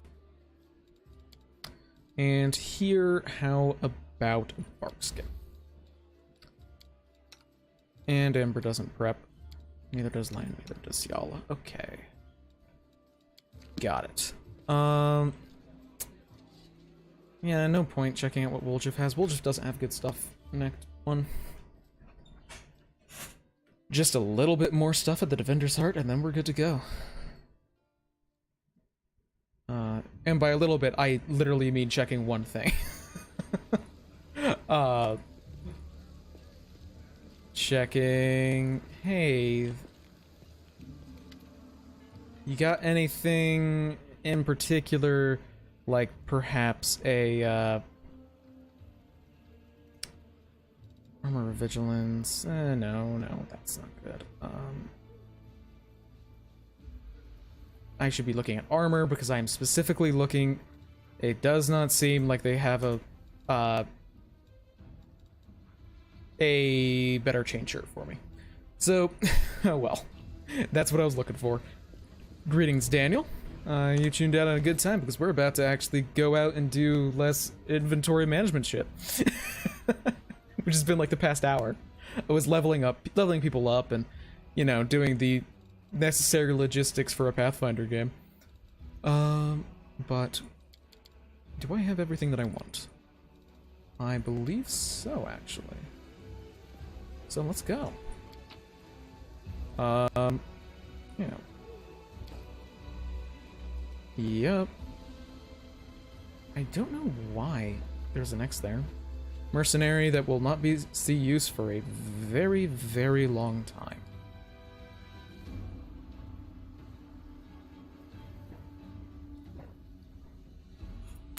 Alright. Probably over halfway through Act 1 at this point. There's just a couple of crazy fights coming up.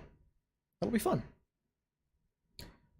So now Hideax Wine Cellar is over there. Oh, thank you. I am very glad that people are getting a lot out of it. It's really fun making videos, and I enjoy it a lot. This is not a Pathfinder 1 video game. It is a Pathfinder 2e video game. Oh my god. It's a Pathfinder 1e video game. I'm not certain what I actually said there, but it probably wasn't right. How long has it been since we rested? Because there is actually a really tough fight here. And it's... I'm gonna try and do the Silken Thread Atelier, actually, first. Oh my god. I'm so glad I installed a mod that lets me skip random encounters.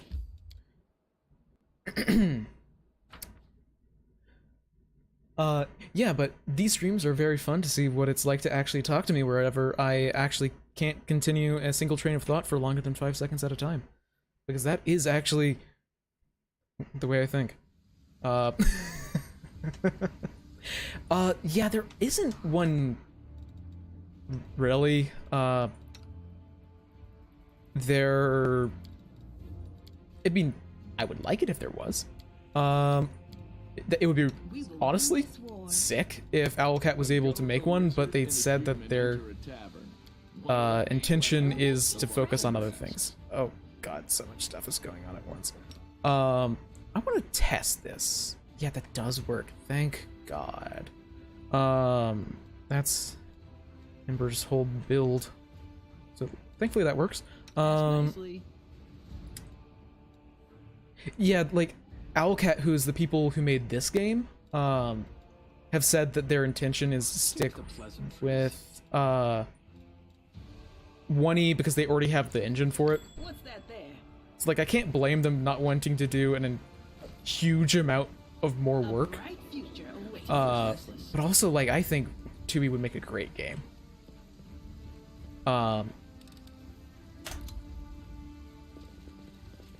Now, where is the encounter right here? Because it's some bandits. So, a sharpshooter, a fighter, wizard, barbarian. Hey. Out of my sight. Oh, God. Nice crit. Well,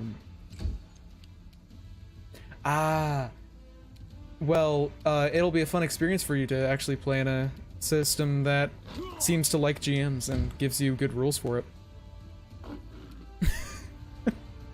Because 2E actually is great for that. To share your treasures. I think the biggest thing is to, like... Not the biggest thing, but, like, one of the bigger things that people end up realizing whenever they're GMing for 2E is just the encounter builder doesn't lie. It's actually accurate. Like, if it is a severe encounter, it is a severe encounter. And don't underestimate that. Make it hard for the players.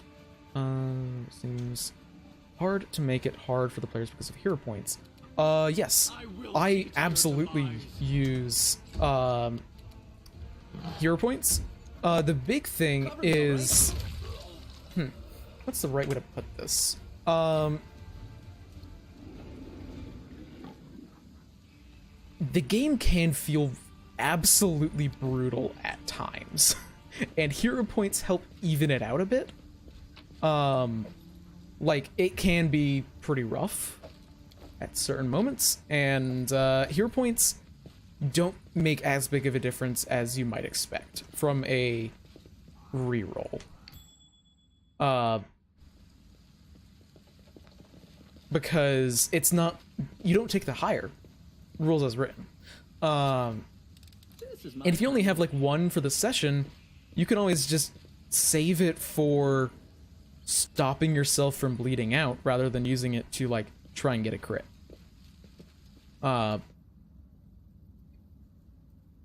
And using it to stop yourself from bleeding out is a pretty effective strategy for saving your life. Yeah, this one's closer, I guess. Because there is one guy up here, I know. But I actually kind of want to come out first so I can... Oh, well, sweet, Ow. I've actually... Surrender or else. No, you don't. You do not gain the wounded condition if you stabilize yourself using a hero point. However, the important thing is that this game can be rough when it comes to, oh my god, I've like one-shotted everyone. This game, like, it legitimately can be really challenging, and it's very easy to die, is what I'm trying to say. So hero points help out a lot, but they don't like trivialize the game, if that's what you're worried about. This fight is so much easier than the last time I did it in my previous playthrough, because I am a lot higher level. Oh, so studded armor. DR3 piercing. Sucks for him that I mostly do piercing damage. The nature of the divine. Oh, I think I already have that one, don't I? I think I've already read it.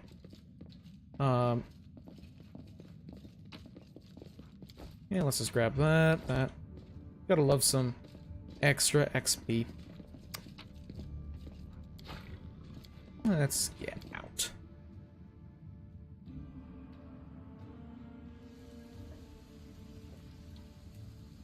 Yeah, I guess that my experience with hero points is that different players use them in very different ways. Some people that I've played with never, some people that I've played with basically never use their hero points because they save them for when they're feel like they're going to die. And then I use my hero points whenever I just want to do something that I think would be cool. Like, oh, well, I think it'd be really... Oh, I said something kind of witty here, and I want that to be able to, like, actually, like, work. And like, I said something cool, so I want to be able to, like... I want my smack talk to actually be followed up, but I rolled a 2 on my attack roll, so I'm gonna spend my hero point. That's how I use them. And absolutely, 2E can be brutal.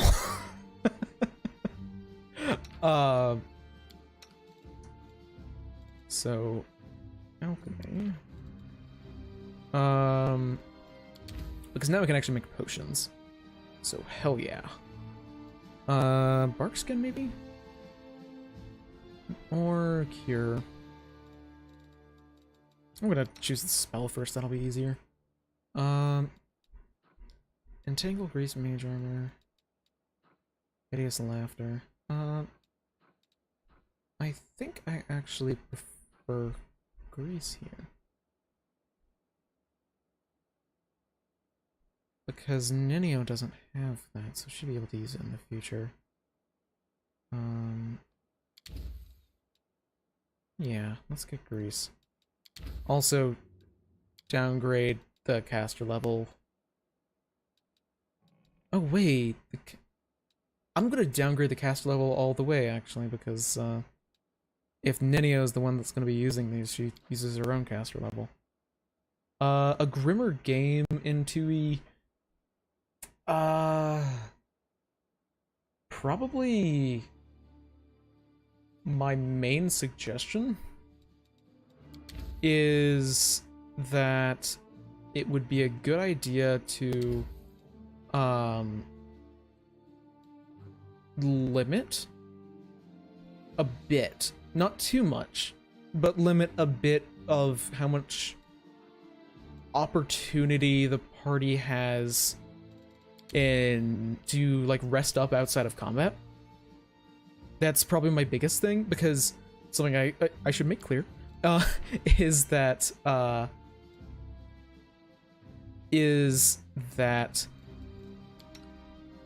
you really do need to oh my god, my brain. The party absolutely needs time between combats. Like, it is expected that parties get time between combats to heal up. It's expected that parties are at around full HP when it comes to just combat design and all that. So I think that restricting that but not completely removing it is a very good way to get people on edge. Or just something like even something as minor as giving some kind of like bigger drawback isn't really the right word, but like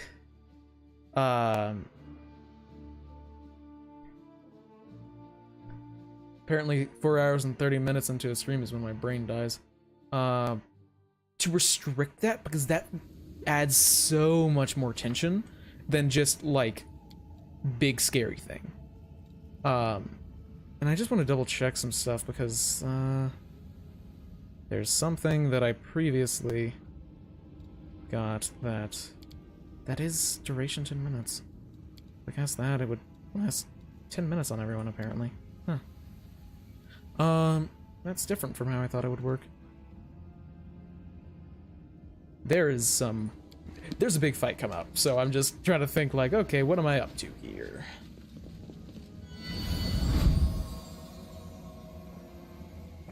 Canobras burns, the city never should have fallen. Fate knows no mercy.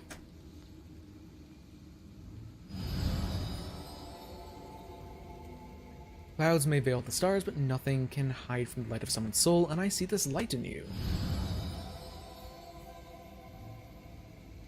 We will stand shoulder to shoulder with you against evil. And the last one. I hear the echo of a familiar voice. I feel the warmth of my kindred flame. My sister, we will help you. Angelic aspect buff. Let's go. Holy shit, what is their caster level?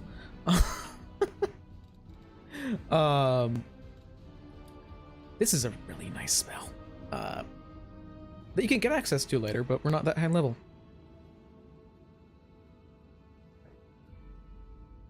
Let's see. Yeah, plus 2 deflection bonus on AC, and resistance bonus on saves against attacks. Okay. And good aligned. Okay. Not going to commit too much yet. But... yeah, there's a bunch of people up there and over here apparently, and a mysterious dwarf is telling us some shit.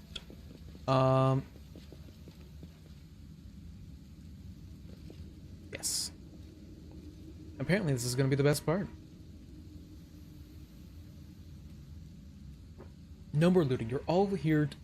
You're all to sit tight and wait to attack the defender's heart. It's the last bastion of the Crusader resistance. We'll flatten them all and claim our victory. Into the abyss with all the Crusaders and the defender's heart. Gilias, the city is ours already. Now we can finally enjoy the spoils. Split up into groups quickly, and I'll tell you where to go and what to bring back. And Faxon, you idiot! Go back to Bahamut. He must be missing his lapdog. Everyone here will be following my orders. I'm in charge. We won't submit to you, you dirty Deskerite. Keep out of this, Kalias, or I'm gonna curse all of your extremities to wither and fall off. Everyone, listen to me. What we're gonna do is... Looking for a fight, Faxon? Well, you've got one.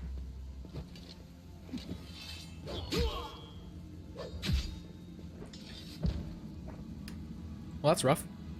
Had enough, worm? I'm in charge here. Kilias is the strongest. No looting, only slaughter.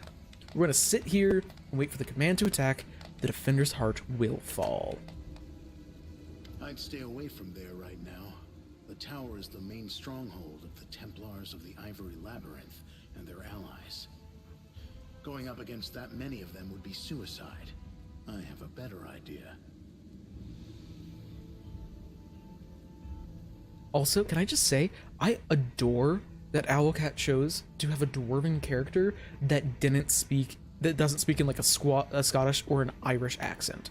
This game is like maybe 2-ish years old? About that. If the demons and their mortal agents were better organized, the Crusaders would have been crushed long before now. but they're always trying to spread in every direction. Right now, in every corner of the city, there are demons like Kylus who are trying to consolidate their forces to launch a joint attack on the Defender's heart. Greybor, I'm a contract killer who's been hired to kill that demon that just walloped that other one. I've tracked him all the way here, and was planning to kill him when that crowd showed up, so I had to pull back. Don't even think about trying to take them all on single-handed. You'll be mincemeat.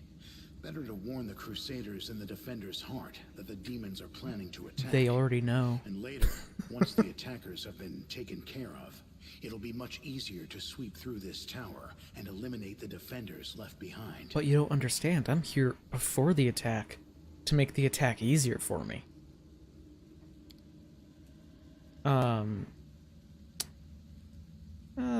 We could maybe attack them together. I have no desire to die today. If you choose to go in there, I'll take advantage of the opportunity, of course. I'll kill Kylus and get back here as quickly as I can. I'm not going to fight any of the others. I don't work for free. The city is burning. People are dying. And you're thinking about how to fill your pockets? Yes. So what? Listen here, girl. If you're so eager to save someone, All do right. it. How am I gonna Don't do waste this? your breath preaching at me. Gonna go now. Hope you act wisely. Greyborn, you don't act wisely. So sad. Please take care. What are you doing here, girl? This is no place for people like you. Go. Hide somewhere safe. Like the back line. Saving game is apparently impossible. Okay. I think we're going with the stupid, idiotic plan that I went with the first time that I did this game. Locked from the inside? What? I forced my way through that the last time, though. I'm pretty certain. Or maybe I failed a mobility check and I was just down there and I thought I went through. Okay. So, because we are going to be taking all of this on, I would argue, okay, so I believe that combat in 2E doesn't drag. I do believe that combat in 2E takes longer. And I think that those are two very distinct and separate things.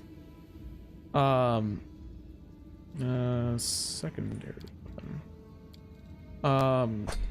Because, like, fights 100% take longer in 2E when compared to, like, 5E or,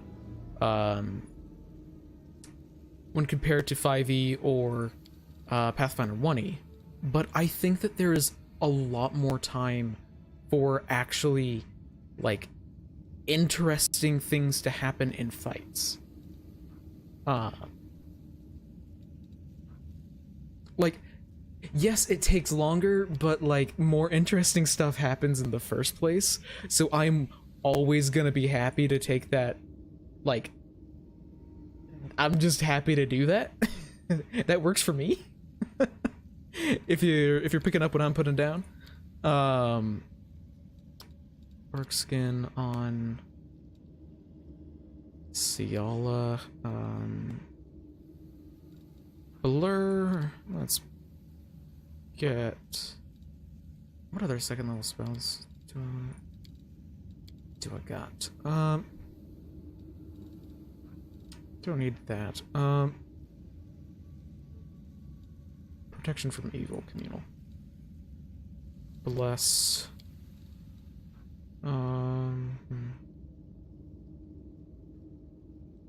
Yeah, if you're also I will say that depending on specifically you call that Foundry. Yeah. Foundry is like a fucking miracle worker. It is insane how good Foundry is.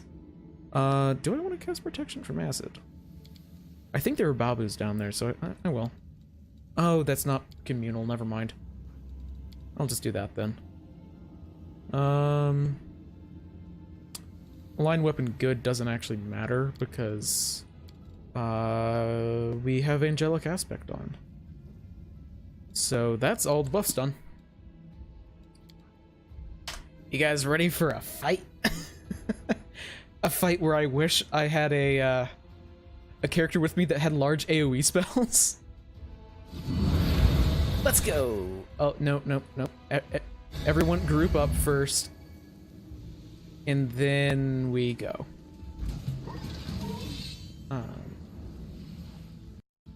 Yes, automating flanking is such a big deal.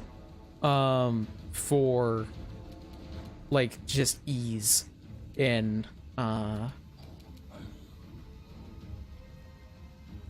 an online setting. It's just being able to move into a flank, target someone, and then automatically take care of everything is so good.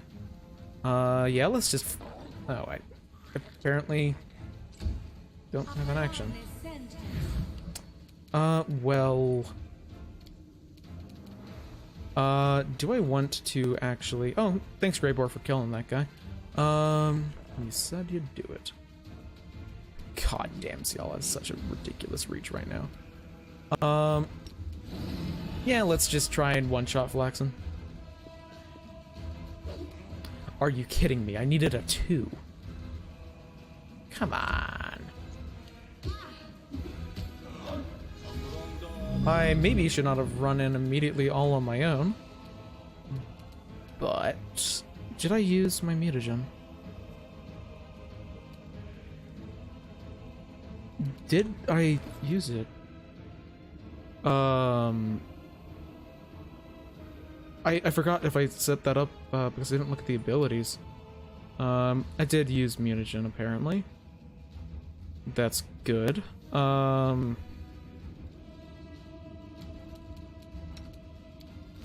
Yeah, 27 dex. Good lord. Oh, I didn't cast any Cat's Graces on myself. Or wait, no, did I? Oh, I cast it on other people. That's right. That's right. I was gonna say, why haven't I gotten a Stab you or zap you? over 30 dex already? Greybor very, very slowly inching his way out of the fight. Where can I probably get the most attacks? This is probably the most attacks on actually people of value. On a charge. Honestly, I can't say anything about setup with Foundry. I have never set something up with Foundry, so I can't give too many like bits of advice there. However, I can say with confidence, or I've heard a lot of people talk about the Rules Lawyer having a good series for setting up Pathfinder 2e and Foundry. I personally haven't watched it because I haven't GM'd a Foundry game, but I've heard good things about it. Oh my god, oh my god, they're all fleeing. Oh my god, Marching Terror is such an overpowered weapon. What the fuck?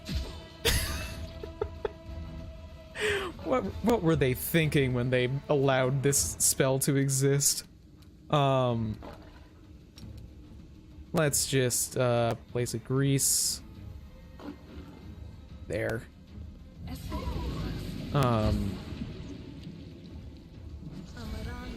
Oh, you actually succeeded on a saving throw. Congratulations. I'll make short work of this. Yeah, let's focus on Flaxen again because... No glory. Okay, I probably wouldn't have one-shot her if I did hit.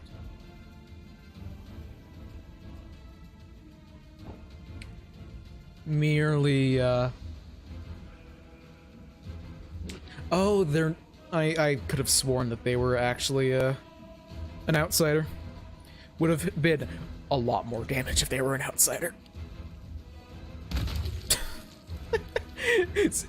When I'm talking about a lot more damage to an outsider, I mean a, what is that, 54 damage crit? This party knows what it does well. Distract them from me. Okay. Oh my god. Moljif. A 2 than a 1? Yeah, the nice thing about Foundry... Oh, come on, Spot. You have to roll so low to be able to do that. One nice thing about Foundry that you very well may just be keeping in mind, I'm not gonna judge someone for wanting to save money, is that it is a one-time purchase. That is, I think, one of the main things that is so good about it, is that it is a one-time purchase, unlike something like Roll20 Premium. I don't actually remember what the subscription is on Roll20, like I don't know what it's called, but that is not a one-time purchase, so that's one of the fantastic things about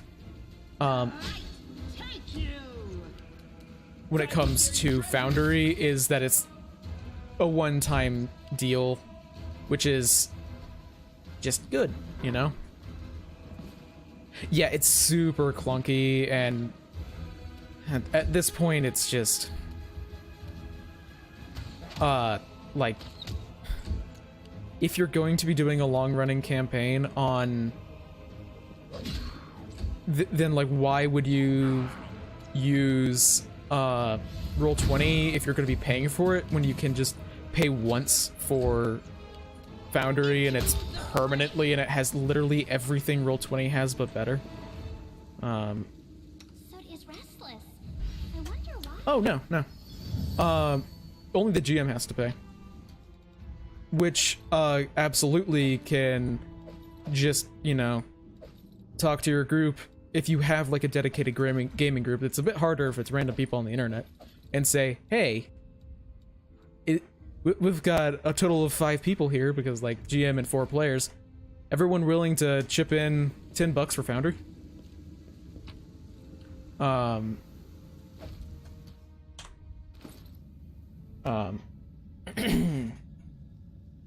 Yes, no, if you are using a pre-published like rule, or not, if you're using a module that has already been made, then the ones that the Foundry team makes are amazing. What was I looking? Oh, yep, I remember now. I'm just gonna double check. Yes, this is the Prestidigitator Golem. It is a really, really old golem that is exclusively used for prestidigitizing stuff. It is transmog. +1 buckler. I don't think there's anything up here. We can go down there, but we won't be doing that in just a moment. I just don't think there's any like loot up here or anything.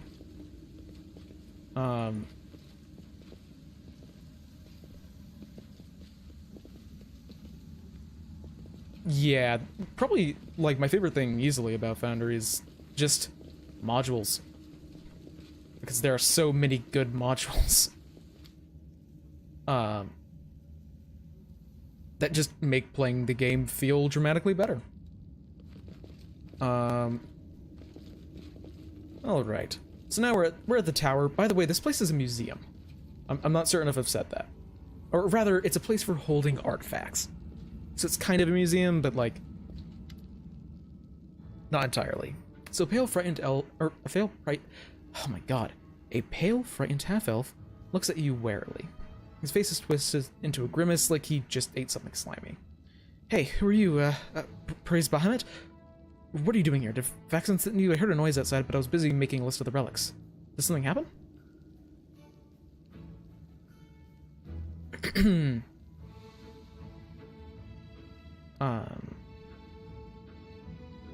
Who are you? I'm Telmer, a scribe and senior aide to Lord Zanseer the Plague One, and do forgive me, but Faxon has assigned you to this command, has he not? Where is he? What are you doing here? Compiling a list of the valuable Crusader artifacts, Lord Zanseer ordered that everything of use be transported from Canobris and be saved from looting and destruction. We chose the museum as the place to collect and sort through the trophies. Fortunately, some local thieves proved fast, even quicker than some of the demons. They ransacked the museum in the first few hours of the assault, but there are still some objects of interest here. The museum custodian has been very kind to offer these, yep, basically thieving stuff. Hey, where is he? Oh, he's back there. Yeah. Get your hands off of this shit. Starts eating a bunch of papers. Because he's very, very scared of Xanthir. We're gonna help him out. Oh, do we kill him? Yeah, we kill him. This guy is getting...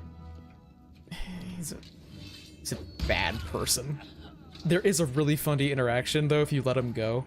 Because he comes back, later in the game.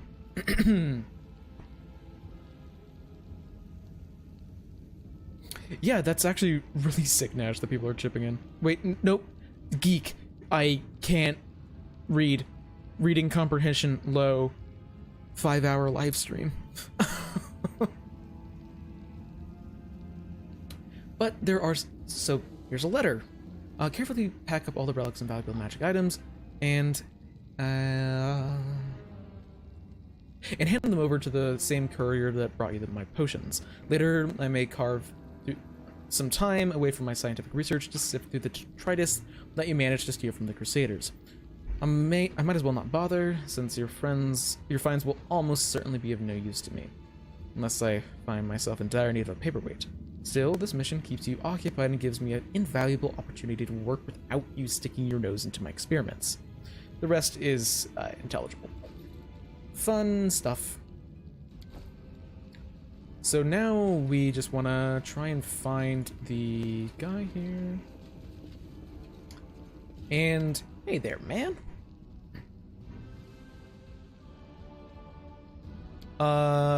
He is...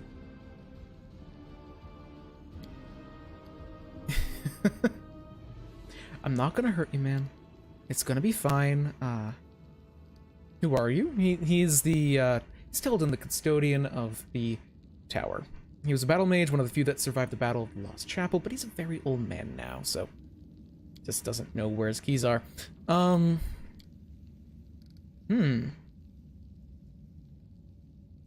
the entire history of the Crusades, there aren't exactly many uplifting stories, but bloody Lost Chapel's really bad. Hey, what are the keys for? Everything. They're master keys. Hey, can you give me the keys? I mean, it'd be really... Oh, I could totally steal these from him. Nah, just... It'd be really nice. Ah, fuck. Okay. Okay, well, Jiff. Steal the keys. I'm sorry, man, but I need the keys. I feel bad.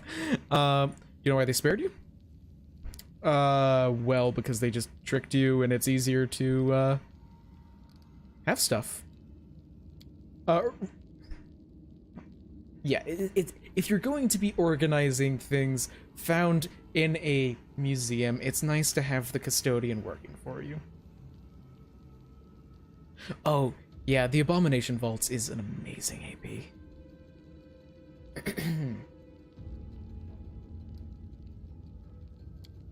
I've finished it as a player. It's wonderful.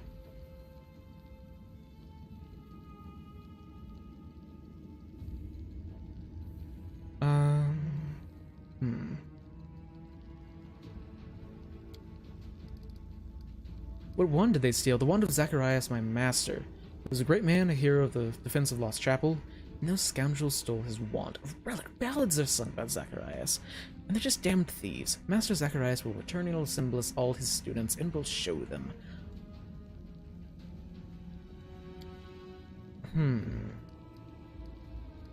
Zacharias, this is interesting stuff.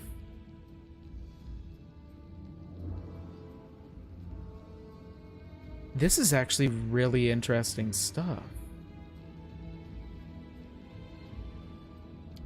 Yeah, because Zacharias is a lich, by the way.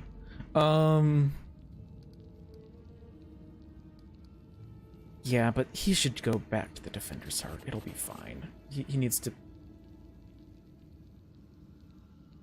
Oh, well, actually, no, he isn't gonna leave. He's too associated with this place. But anyway, now we get to loot everything. Well, not exactly everything, because some stuff is, like,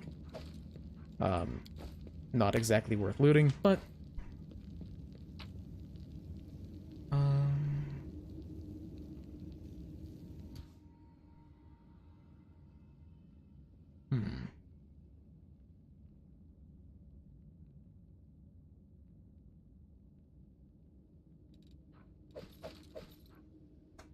Let's see.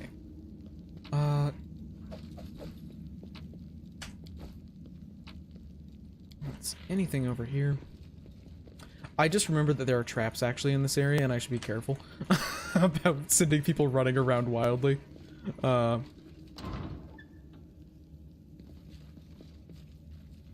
anything useful? Angels. That's not particularly useful. And okay.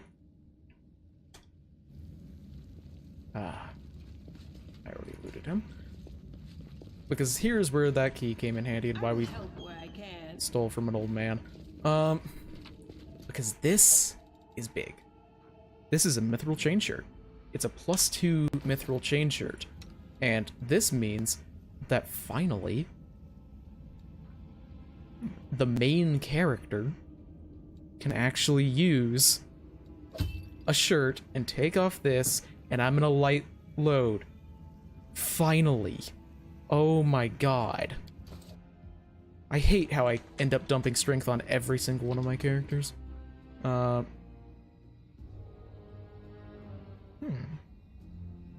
calling out Polaris Fall. That's a location that you go to later. That's fun stuff. Let's see.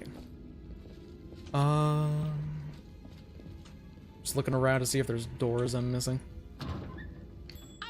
Okay. This is definitely gonna be a zone that I am careful in because traps. So many traps. I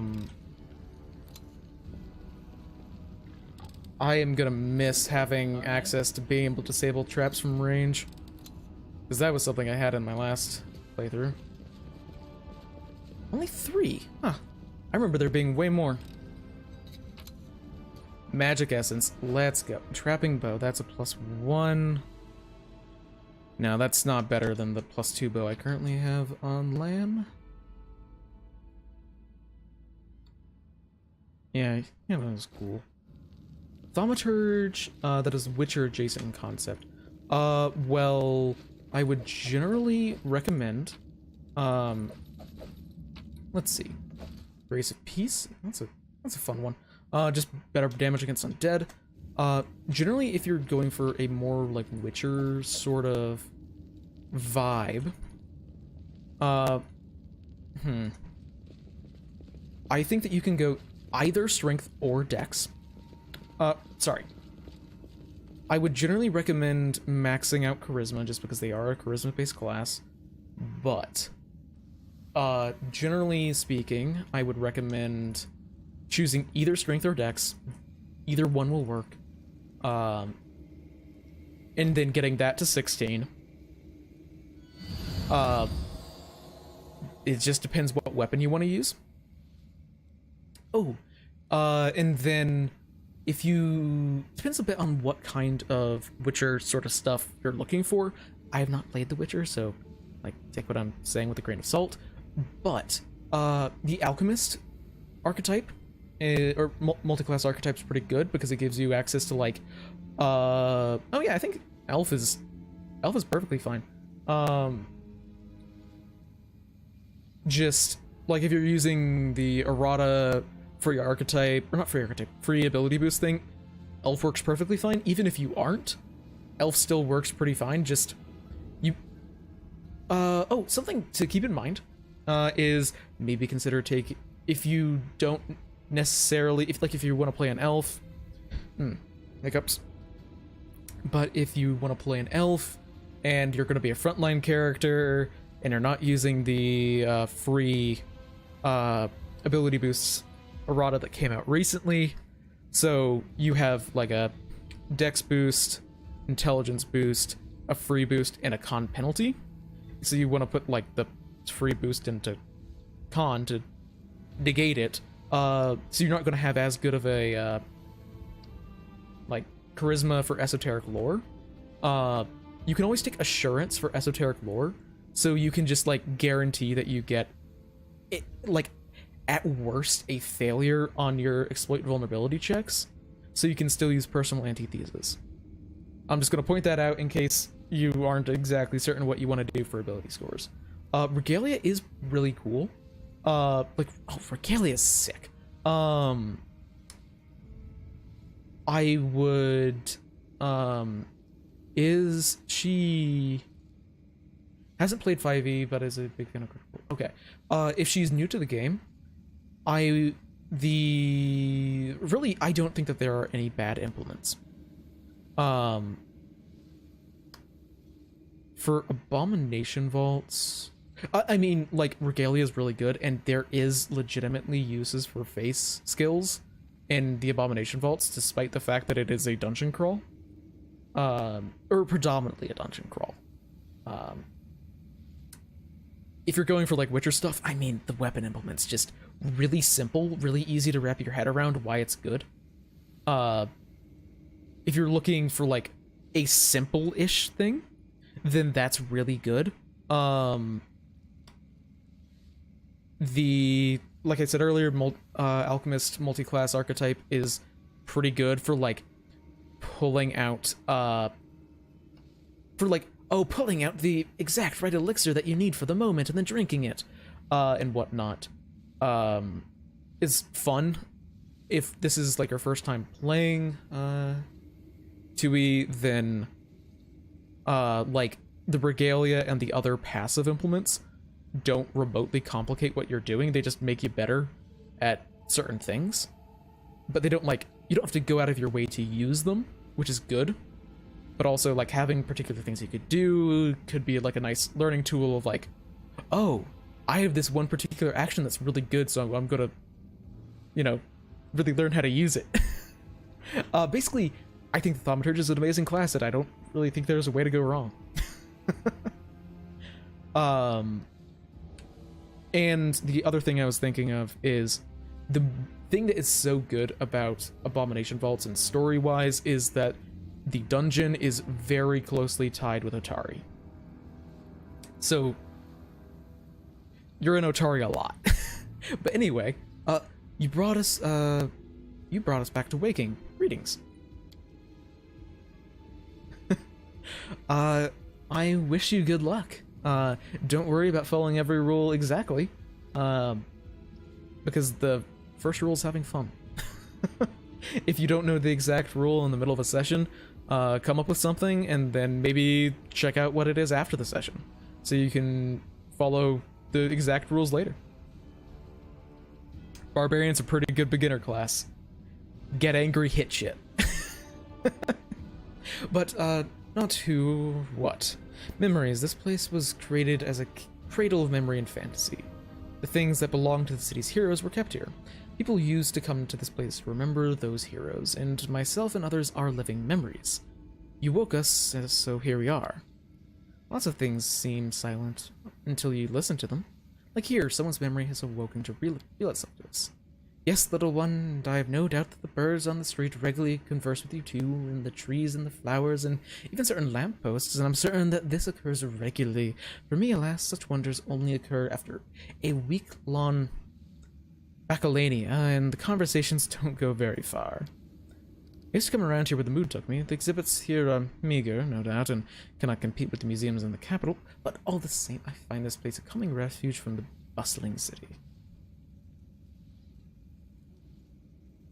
So your memories of who? Of the heroes the city wished to memorialize. Go on, touch a memory, and see how they remembered us. After all, this place was created so that our names would never disappear into the mists of history.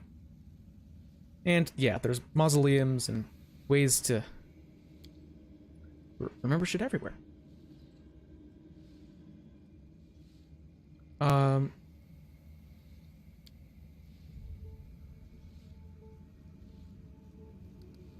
Why did you help us? Because they sensed something in us. As if you were close to us, like we stood shoulder to shoulder in the face of evil, and we must do so again. I sense that light dwells within you. Very recently, you were threatened by a powerful demon. A dark bloodlust tried to enslave your soul, but you opposed it and held fast. Continue to follow that path of light, and other righteous souls will aid you and follow you. We're actually going to be talking to her later, by the way. Farewell. The power that gives us the sentience is running out, and soon we will be but memories, living only in words and pictures and song. Oof. The Herald of Vision of the Herald, and yeah, these are just... Wait, who's that? Elandria. I don't actually recognize that one. All the others I recognize.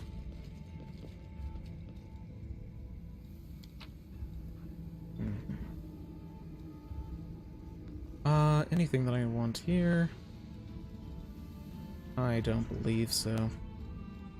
I missed some loot.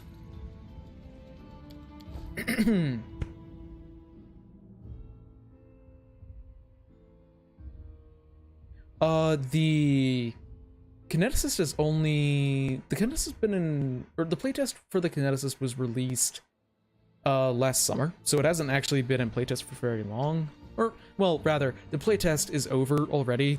Like, they're not gonna add more. But there was an unofficial third-party version that was out for a while, but that's an unofficial third-party version of the class. I would love to see the... I would adore seeing a official version of the Inquisitor. I'm not certain exactly how I would implement it. I'd like to see them being a bounded spellcaster like the Magus, but obviously... Oh shit, I forgot about this! Okay, this is a buff fight. This is a fight where I buff the fuck out of people. Like, I want to get one person's AC as high as I conceivably can. Whites are so fucking bad.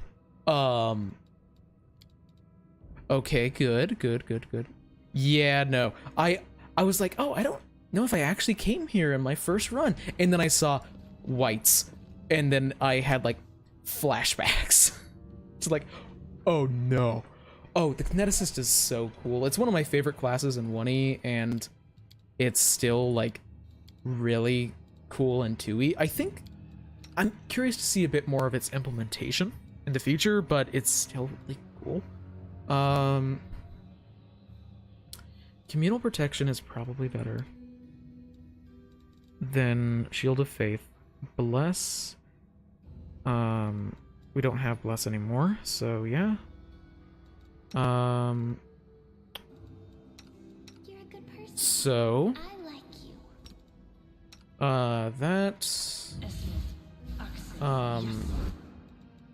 This, because share spells from the tabletop version of the game is really fun. Personal spells on animal companions is silly.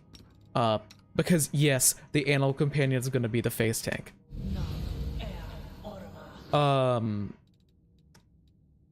So any other buffs for them? From specifically buffs from Ember, no. Combat expertise, fighting defensively, because I want your AC to be as high as physically possible. Communal protection from evil. Trust in yourself. Rely on me. No spells there.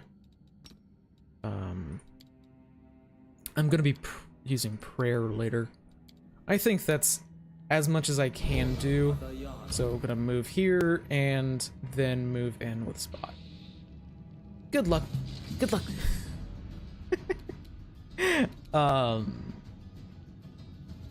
Oh shit, why did Spot get the last initiative?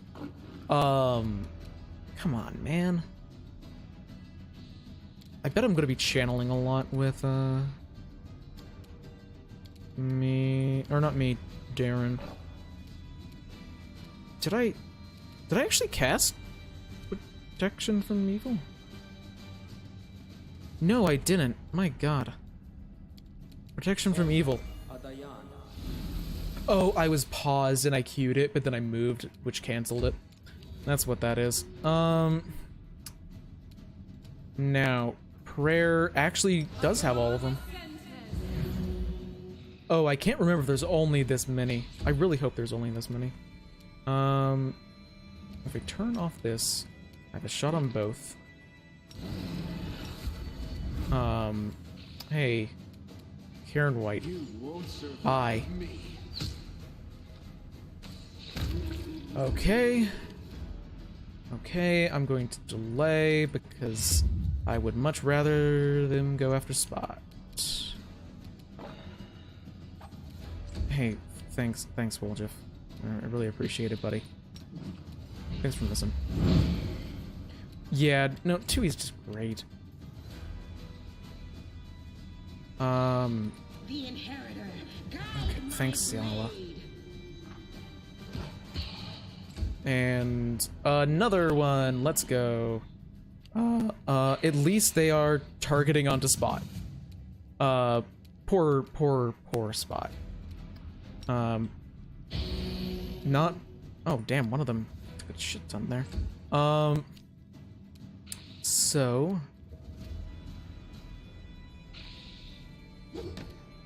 Okay. And yeah, let's get another key point out. I love Barbarian Archer Lan. It's so weird.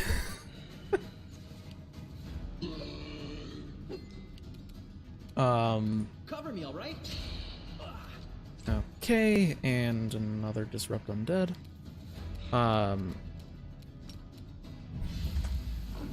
Yeah, I'm not generally on the player or the GM side of things, so I can't exactly say exactly how easy it truly is to adjust encounters, but I've heard that, you know, it almost feels like Paizo actually cares about GMs and doesn't just tell them to do all the work themselves. What a novel concept. Yes, that is something. I'm not certain if you have had people recommend this site to you yet. PF2Easy is your friend. You will use PF2Easy to help with encounters. It's just really good. It has access to like every single enemy in the game. You can say, how many party members do you have? And then come up with everything. It's such an amazing resource to use, and really, I cannot recommend it enough. There's also I'm pretty sure, yeah. I'm forgetting what it was, but Nash said it earlier. Mimic Fight Club, that's it. Yes. Yes, Mimic Fight Club. My brain has rotted over the past 5 hours. But I think that is actually every single thing to do in Act 1 before the next two situations, as it were. So let's head back to the Defender's Art.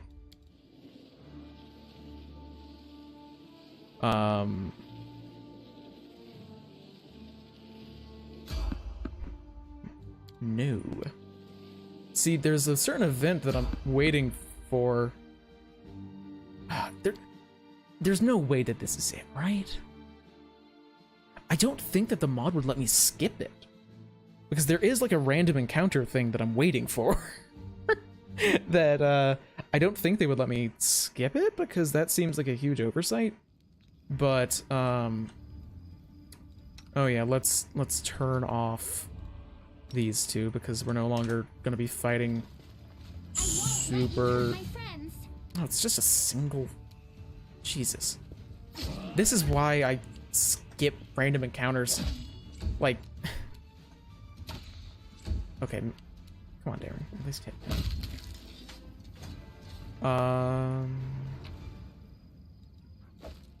Like, yeah, I'm missing out on money because I'm not looting everything, but yeah.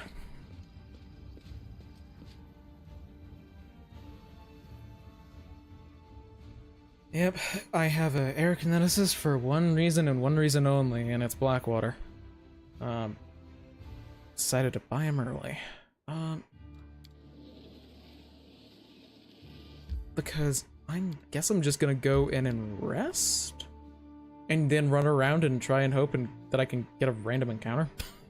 A specific encounter. And then that's gonna be where I'm gonna be stopping the stream. So we are close. We're very close, really, to stopping the stream.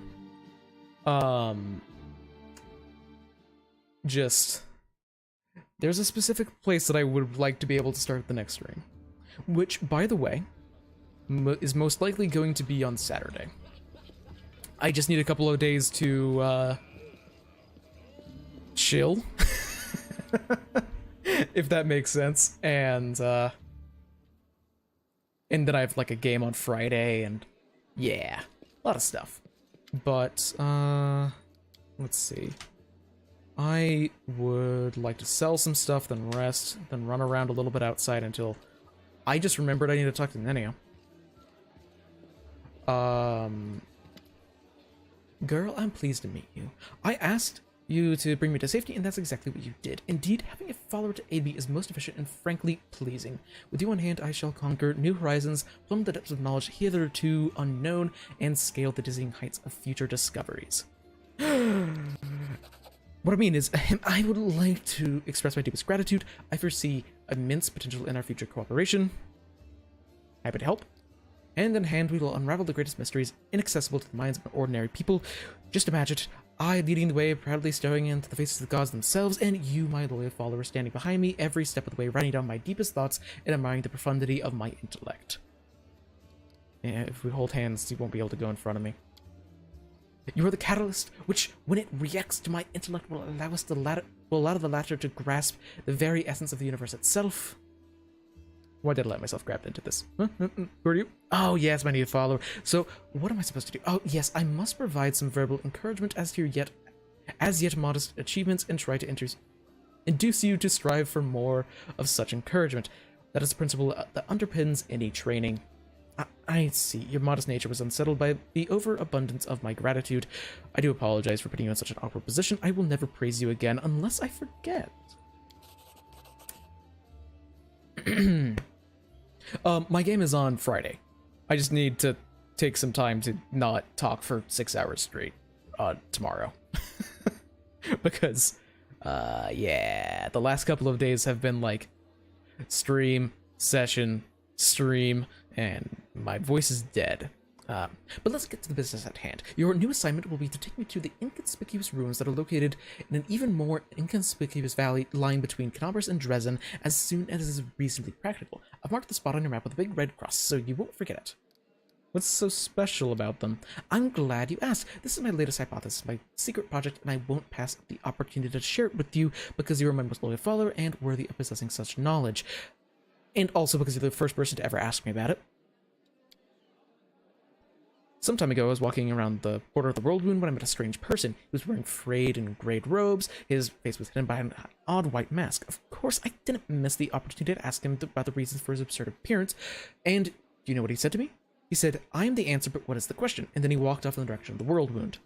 The next day, after I'd already forgotten about the first encounter, I had a similar encounter. This time, I met an elven woman, judging by the pointed ears sticking out from behind the mask. I am the answer, but what is the question? And then she's before taking off towards the world wound. And then I realized everything became clear to me. I know Mister when I see one. Consider this one of my myriad talents. After all of these geysers weren't simply on their way to a costume party, were they? After examining several maps, I determined that they were all heading to one location. To a place not far from Knobers, a place which is marked as nameless ruins even on ancient Sarkonian maps. That's where I need to go, unraveling the secret of a place that will be my greatest discovery. It will secure my place in history, or perhaps even in legend. How do you find a beehive in the forest? You need to catch 2 bees, let them free in 2 different locations in the forest, and remember the directions in which they fly. Then you find a map and draw lines showing the bees' routes. The place where they intersect will mark the location of the beehive. Fascinating, yeah? By the way, forest bees do not make any honey. I used the beehive principle here too. After a couple of months, I tracked strange people in masks and observed the directions in which they were traveling. I collected the coordinates, mapped their estimated routes, and made a discovery. All of them intersected at the nameless ruins. I was gonna say you need a hobby, Ninio, and then I realized like this is your hobby, which is kind of sad. But what do you expect to find there?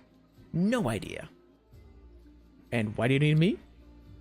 Don't you see? This is a legendary secret place. Who knows what will happen to me after I lift the veil and uncover the workings of the universe? My mortal body may be unable to contain all the knowledge, or perhaps I will ascend and become equal to the gods themselves. I need to write everything down. Write down everything that happens. Report my fate to the interested parties in Absalom, and please don't forget to praise me as I deserve while you're there. You know, they might just be ruins, right? In that case, we can just write off the experiment as a failure and start another one. I don't know which one I'll try next. Well, now you know, so off you go. Wait, did I just make a rhyme? Perhaps I just a new poetic talent for myself. Let's conduct an experiment. Please say any word and I'll try and find a rhyme with it right away. Whatever. Not clever. Now or never. Not the best rhyme, don't you think? Well, this experiment was unsuccessful. We learned that I have no poetic talent at all. Oh my god, talking this fast after 5.5 hours hurts. But that's no reason to despair. Having a gift for poetry in addition to my inexhaustible intelligence would have been a little bit too much. Besides, I'm catastrophically busy and have no time to spend writing poetry. Well, I gotta go.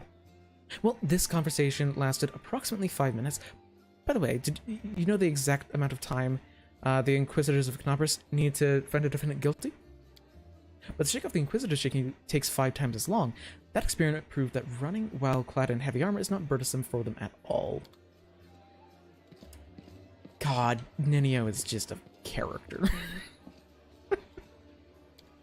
But, oh, wait. Oh no, did that actually spend the time resting? I didn't actually want to spend the time yet. I wanted to... That didn't seem like it spent time. Well, I mean, it passed hours, but we're gonna need to pass some hours anyway to actually rest. I just want to double check that I'm happy with all my spells. Because if I have 10 minutes for protection from evil, I'm not actually at a level right now where Shield of Faith provides more of a bonus to AC. Because it's still a 2 deflection when protection from alignment or protection from evil gives a +2. So I think I'm still better off relying on that. Instead I can get a divine favor and like...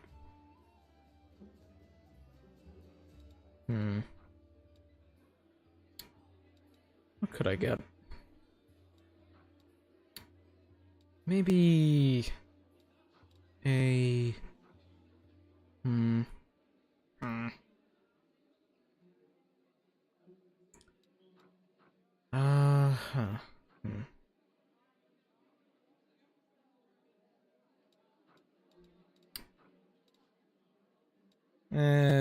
Screw it, let's just get in the Divine Favor. Divine Favor is a good, very good weapon. Or, good spell. Not weapon. Let's see, I could get a Resist Energy, Shield of Fortification. Weapon of Awe, how long does that last? Oh. Sacred bonus on damage rolls, and if they get it shaken. That is actually really good. But a line weapon is probably better. Because there are going to be demons that we end up fighting that have like DR10 good. Yeah, okay. And here, yeah, prayer is probably the best. Yeah, okay.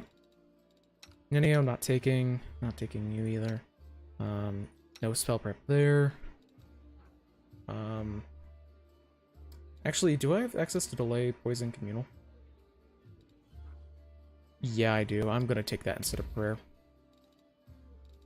Just being able to pop that before a very long fight to then allow people to the entire party to be immune to disease is very, very strong.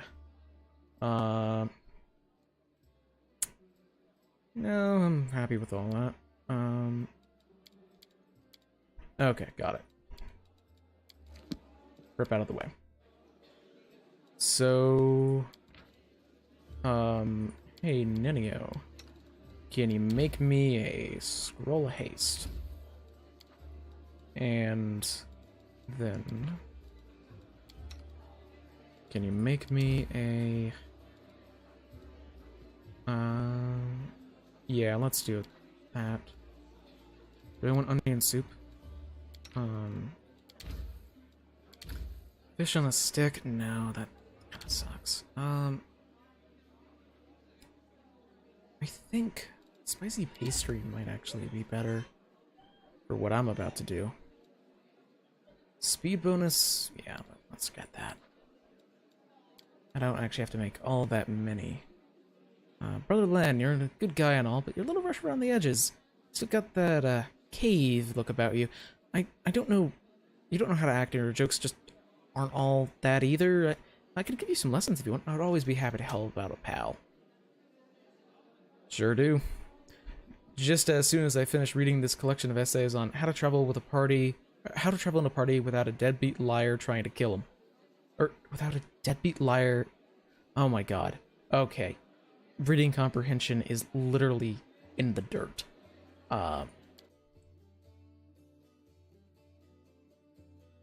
Okay, just a couple more things. Then, hopefully, just a couple more things? Oh, demons are attacking. Oh, okay.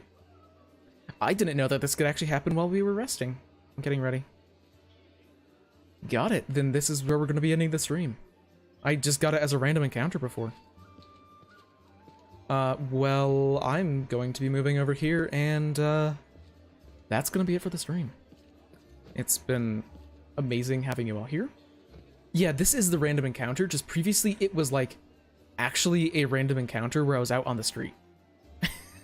I know that it's time-gated. I just assumed that it was only... I just didn't think that there was going to be an option, like a way for it to trigger when you were in the Defender's Heart. Which in retrospect makes no sense.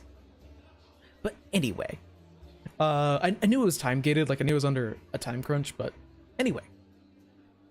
It's been excellent having y'all here, it's been a blast, and next stream is going to be on Saturday, and yeah, thanks for watching, and until I see you next, live a wonderful life. So, bye.